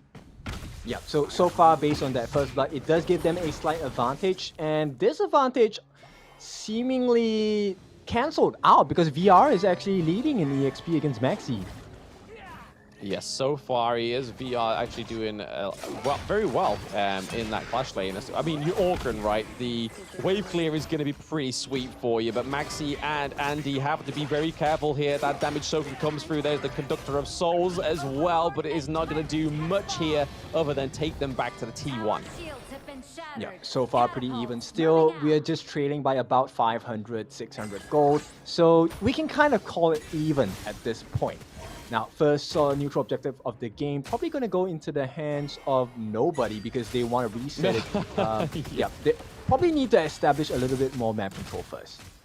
Yeah, no, the minion waves were coming through. It just wasn't right time, right place. I think it probably would have been a disaster for the side of Team Solid for them just to allow those side lanes to be taken up. As we can see here, Garo is already making some good starts onto that T1, but they gotta be careful. Hino and Liampo coming through here. Double man knock up. There we go. Once more, keeping them all in line. Here comes the damage through for a Saga, but it's not gonna be enough. Okay, we do get Zhongfei taking out the Hino though, so not quite going the way we thought it was for Team Solid. Still in the engage. A lot of damage coming onto No Season from the Garo. Gotta be careful. Zhongfei is looking pretty low, retreating to the T1. It seems like that's their go-to. Yeah, this is a very dangerous gameplay coming in from Leviathan, right? They underestimated the damage coming in from that Unbridled Outburst, and it costed them. Now, it's 2 kills going in for Leviathan. Yeah, 2 kills up and just about 2k gold difference as well, which is a shaky place to be in when you get into that 6-minute mark almost right now. We still have the neutral objective, that is the Overlord, that is up. And looking at itemization, none of the jungle's items have been equipped up till the tier 3, so no Giant's Grip just yet. But we've seen some of those Magic Pen items come through onto the side of Team Solid here to try and counter the Dune and the Zhongfei. Sitting in the bush here was Dune, looking to try and catch out Fusion. It's not actually a very good time for the side of Team Solid to fight, right? The Mask of Agony already online for the Lady Chen, so Lumesh will be able to deal some pain. Yeah, a bit of pain, bit of trading here, as usual. It's a bit of tit for tat for these both teams. There's the Unbridled Outrage come through from the Zhongfei. We have Lungs floating up in the air, like waiting to see where he can land, but a lot of damage coming from the Lady Shen, but it is going to be takedown for Destro as well. Crucial crowd control coming over for Q1 on the side of Team Solid, having to retreat into their jungle and T1s. Destro was a little bit too overzealous there, stood right in the middle and within range of every single person on the side of Team Solid. So pretty much got punished for, over-aggression. Yes, definitely overstepping and being a little bit overconfident there, which has enabled Team Solid to get their first kill on the board. We do see Orgrim building the Doomsday as well, so we're getting a bit of an aggressive kind of Orgrim in that clash lane. And I mean, when you're going up against the likes of the Byron 1v1, you're going to need some basic attack enhancement, right? Yeah, for sure. And VR, I think he's playing a very doing a very good job, right? Leading the lane against his counterpart. It's not the best case scenario for Maxi because now he's going to be stuck in the lane and the rotations will be quite obvious for the side of Team Solid here. Yeah, with the T1 takedown, you're not going to see Garo pay much too much attention now. He's probably going to look for this second side lane at T1 up into the clash lane. As we can already see that Garo, Zhongfei are all up here. They could potentially go for this second neutral objective for themselves. But right now, they're not needing the Vanguards, right? They're taking these T1s with pride. Yeah, it's all about the map control. Here we go.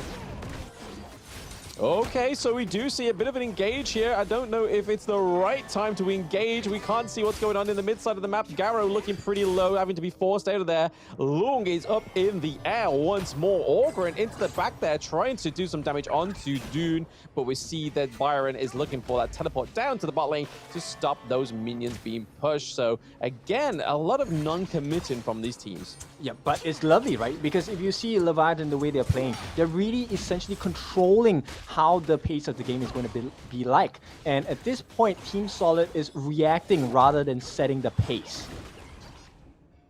Yeah, I mean, the reaction is definitely on point, right? I mean, they're still being able to maintain that 2k gold difference, which is better than let it slip further and further and further. But they've got to keep an eye on these side lanes because you can kind of see from what Team Solid have been doing over the past minute or so is try and put some pressure. And as you can see up into the clash lane, Orgrim's already managed to take that minion wave up to the clash lane T1 and taken a lot of the health. But unfortunately, we've just got a technical pause. Yep, if you take a look what's happening here on the side of Team Solid, you can see they are trying to compose themselves. I think they're kind of feeling the heat of the moment as well while they're taking this technical pause. And for good reason, right? Because Leviatan is kind of putting quite a lot of pressure around the map. And even though VR is kind of winning his lane in the clash lane, it's still a tough situation to be in. You can feel them, you can feel Leviatan breathing down their necks.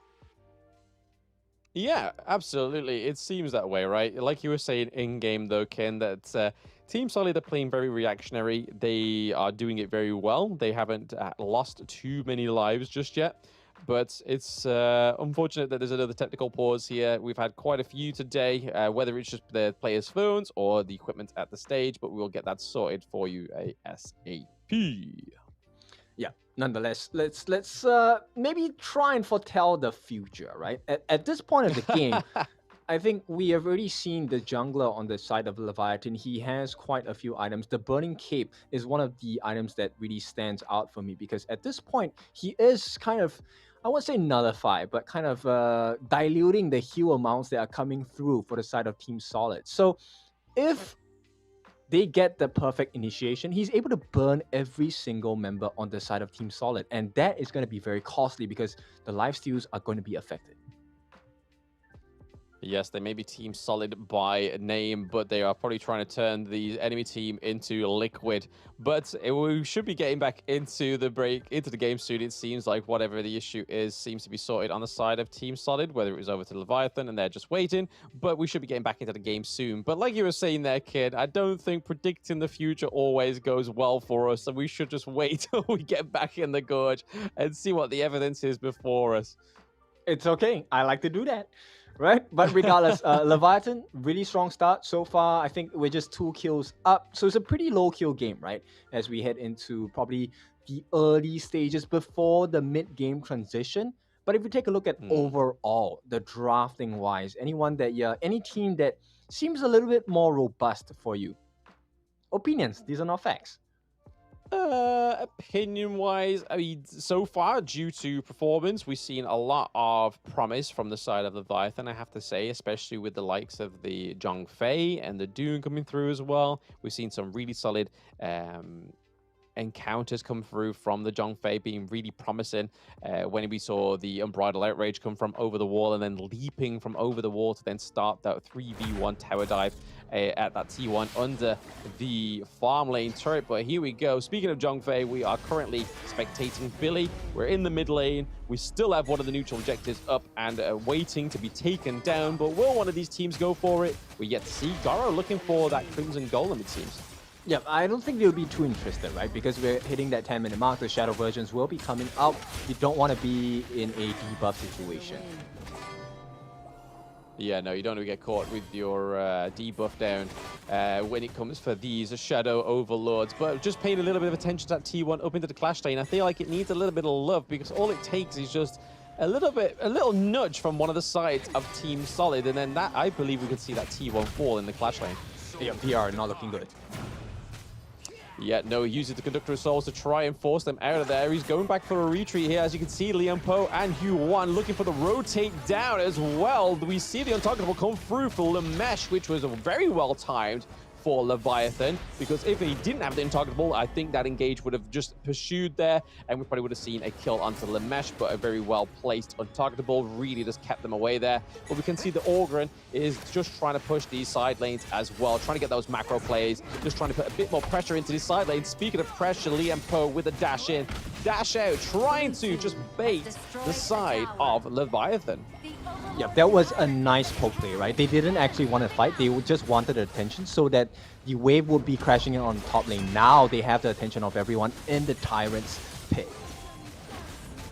Attention everyone but the Lung, right? Because Lung was having to go back up there because Garo was able to just whittle that T2 turret down pretty low here, but Orgren being quite ballsy with the Liam Poe as well. We could still see a steal here. Who's it going to go over to? It does go over to the side of Leviathan. Double kill over to Destro. That is a triple kill coming through for the Latam South team right now. Quadra kill, are we gonna get a penta here, kid? It's not looking like it. Lung is on the run. He does not want to be a victim of the penta.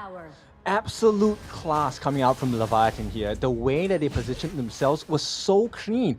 Destro, I think, a really commendable effort, standing right at the edge of the Tyrant's pit where he could still land the attacks. And even with the dive, I think it was Zoxy who was trying to dive him, or VR, one of these people. When they attempted to dive onto Destro, it was just the biggest win, because he took some time to reach Destro, and Destro was already targeting him.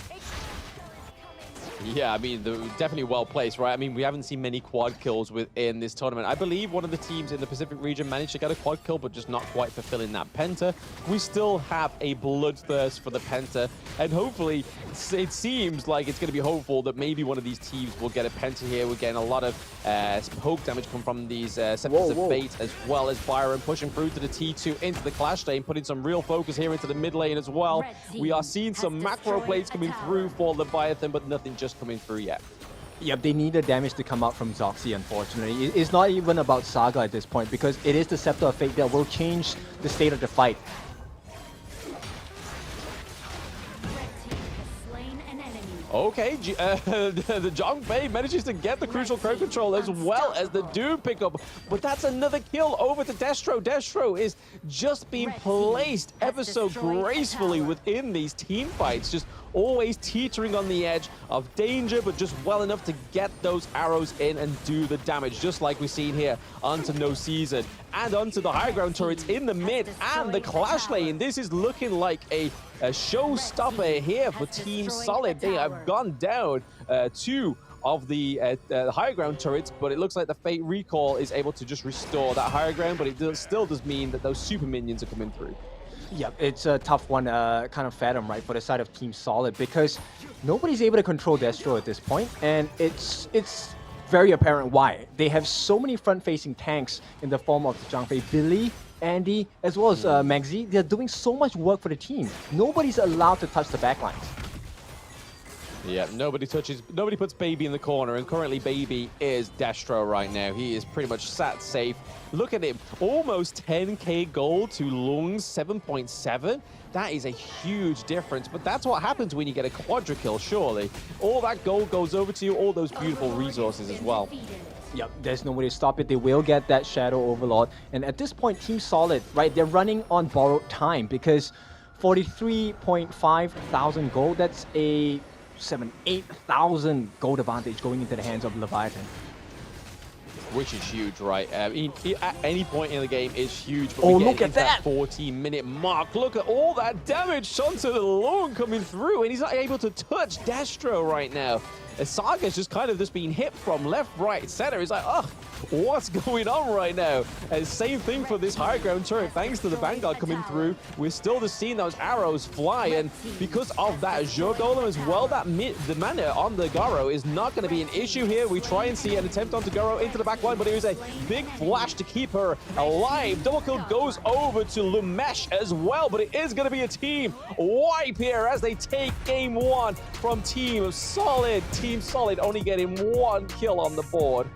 Clean game. This was a really clean game coming out from Leviatan. Understanding the strengths, right? So this full-on frontline tank, just to keep Destro safe, very, very effective, because you could see Garo deals an insane amount of damage, and especially when she procs the ultimate, that Sphere of Purity, it really was just pure damage coming through. They couldn't handle them. Zoxy was the solution to that, right? But the Scepter of Fate could never reach her. They attempted so many times. The Lianpo wanted to jump in as well, but as long as she has Flash, she is untouchable. Yep, I mean, she knew the borders and boundaries of the enemy team, and we saw that Destro set his own boundaries, and that boundary was, hey, you're going to kill me once, but you're not going to kill me after that. And as you can see, 11.4k gold to Saga's 7.9, which is not good at all when it comes to Lung players that we've seen currently come and go within Honor of Kings right now. And to be honest, I have to give props to Lamesh. That double kill towards the end was phenomenal.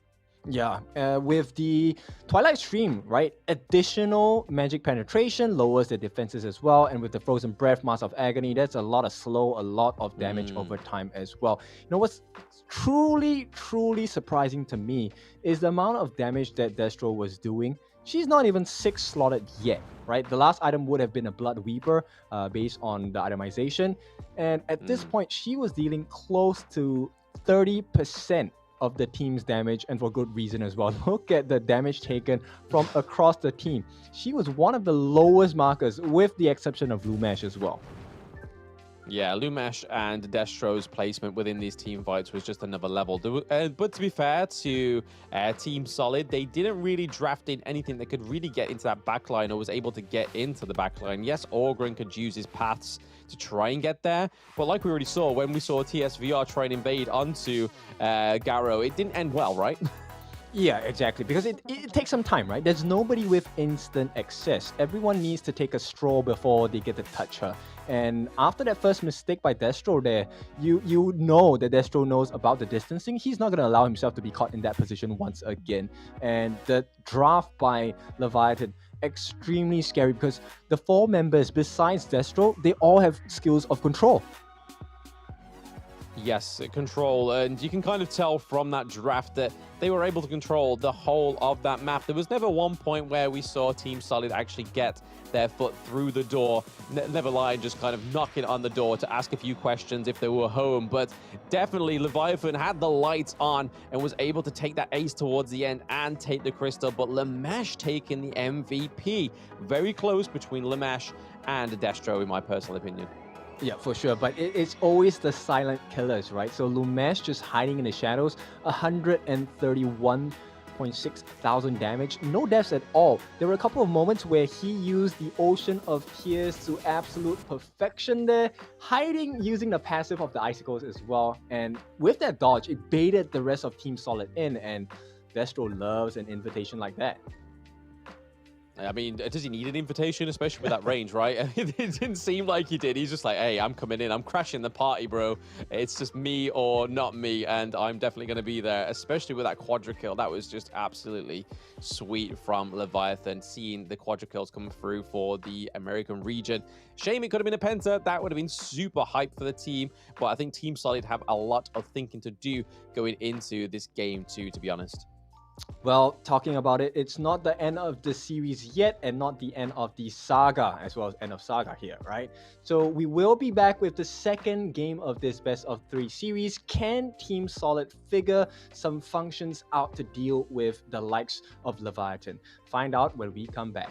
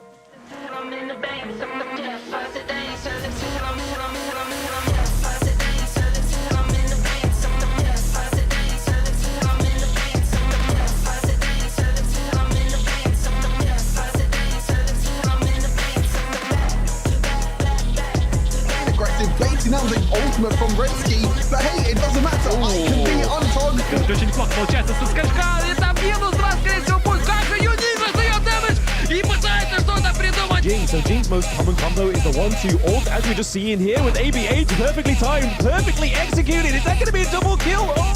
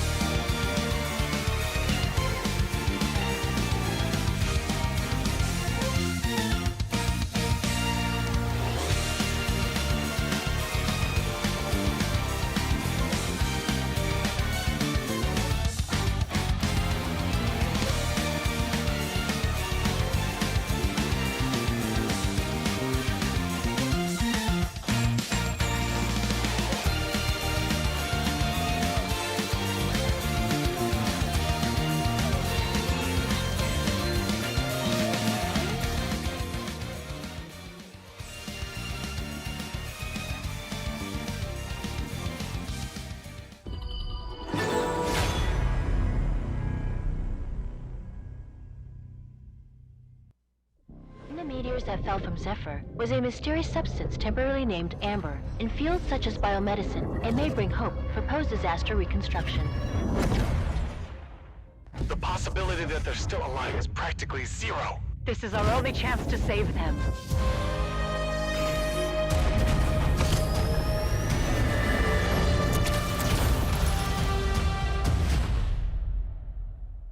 Doctor, we received a weak signal from Zephyr for the first time. Zephyr, rescue!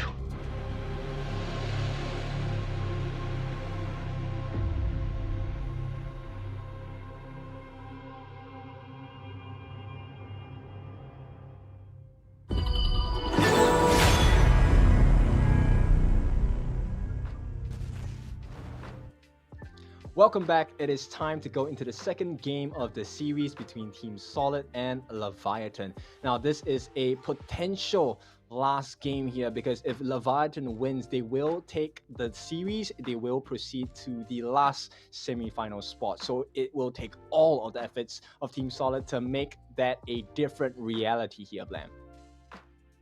Yes, Team Solid definitely need a solid turnaround to get them back onto these best of 3 and trying to win it for themselves as well, because if they don't do it, if they don't go through, they will be the only Brazilian team that don't go through to the semi-finals, which would be a bit of an upset. It would be nice to see a few more Brazilian teams into the semi-finals, but hey ho, we can't always have what we want, right? But if they really want it, they will definitely find a way to get it.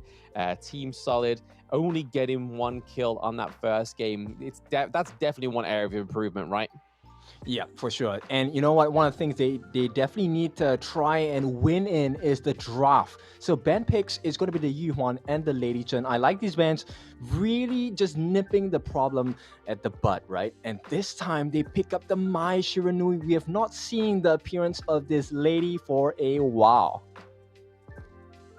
Yes, Hugh Huan is being banned out, but it opens up the Mai Shiranui. Oh, my spicy, more like. We've been waiting to see her for some time. I can't remember when the last time we actually even saw Mai Shiranui come through, Ken. But that does mean it leaves open up the AYLO, which is what Leviathan's going to go for. And man, if Destro's a monster on Garo, who's quite immobile, Harley is going to be a slippery one. Oh yeah, for sure. And this time they allow the Zhang Fei back into the hands of the Rome Billy.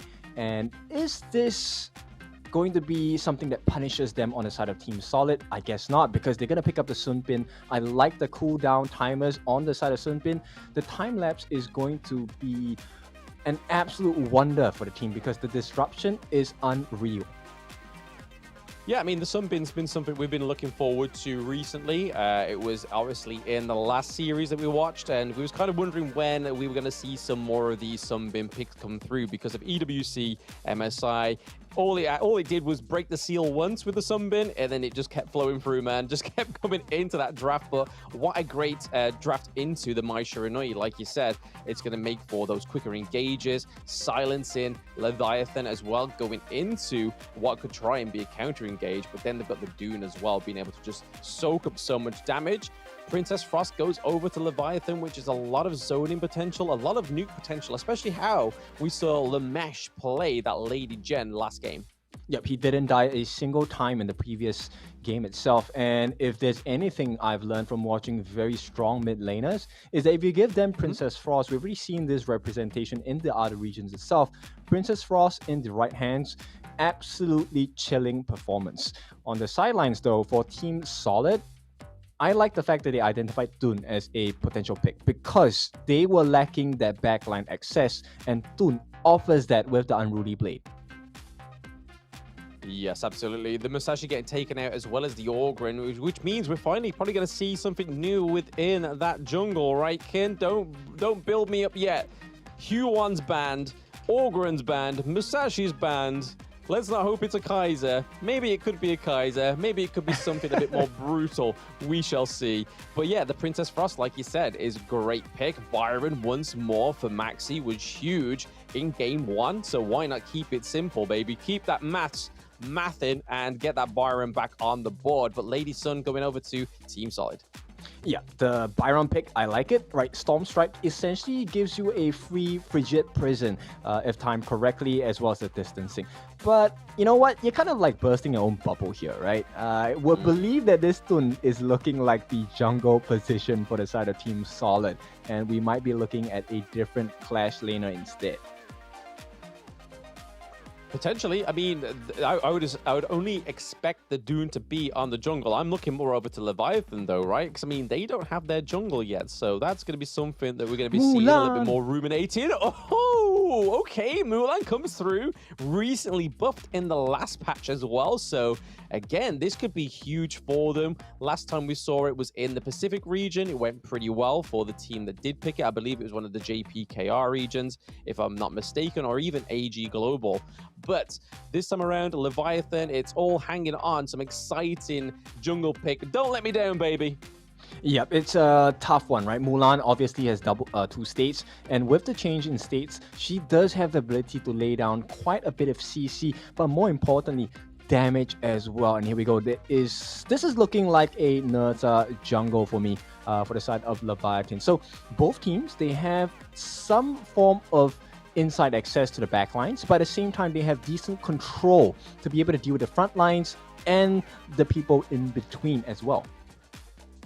Well, the true damage from Nazar is going to be a blessing to when they encounter the Doom pick, right? Because that's going to need a lot of true damage, a lot of armor penetration, which is going to come from the likes of the Arlie. Not much so from the Princess Frost. Yes, they probably will build the anti-tank item for Princess Frost, but it's all going to be reliant on the Arlie. That's where all their damage is going to come from. That and the Byron, right? Yeah, so Destro is going to play a very important role at this point because both teams, they have the ability to play in the various situations that are going to be presenting itself, right? We have the split fights, we have the huddle up, the clumping up of teams as well, a death ball. So both teams have compositions that can deal with either of these situations. Yeah, I've got my eyes really close on Zoxy here on the Mai Shiranui. Yes, he had a high no game and didn't quite manage to kind of finish off what those Scepters of Fate needed him to do, right? That the poke damage coming through was great, but there was just no conclusion to some of these kills, and it was quite annoying to see. I was annoyed more for the player, Zoxy himself, than anything else, thinking, oh gosh, he could have just landed another 1 or 2 hits there. He could have got a kill, but hopefully with this Mai Shiranui, the absolute snake of a hero that she is, be able to get in there, knock them up, get out. But it's going to be a true testament to Lamesh here to see if he can land those trick shots. Yeah, and right off the bat, you can see Saga really upping his game straight away. Now has the level lead against the Arlie being played by Destro here. And it might be, for the first time in this game, the farm lane that changes and gives the trickle-down effect. Yeah, just less focus on there. We're seeing that Nazar's going in onto the Mai Shiranui. That's a one way to lock down that slippery slate. But we do have Lamesh coming through as well, but she does able to get back to safety, trying to just push that minion wave a little bit back further, so she doesn't have to worry about it when she recalls, because that's potentially what's going to happen next, right? They need to get Zoxy back to get some health. Yep, it's still a massive aggression coming in from Leviathan, and Zoxy is going to walk away with a sliver of health at this point. But the first big play might come out at the top lane. Once again, focus on the clash. Yes, we've had first blood so many times today in that clash lane, so it's going to be interesting to see if we are going to follow suit for what could potentially be the final game of the day. But Team Solid really popping into a solid draft here, especially being able to get that Mai Shiranui from the ban bench. She has been pretty much pulled up from the bench warmers, like, hey, yo, we kind of need a last contingency card here, and it looks like Mai Shiranui is what they're looking for on the side of Team Solid. Yeah, and you know, one of the benefits of the draft so far from Team Solid, the ability to allow Saga to farm already has the media on hand, so she's going to be able to deal quite a bit of damage. Right now, the biggest concern for her isn't about dying, it's really just about the mana management. Yeah, mana management and keeping that lane in check, because that's one of the downfalls of Team Solid in Game 1, right? They just did not have some solid priorities in those lanes, and I really like how Lady Sun and Saga have gone for the armor pen, the second tier item first, rather than boots, really rushing that damage to try and actually do something to the Zhongfei in this lane. But both Destro and Billy looking pretty low here. Dune is also on the stalk as well. Yep, so both teams want to make that cross-map play, right? And so far, nobody has been able to find that opening just yet. Nope, not just yet. And with the neutral objectives just round the corner, I can imagine it'll be any time soon. But we're seeing something that didn't happen in the last game where Team Solid is actually taking the gold lead ever so slightly right now. It's only 500 gold, so let's not get too excited. Let's not stop waving our Team Solid flags just yet. But I reckon that if they can capitalize on it and keep going for it, that could be a sturdy way to get into the end game and potentially a match 3 against Leviathan. But right now, there's a lot of tit for tat before these neutral objectives are on the board. Yep, honestly, it still looks very good, right? So Team Solid, the fact that Saga is doing well in lane against the Arlie is something that is of value to the side. But here we go, maybe the first big engagement. Yes. Dune with a knockup, but we're speaking of knockups, there is no knockup when there is the Mai Shiranui around as well. Just be able to kick about. We see some farm lane proxy going on into the clash lane as well for the Mulan, but it is going to be the Tyrant going over to the side of Leviathan once more. They need that damage because, like you say, Ken, Saga outlaning the Arlie is something we don't see often, but having that Tyrant is really going to try and negate that. But we are seeing the Zhongfei trying to meet up with the Arlie between the river here, trying to do a lot of damage onto some Bin, looking pretty low, but Zoxy is not having any of it, trying to keep away Destro from Fusion. Yep, just out of reach once again. The Ryu engine didn't really hit the mark there, and this is going to open up the map for the side of Leviathan. You can see a lot of focus being placed on the bot lane. At this point, Lumesh already has the Stone of Sorcery, probably going to go into the Frozen Breath, and that's going to be a huge power spike on the top lane as well. They're making so many plays all across the map. Yes, T1 down into the farm lane as well, but that's what kind of things you expect when Arlie picks up that Doomsday, those basic enhanced attacks, as if she doesn't pack enough punch already. It's going to get only worse from here for the side of Team Solid when that Arlie comes through. And if we're going off anything from Destro's performance on the Garo of Game 1, I can imagine this Arlie is going to be looking a lot more flashy into the late game. Yeah, for sure. You know, even though she is behind, it doesn't feel like Leviathan's playing from behind. They have a little bit more map control at this point. And I'm a little worried because Team Solid, you can slowly see space being squeezed out of the map for them. Yes, that Dark Matter is definitely forming on the side of Team Solid, where it's going to push the Leviathans away into a further gold lead. They are just peeping, just actually at equilibrium right now. But this could be the end of it because the first blood comes through. 6 minutes in, Kin. We've been waiting for it. Been teased over and over again from Zoxy. But we get the first blood. It goes over to Leviathan. It's not in the clash lane, and they're not done yet. We do see that VR is here with the Mulan trying to push away Billy, and it is a success, but they are able to take the T1 up into the top lane. But in regards and response, Byron takes that T2 in the farm lane. Yep, this is hot knife through butter at the farm lane itself because there's 2 towers in the space of 6.5 minutes. Mind you, the first blood was given to Destro as well, so his farm is going to be amplified. He's now standing at 4.7 thousand. Yeah, now finally actually showing the true colors of Destro being ahead of the gold of Saga there. Only ever so slightly. All it takes is a little bit of focus from the Lady Sun to get some more of the minions, the resources come through. But this Mulan's doing some really good proxy farming between these turrets, right? Really trying to freeze these lanes whilst then she's able to try and promote a good, healthy team fight for the side of Team Solid. But there we are, the Unbridled Rage. We thought that we're going to see the downfall of Zhongfei, but down goes Zoxy. We are seeing a potential go down for No Season as well. There is no season on this Dune right now. It's looking pretty salty. It's looking pretty pale, and it is a kill for the side of Leviathan. Yep, they just overextended on the side of Team Solid. That was a good idea coming out from Zoxy, right? He did get the knockup onto Billy, but that's the unfortunate thing. He got the knockup on Billy. And with that, the turnaround was just insane if I'm not wrong. At that moment, Billy still had his beast form, and that is what costed him his life because with the slam, when he slams his fist on the floor, you can be expecting a huge amount of damage. Now, Lumesh already has the Frozen Breath. And this is not an ideal situation.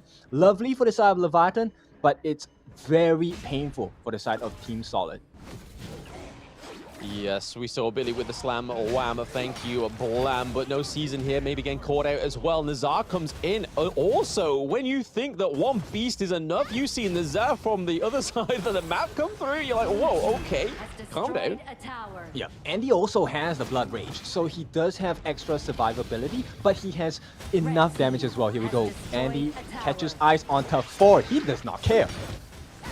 Yeah, I mean, Nazir's got quite a lot of damage, but is it going to... quite a lot of health, sorry, but there's a lot of damage going onto it, but the Winter is coming, is going to save that blazing Nazir here. There is a kill onto the Mulan as well. That is a 2-1 trade, and it goes down for VR and Zoxy, which is a lot of damage on the side of Team Solid now being negated. Saga is the only hope to try and keep this mid-tier 1 alive. If he raises his head, he may fall here.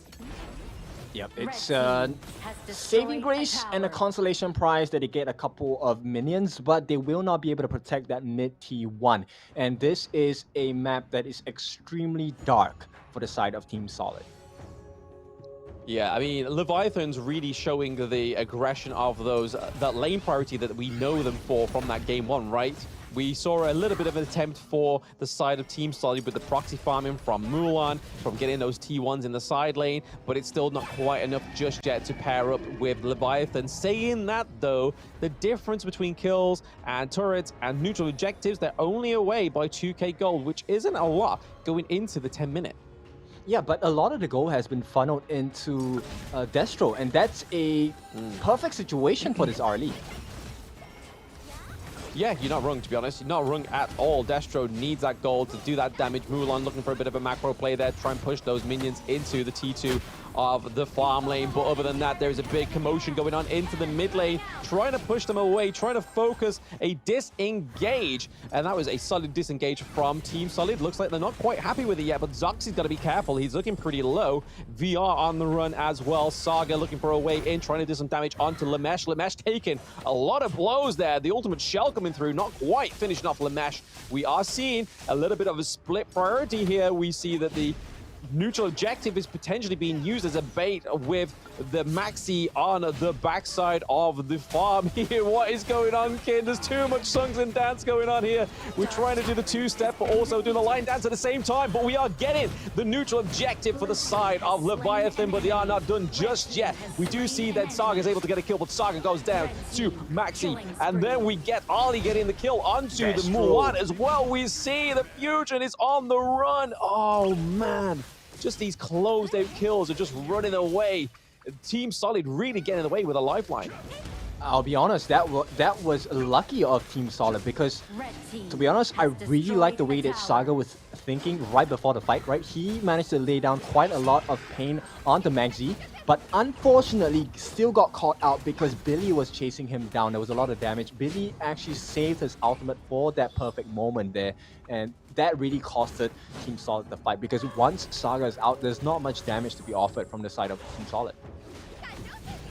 Yes, unfortunately for the side of Team Solid there, we honestly thought it was going to go a little bit better for them, but Zoxy fell pretty early as well, did the Mulan, which can obviously be a bit of a battering for tankings. But speaking of batterings, we do see the Unbridled Rage come through, activated pretty early here onto No Season. We get Ali getting another kill onto Zoxy. There is Zhang Fei taking down the Dude as well. One thing I didn't expect to come out of my mouth today was Zhang Fei taking down Dude, okay, but here are the minion waves coming into the mid lane as well onto the higher ground turret. We see that all the side of Leviathan are looking for a full frontal attack onto these high ground turrets. Boom one, boom two. We're onto the crystal here with only one surviving member, which is Fusion, and I don't think there's going to be enough Fusion's power coming through here to save the day. It is finishing the same way, kid.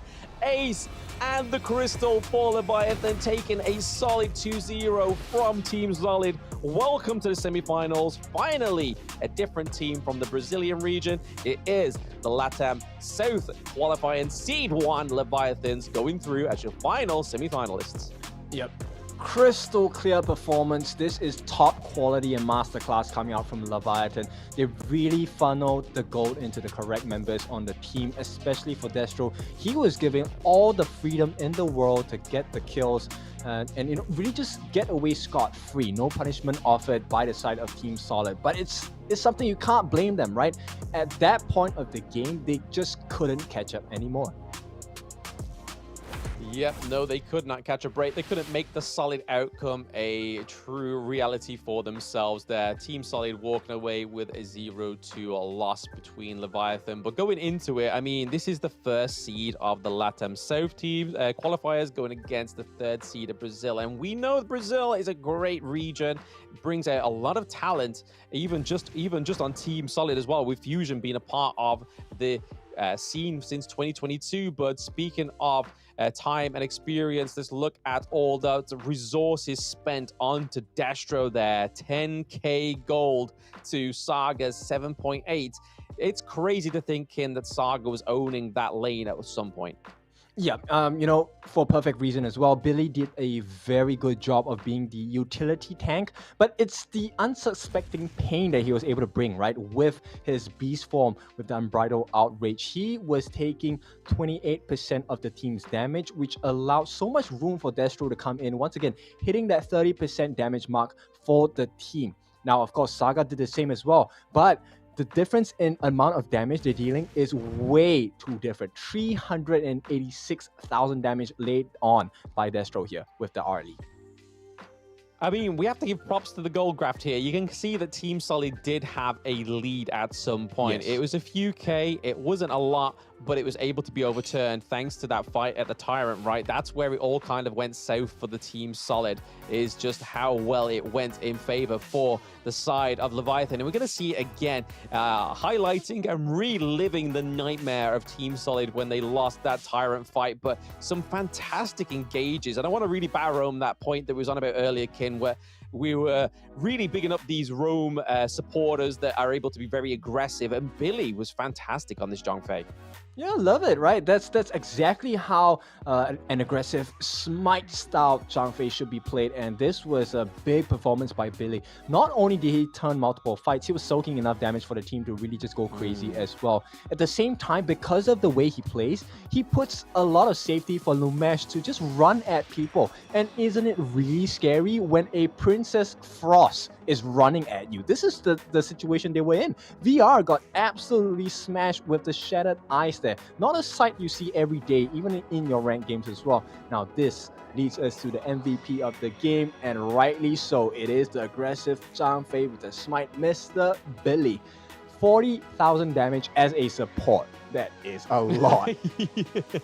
I mean, the fact that he managed to take down Dude on his own, I was like, what the heck has he got in his kit, bro? He's just taken down one of the most tankiest heroes in the game. But not only that, taking that 62.7k damage as well as not losing a single health, getting that 10 assists, 3 kills, one of them being Dune. I'm not going to let that live down. But Leviathan's Billy is really a support player to be looking out for, I think. He was the Kevlar vest, right? Bulletproof vest for the team, and boy, did they perform well. When you know you're safe, you really can play all out, go crazy with whatever tricks you want to try. And Destro, I have to commend his early.